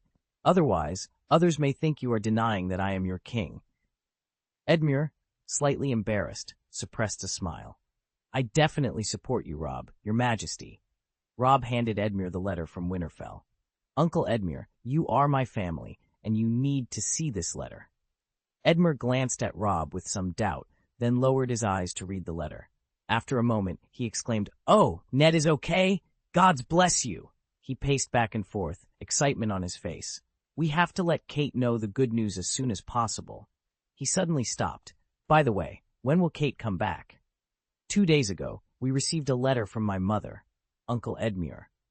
Oh, look at me, I'm overly happy. I will send a messenger to the Eyrie early tomorrow morning. I have to let Kate receive the good news as soon as possible." Robb remained silent. "By the way, we need to tell the lords in the north about this as soon as possible." How about holding a celebration banquet? It's just a little late." Robb still said nothing. "Oh, I can't wait to drink and celebrate. What do you think?" Edmure asked, noticing Robb's silence. Robb corrected him coolly. "The king, Lord Edmure." "Sorry." Edmure, still immersed in joy, realized that his nephew's face didn't look good. "What's wrong with you?" he asked with concern. Robb looked at Edmure and said, "My uncle, the news about my father, we need to keep it a secret for now." Edmure glanced at Robb in surprise, then smiled. "Are you as overly happy as I am?" "Lord Edmure, I am discussing this matter with you very seriously." Edmure's smile faded. "What happened? If there is anything difficult to do, just leave it to me. I will do whatever you want, my king." Robb took a deep breath. After being captured by the Lannisters, the heir of Riverrun, Edmure was eager to redeem his honor and prove his abilities to his nephew, the king. His blue eyes gleamed with determination as he spoke again. "Do you want to see your father as soon as possible? That's right, you will lead troops to the western region tomorrow." After a moment of contemplation, he clapped his hands and declared, "I have thought of a way. You stay, and I will go to the west for you. I promise. See, I will not lose to the Lannisters a second time." Before Edmure could finish, Robb interrupted. "Uncle, I am worried about the northern lords I brought with me. If they hear of my father's return to Winterfell, they may demand to return to the north." Edmure was taken aback, pausing before he replied, "Why would they?" "Oh yes, they came south with you to avenge Ned." Robb nodded gravely. Edmure scratched his cheek thoughtfully and said, "We must defeat the Lannisters as soon as possible. If that doesn't work, then negotiate peace?" He felt his sudden idea was a good one. "With Baratheon about to attack King's Landing, I think the Lannisters might be willing to negotiate peace with us. Besides, Lord Tywin's eldest son is still in our hands. We can demand compensation from their gold mines in the west for our losses." Robb frowned. Negotiating peace now would only bring short-term relief. If the Lannisters defeat Stannis, their next target will be the Riverlands. He stood up from his chair, resolute. "Our plan cannot change. We must defeat the Lannisters. Only then can we secure the lasting peace we need." After a moment of silence, Edmure spread his hands and said, "I will follow your lead, my king." Robb smiled. "Guard Riverrun, my uncle." After Jaime Lannister's defeat, Sir Stafford Lannister, Lord Tywin's cousin, was tasked with gathering the remaining troops. He camped on a plain behind Golden Tooth City, reorganizing the soldiers and training 5,000 new recruits from the western region. Believing the camp was safe, he did not arrange sufficient sentries. The Stark-Tully coalition, led by Robb Stark, bypassed the heavily defended Golden Tooth City and entered the Western Territory through mountain trails scouted by the Zelanders. The unsuspecting Lannister camp was raided by the Northern and Riverlands army. The Lannister forces, composed of new recruits and remnants, were swiftly defeated, and Sir Stafford Lannister was killed in the battle. In the aftermath, Steveron Frey, heir to the Marquis of the Twins in the Stark-Tully coalition, was seriously injured and later died. The remaining Lannister forces retreated to Lannisport, where Sir Stafford's son, Devon Lannister, took them in and began reassembling a new army. King's Landing. Tyrion Lannister left the Red Keep with a few companions under the pretext of inspecting the city's defenses. As they passed Shoemaker's Square, he stopped his horse, intrigued by a commotion. "Degenerate, degenerate," someone screamed. Tyrion looked over curiously. Under a leather canopy, a thin man in a shabby woolen coat was speaking on a high platform, drawing a large crowd. "We have become bloated, filthy, and corrupt. Siblings meet in the king's bed, and the promiscuous offspring dance in the palace to the flute of a deformed imp." Tyrion, among the audience, grinned. He wished he had the kind of power to make Joffrey obedient. "The rotting summer is coming to an end, and the prostitute king is punished by heaven. He is disemboweled by a wild boar. The terrible stench rises into the sky, and 1,000 snakes come out of his belly, hissing and biting. The gods are shouting, asking us to purify ourselves, otherwise we will be completely wiped out from the world. Bathe in the wine of justice, or we will be burned by fire. Burned by fire. Burn yourself in fire." Although some people echoed, their voices were drowned out by the laughter of the crowd. Tyrion nodded slightly, and with a gesture, ordered the procession to continue moving forward. Guard Captain Bronn urged his horse to Tyrion's side and said, "My lord, there have been many such people speaking in crowded places recently. They call themselves prophets." Tyrion laughed and said, "What a nice name." Then, with a more serious tone, he added, "Don't let my queen mother know about this." Bronn was stunned for a moment and said, "My lord, the Gold Cloaks are worried that the people of King's Landing will cause trouble under their instigation." Tyrion shrugged and said, "Don't worry about Pearl. Tea it for the time being. No one is not afraid of war. The poor need a place to vent." After a pause, he continued, "Although I'm glad they didn't single me out, if my good sister and good nephew heard about this, they would pull out their tongues regardless. This would be scary. Fear will make them silent, and this silence can easily be turned into hatred by those with ill intentions." Bronn said helplessly, "Lord Tyrion, your queen mother is surrounded by many tongues, and she cannot hide it." Tyrion narrowed his eyes and whispered, "Loyal Bronn, is there any way to let my queen mother sleep soundly and wake up when the war is over?" Bronn quickly glanced around and lowered his voice. "My lord, are you serious?" Tyrion stared at Bronn for a while, then suddenly laughed and said, "If you do this, the lioness will go crazy when she wakes up." Bronn showed Tyrion his familiar lewd smile and said, "My lord, I am at your disposal." Passing through the market square at the Gate of the Gods, Tyrion stopped his horse. On most days, this place is bustling with farmers selling fruits and vegetables, but now it was empty. Tyrion sighed and asked, "Bronn, how many people are petitioning today?" Bronn pulled the reins and replied, "There must be more than 30 people. King Joffrey did not receive them today, so the Chamberlain had to record their petitions and send them to the Prime Minister's tower." After a moment of silence, Tyrion asked, "Is there anything interesting?"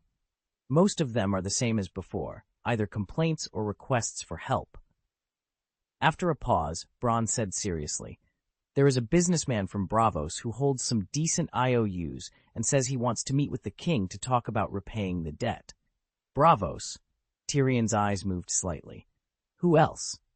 "There is a lord from the Riverlands who accused your father's men of burning down his castle, raping his wife, and killing all his farmers." Tyrion grinned.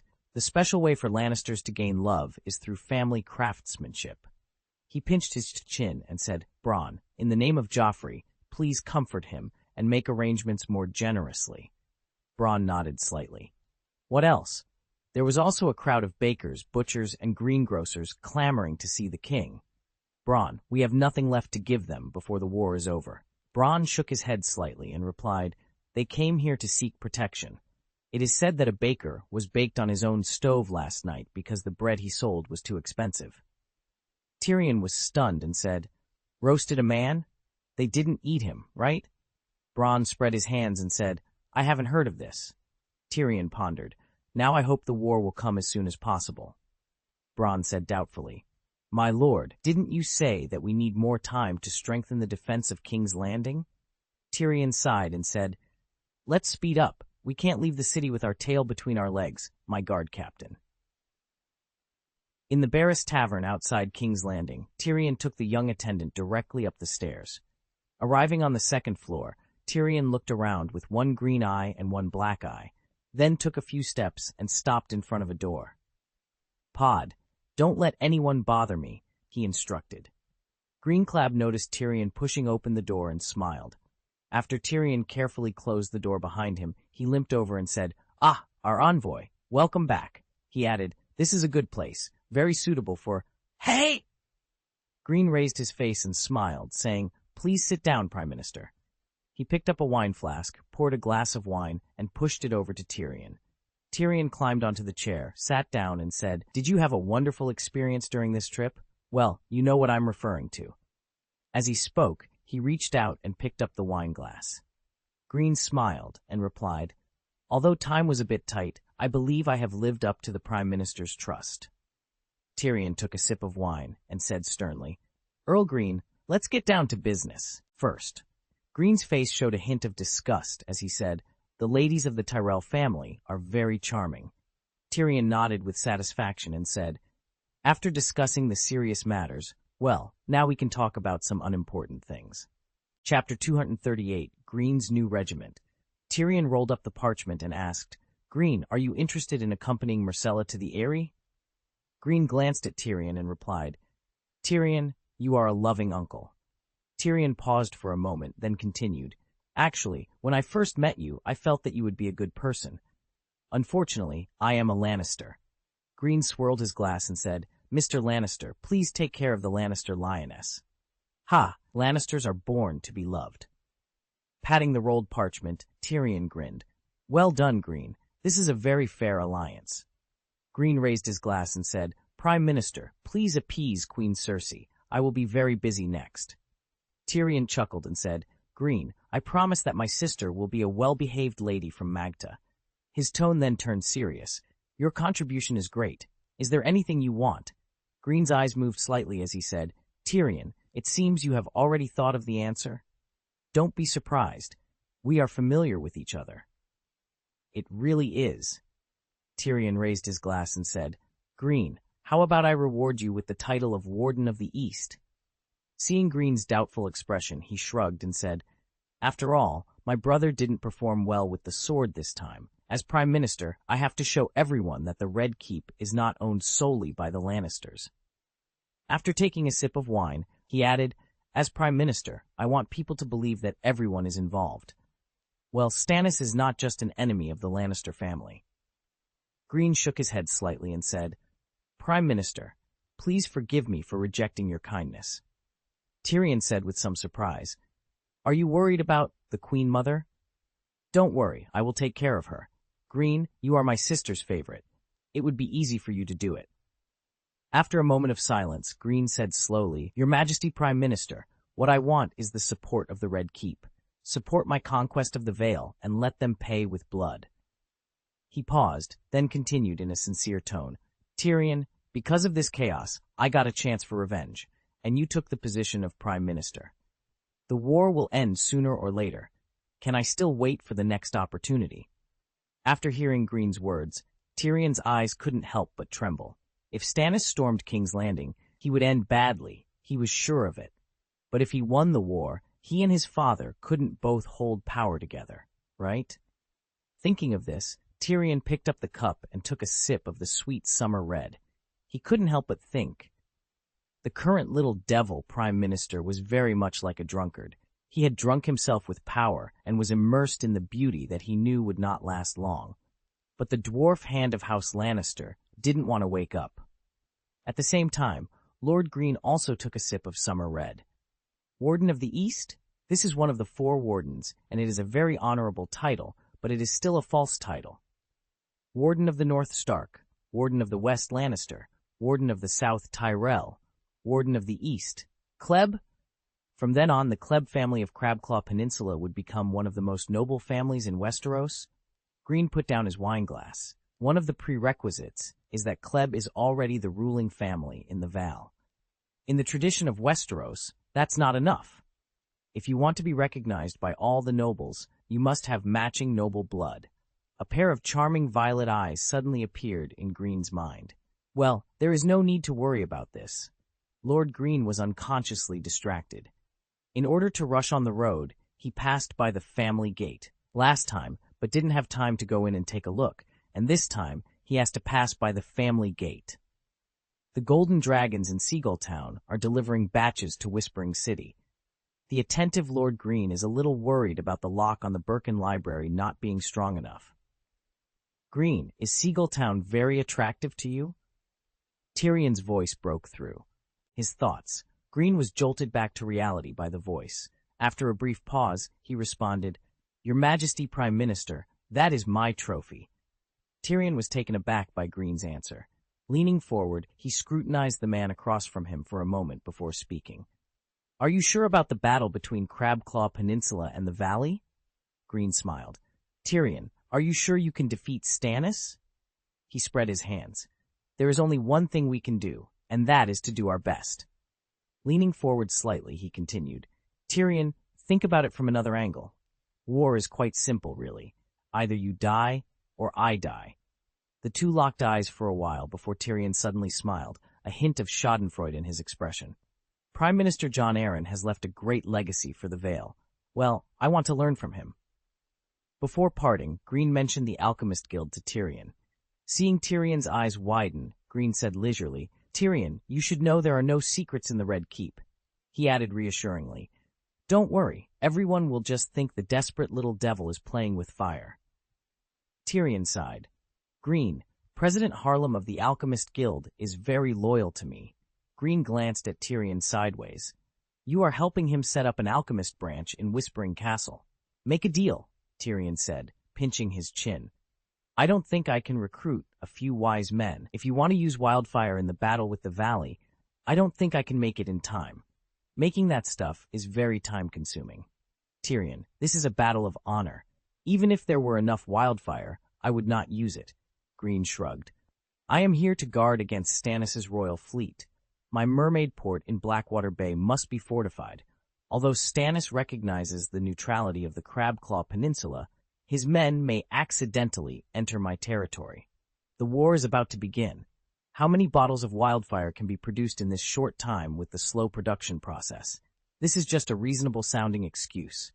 Lord Greene is preparing in advance for fighting zombies in the future. Therefore, Lord Greene, who now has many golden dragons, plans to form a high-tech corps that plays with fire, named the Burning Legion. Tyrion grinned. Greene, may the seven gods bless your port. Greene ignored Tyrion's joke. I will let the people from Kleber's Trading Company wait for your news. I will go directly when I return. And, Tyrion looked at Greene. Greene, do you really not care about Myrcella? She has thought of you and Jaime as the best knights in the Seven Kingdoms since she was a child. She has mentioned it to me several times. Greene also looked at Tyrion, who appeared sincere. My friend, what are you planning? Tyrion laughed. Greene, I will not interfere with your revenge. As your friend who is as close as a brother, I will only support you. I refuse this kind offer. Wait, hey, hear me out. We can talk. Wait for me. Vale, Eagle's Nest. In the Moon Hall, Robert Arryn sat alone at the long table, listlessly digging into a large bowl of honey oatmeal with a wooden spoon. When Maester Colmont appeared, little Robert immediately complained, I want eggs. I want 3 soft-boiled eggs. After a pause, he added, plus fried bacon. Maester Colmont looked uneasy. Your Majesty Duke, we can't bring food from outside now. The Eyrie City's granary contained enough oats, corn, and barley to last for a year, but fresh food had always been put into hanging baskets and sent to the castle by Sir Brynden Tully, the former Knight of the Bloodgate. Now, after Sir Brynden left, no one dared to deliver food to the hanging basket of the Eyrie under the eyes of the Just Alliance.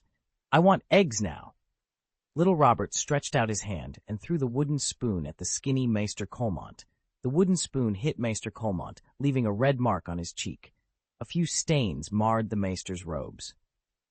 Your Grace, you must not skip meals, Maester Cunning advised, somewhat helplessly. I don't want to drink porridge.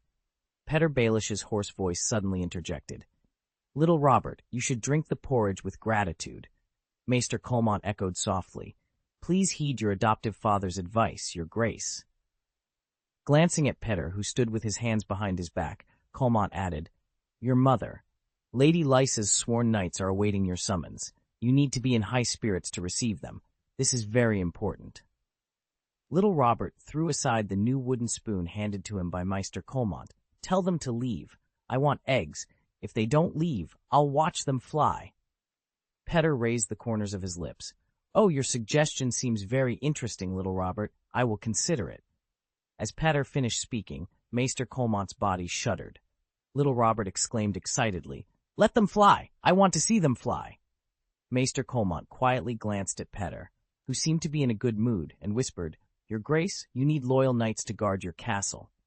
As he spoke, he felt Peter's gaze. His voice grew smaller and smaller until he lowered his face, not daring to speak further. Mom said my castle is unbreakable. Mom said I am the master here, and I have the final say. Mom said whoever I want to see fly must fly. Peter frowned. Be quiet. Your mother is dead. Little Robert, I have the final say here until your 16th name day. He turned to the maid standing far away. Bring him a new spoon. He wants to drink porridge. I don't want to drink it. I want to see it fly.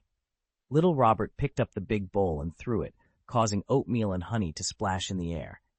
Peter dodged quickly, but Maester Colmont, standing nearby, was splattered with food. Little Robert grabbed a jug of milk and threw it, but when he tried to stand up, he had a seizure, knocking over his chair and falling to the floor. Oh, gods! Maester Colmont muttered, ignoring his own embarrassment. He quickly knelt beside Little Robert, murmuring words of comfort. Fortunately, the seizure was not too severe. When it was over, Little Robert was carried to the dormitory by the servants. The Hall of the Moon, noisy just moments ago, became extremely quiet, with only Peter and Maester Colmont remaining. Maester Colmont shrank his long neck under Peter's gaze. After a pause, Peter said, Colmont, Little Robert is a lucky boy. He has a loyal maester. Maester Colmont swallowed, opened his mouth, and said, Lord Peter, I'm just fulfilling my duties as a maester. Peter's eyes flickered, and he nodded slightly. Performing your duties well is the greatest loyalty. I should let Little Robert reward you with his favorite flying? Maester Colmont was so frightened that he almost knelt on the ground. I'm just joking with you. I don't want to teach my adopted son a bad lesson, and I can't betray Lady Lysa's trust, Petter sighed. I hope Little Robert can grow up well. I need your help, Maester Colmont. I am at your disposal, Lord Peter. Petter smiled with satisfaction. Do you have any good suggestions? Maester Colmont thought seriously for a moment and replied, Since Lady Lysa's death, the Duke's illness has worsened. The attacks are more frequent and severe. Peter's gray-green eyes narrowed. What is your treatment plan? Maester Colmont combed his sparse hair with his fingers, awkwardly shaking off the grains of rice stuck to his hands. In the past, whenever the Duke was restless, Lady Lysa would feed him milk. Dr. Ambrose had said that breast milk had magical properties. Maester Colmont, is this your advice? Petter looked at Maester Colmont suspiciously and continued, You want me to find a wet nurse for the Duke of the Eyrie and the Guardian of Arryn Valley? How should I wean him on his wedding day, or teach him to abandon the nurse and go directly to his bride? After saying that, Peter couldn't help but laugh. He added, Maester Colmont, this is not a good suggestion. I suggest you choose another path. Children all love sweets, right? Maester Colmont asked, in confusion, Sweets? Peter smiled slightly and said, Cake, pie, jam, jelly, honey, things like that. Maybe add a little sweet sleep flour to the milk. Have you tried it? Just a little bit to calm the nerves and help him get rid of epilepsy. Maester Colmont's pupils shrank suddenly. A little bit? He asked. Peter nodded gracefully. After a pause, Maester Colmont's Adam's apple moved back and forth rapidly. A little bit, not too much, and not too often, he said, swallowing again with a trembling voice. Maybe I can try. Maester Colmont, I just want him to stay awake when necessary, Petter said, the smile on his face gradually deepening. Chapter 239, True Dragon and White Walkers. Daenerys Targaryen breathed a sigh of relief. Ever since Greene left the territory, she had been incredibly busy. There were petitions from the people of Kleb territory, government affairs regarding food reserves, and the construction of the territory. She also had to entertain visiting ladies from the Crabclaw Peninsula. Her Royal Highness the Princess was indeed very busy. A knock sounded at the door before it was pushed open, revealing Samwell's rotund figure in the princess's study.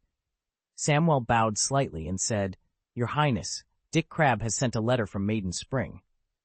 Daenerys glanced at Samwell's red and swollen eyes and asked, "Sam, what did he say?" Samwell replied respectfully, "Dick's letter says that Lord William Mouton of Maidenpool has refused to trade grain with us." Daenerys tapped her chin thoughtfully and said, "Just as we expected."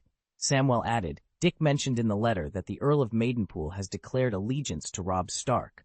Following Lord Greene's arrangement, he issued a war warning to Maidenpool. Subsequently, Dick was driven out of Maidenpool." Daenerys smiled slightly and joked, "From now on, we should call him Lucky Dick."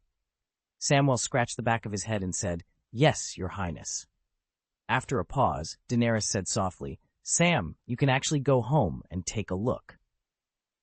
After a moment of silence, Samwell shook his head firmly and said, "Your Royal Highness, thank you for your kindness, but I am Lord Greene's attendant, and I want to get his permission in person."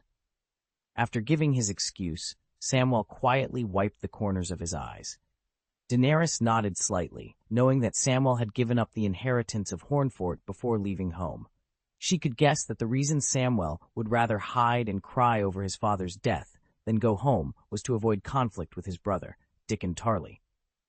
Samwell thought about everyone, but ignored his own feelings. He was so kind.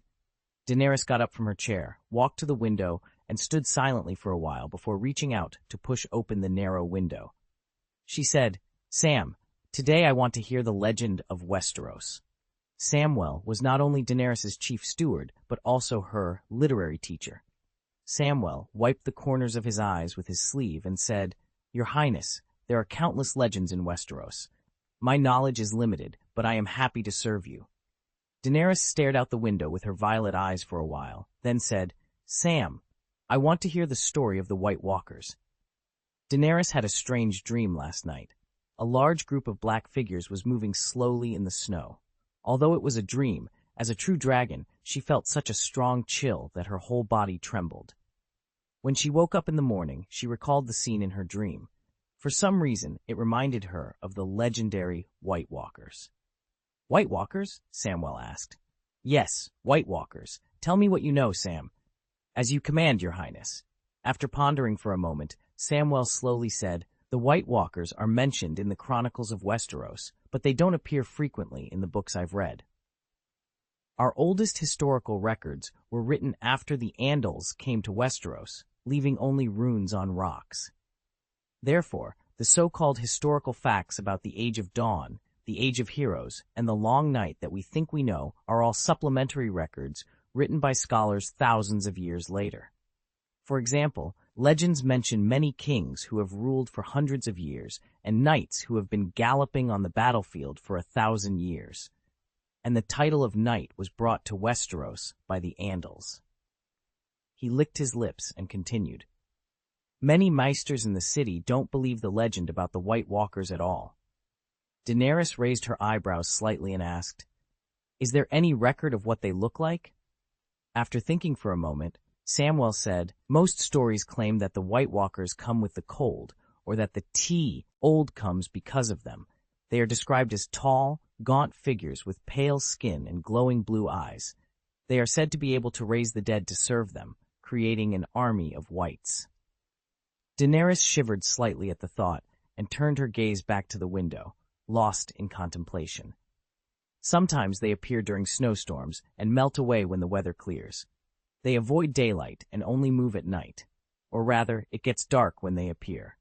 Some stories tell of them riding the carcasses of animals, including bears, dire wolves, mammoths, and horses.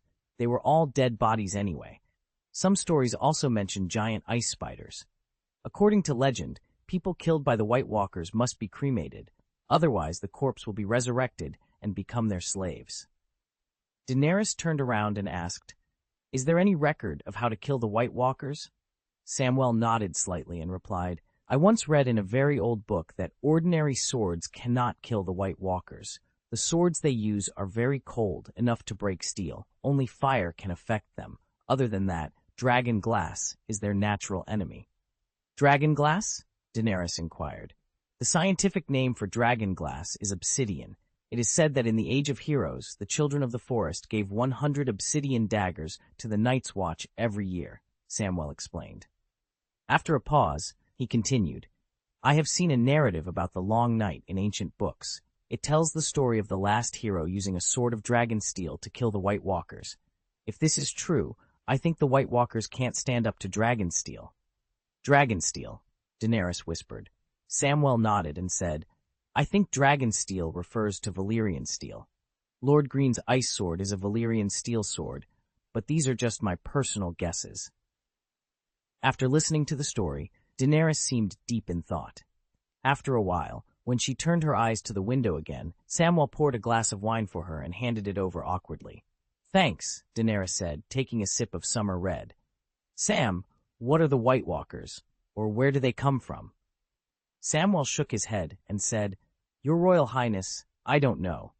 Most of my knowledge comes from the books collected by the Maester of Hornhill Castle and the books of Maester Al. I have not read any relevant records. He hesitated for a moment and then asked, Your Highness, do you believe in the legend of the White Walkers? I want to confirm their existence, Daenerys replied, turning her head to look at Samwell. Sam, I heard that the learning in Old Town contains all the knowledge of Westeros? Samwell nodded blankly. Daenerys continued, Sam, Hornhill is very close to Old Town. Maybe I need your help. The dream last night made Daenerys feel inexplicably uneasy. Now, after listening to the story of the White Walkers, for some reason, this feeling deepened. Daenerys thought this might be some kind of warning from the blood of the true dragon. Looking at it from another perspective, it is just a dream after all. Is Daenerys too sensitive? In fact, Daenerys' purpose is very simple. She just doesn't allow anything to disturb her happy life.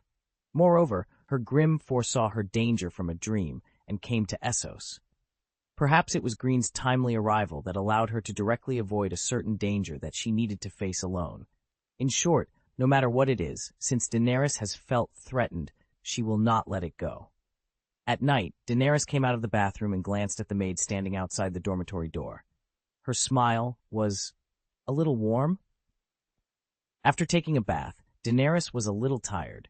After entering the dormitory, she went directly to the bed, and then she saw Greene lying there. Daenerys blinked as if she thought it was her imagination. Greene's steady voice sounded at this time. Good night, my Dany.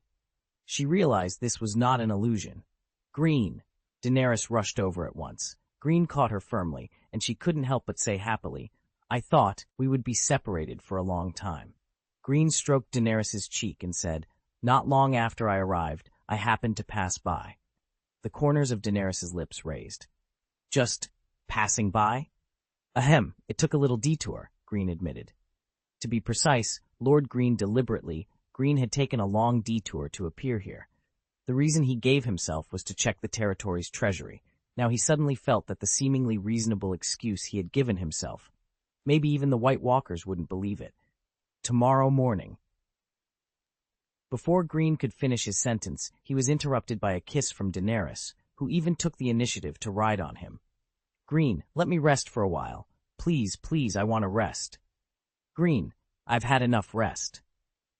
The next day, as the sky began to lighten, Daenerys was sleeping soundly under the blanket.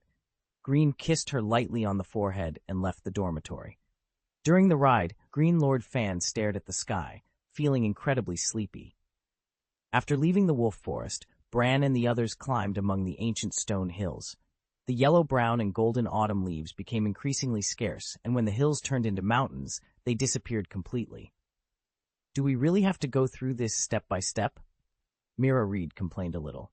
Hodor, Hodor, Hodor, Hodor responded. Up, up, down, down, down, up, up, down, down, up, down, up. Mira continued, her frustration evident. Bran, these mountains in your house are really boring. I hate them. Bran Stark, sitting in the basket carried by Hodor, made a face and said, Miss Mira, you said you liked them yesterday. Mira reached out and pinched Bran's nose, saying, That was yesterday. I've changed my mind now, Lord Bran. Bran first stretched out his neck and glanced at Jojen Reed, who was walking silently in front. Then he blinked at Mira. Bray, deliberately raising his voice, "If we took the King's Road, we might have already reached the Great Wall." Mira laughed and agreed. "If we took the King's Road, we wouldn't go hungry." This was a game played by Bran and Mira to kill boredom. Although Jojen kept a straight face all day long, they enjoyed joking with him. Jojen solemnly repeated the words he had said countless times. "Where there are roads, there are pedestrians. Wherever there are pedestrians, there are eyes and mouths that can spread stories. They will bring the story of a crippled boy, a giant, a spearwoman, and two Zeddy people everywhere." "Hodor, Hodor, Hodor," Hodor echoed. Jojen's reaction was always the same, and Bran and Mira smiled quietly at each other. After walking for a while, Bran suddenly said, "Jojen, I dreamed last night that my father returned to Winterfell. I also saw Sansa and Arya, and my father was sitting by the fireplace telling them stories." Jojen's eyes trembled slightly. He gasped as he walked and said, "There is a difference between dreams and dreams." He suddenly stopped and said seriously, "Lord Bran, did you secretly open your third eye again?" Bran's eyes were a little evasive. "I didn't. You already admitted it. I'm sorry." Bran explained in a low voice, "I didn't mean to, and I don't know if I opened the third eye. Maybe it was just a dream. After all, my father." Mira patted Bran gently and comforted him. "Bran, it's okay. Jojen is just worried about you." Jojen frowned and said, "Lord Bran, I cannot teach you how to master the third eye. You need the teachings of the three-eyed crow to master it." He took a breath and said calmly, "The gods give people many talents, Lord Bran. You see, my sister is a hunter. Her talent is to be swift when moving, motionless when still, and to hide. She has sensitive ears and sharp eyes. Her hands are steady. She can breathe under the mud, run on the leaves. I can't do these things, and neither can you. Instead, the gods gave me the power of the Green Dream, and gave you a third eye, far more powerful than mine. You are a wolf with wings. No one can tell how high and far you can fly. I can't help you master the talent that I can't understand, so you need the guidance of the three-eyed crow, which is our purpose." His tone became serious again. "The current situation is that you have not yet mastered the third eye, but you are playing with it like a game. If you mess around, you will not only be in danger of being swallowed up, but you may also lose the ability to distinguish between reality and dreams. Do you understand how serious the consequences are? Do you really want to risk turning yourself into a shell of your former self just because of temporary curiosity?" "Hodor, Hodor, Hodor, Hodor." Bran lowered his face, feeling deeply saddened. He hadn't meant to cause any trouble. Mira glared at her brother before turning to Bran. She held his hand and comforted him. "Bran, we understand your uneasiness. I know you want to learn how to use the third eye as soon as possible, but if something goes wrong, we will be completely helpless in the dangerous situations my brother mentioned. Neither my brother nor I want you to fall into that kind of danger. We will take you to find the three-eyed crow as soon as possible. I promise you, in the name of earth, rivers, bronze, steel, ice, and fire." "Hodor, Hodor, Hodor, Hodor." Bran nodded heavily. "Thank you, Miss Mira," he said, turning to look at Jojen. "I promise I won't mess around again." Chapter 240, Greene's Preparation. "Run! Hurry! Everyone hide quickly!" What's wrong? The bloody Earl is back. The bloody Earl is back. Quick! Run! Hide the children quickly! Hurry! Hurry! Little Jenny, put mud on your face quickly. Yes, the dirtier the better. Hurry! The bloody Earl is here. Everyone run away. Mom, woo woo woo. Kneel down quickly. Don't raise your head. Never raise your head. Ooh. Mom, Greene rode into Seagull Town, observing the chaos that quickly turned into an eerie silence. This was the third time he had entered the town. He tightened the reins and stopped his horse. From the shouts of the residents, Greene realized that his secret departure from Seagull Town had become widely known. Greene's brows furrowed slightly. Counterintelligence measures needed to be arranged as soon as possible. He looked at the people kneeling by the roadside, noting their palpable fear. Before he left, many in Seagull Town had loved him, and the title of Bloody Earl was more of a nickname. Now, all he saw was fear. Lord Greene knew that such drastic changes had hidden causes. If something suddenly went abnormal, someone was behind it. Who instigated this panic? Whoever benefits is the one behind the scenes, likely the nobles of the valley. And who executed it? The nobles of Seagull Town must have played a part. Greene sighed inwardly. Although he wanted to prevent unnecessary bloodshed, he did not forget his identity as a ruler. He called out, "Rosso." A tall and strong guard immediately urged his horse forward and came to Greene's side. "Lord Greene, Rosso Brun at your service." Rosso Brun claimed to be a descendant of the Brun family from Brown Cave Mountain in Crabclaw Peninsula, though they refused to acknowledge any blood relationship with him. It was rumored that this was related to the inheritance of the Brun family. According to the original plot, Rosso would have turned to Littlefinger, but due to the rise of the Kleb family, he chose to join the Kleb army. With his outstanding combat skills and accumulated military exploits, Rosso became one of Greene's personal guards. He was an excellent warrior and literate, a rarity in the current Kleb Legion. Greene adjusted the direction of his horse and asked, "Rosso, what do you see?" Rosso, with his average appearance, gray hair, flat nose, and square chin, suppressed his inner excitement. He quickly glanced at the people kneeling on the ground, thought for a moment, and said, "Master Greene, I see fear." Greene nodded. "Abnormal fear." Rosso licked his lips and said, "My lord, do you suspect that someone is deliberately guiding this?" Greene's eyes moved slightly as he looked at Rosso, who was holding back his excitement. He smiled slightly and said, "My loyal warrior, can you uncover those hiding in the shadows?" Rosso promised, "I am confident. No, I will definitely do a good job. I will arrest them all, my lord." Greene's voice was steady and calm. "In the name of the king, on the charge of treason, bring the captured prisoners to the square and execute them directly. As you command, my lord. Go ahead." When Rosso returned to the guard with a rosy face, young guards from the Crabclaw Peninsula nobles, such as the Boggs family, the Brun family of Brown Cave Mountain, the Brun family of Terror Cave Castle, the Kiefer family, the Hardy family, the Payne family, and others, all looked at him. Facing their focused gazes, Rosso Brun straightened his chest and desperately suppressed the rising corners of his mouth. 3 days later, the largest square in Seagull Town was dyed blood red once again. It is said that after that day, many families in High Town were directly expelled. Lord Greene once again confirmed the prestige of the Bloody Earl. For a period of time, no one even dared to mention this title.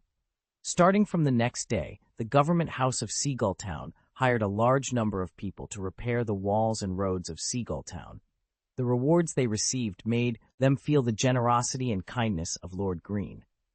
After each stage of the task was completed, the generous and benevolent Lord Greene would hold bonfire banquets in various squares in Seagull Town, including the Bloody Square.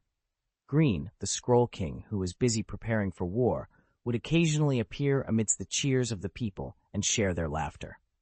Outside Seagull Town in the Thorn Corps camp.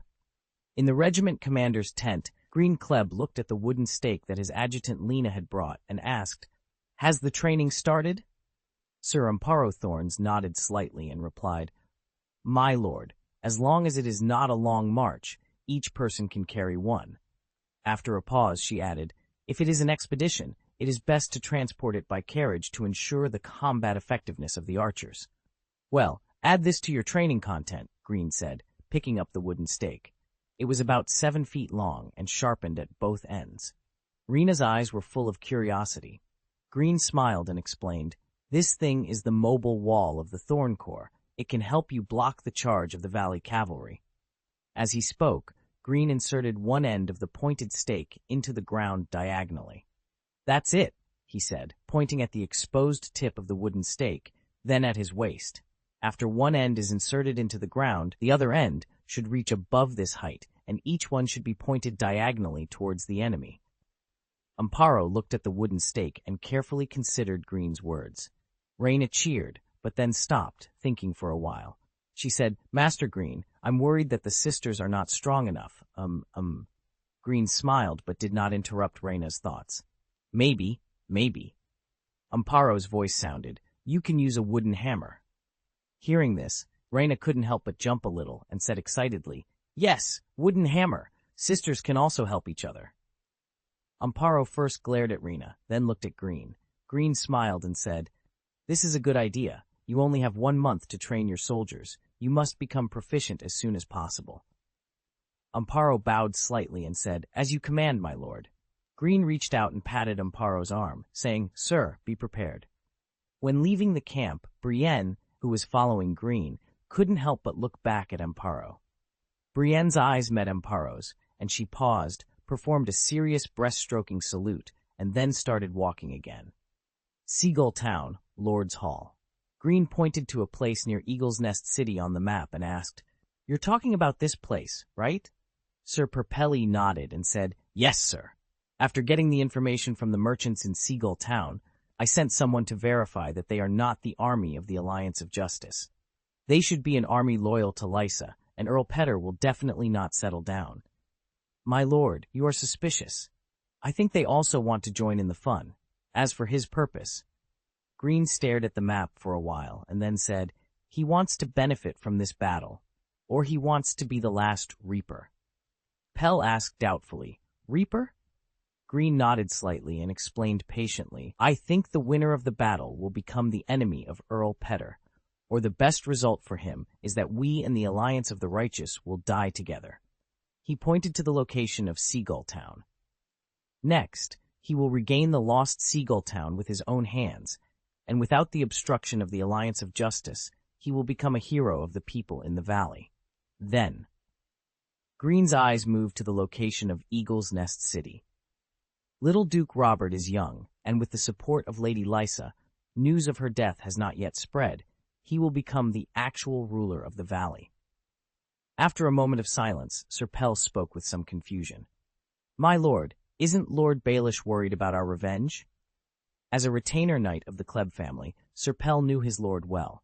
He felt that if the final result turned out as the lord predicted, Earl Baelish would face the most dangerous situation in the Crabclaw Peninsula, a relentless revenge. Could the Eagle's Nest be conquered? He suspected that his lord would lead them to demolish Eagle's Nest City. Sir Pell couldn't help but puff up his chest with confidence. Greene said, "Earl Petter doesn't understand a warrior's glory and rage, so he makes moves that seem strange to you." After a pause, his eyes narrowed slightly. Perhaps he has already prepared a follow-up response. Tapping his fingers on the edge of the table, Greene's eyes moved to the location of the Red Castle. After a moment, he looked up at Sir Pell. "Pell, how many strong cattle do you have now?" Sir Pell replied, "My lord, there are about 2,000 cows. Sir Mason's son takes good care of them." Greene left the long table and said as he walked, "Well, take care of those cows. They will be your dinner after the war." Sir Pell followed his lord silently. Although he was a little confused, he was not curious. The rule of a retainer knight is to obey the lord's orders. Redfort, Megminar. If my sister tells you that her well-behaved brother is staying at Megta because he is drunk, Bronn, Pod, you too must not believe her. It must be a lie from the lioness. "As you command, my lord. Please tell us what we will do when the time comes," Bronn replied. Tyrion held his chin and thought for a moment. "Pod, follow me in. As for you..." He turned his head and looked at Bronn's wretched face.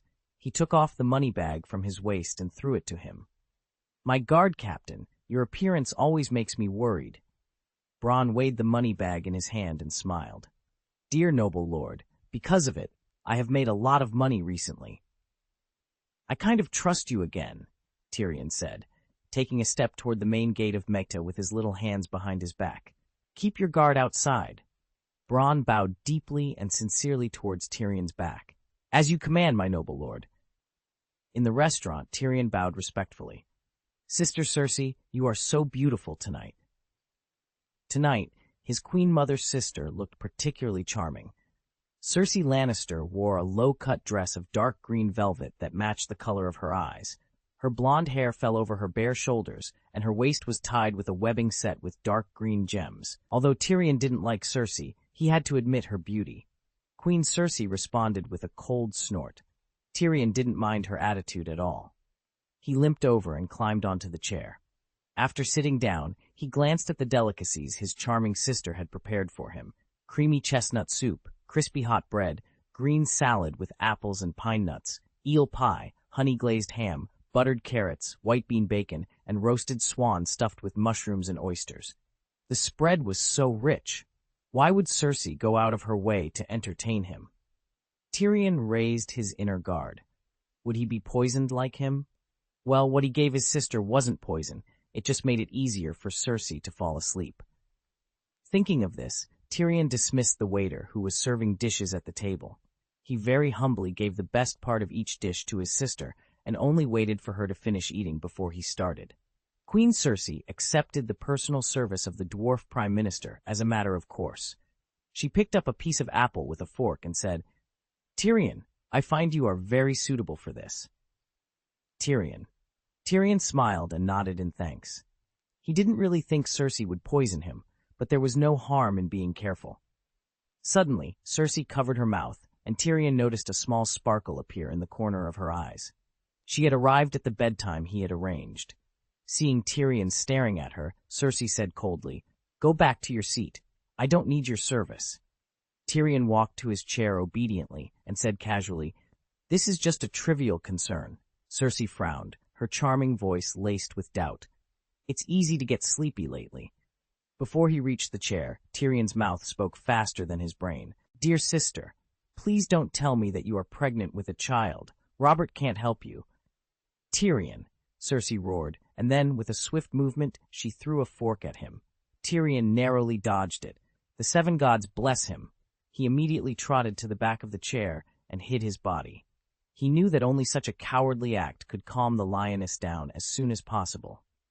The little devil prime minister couldn't help but pat his mouth gently.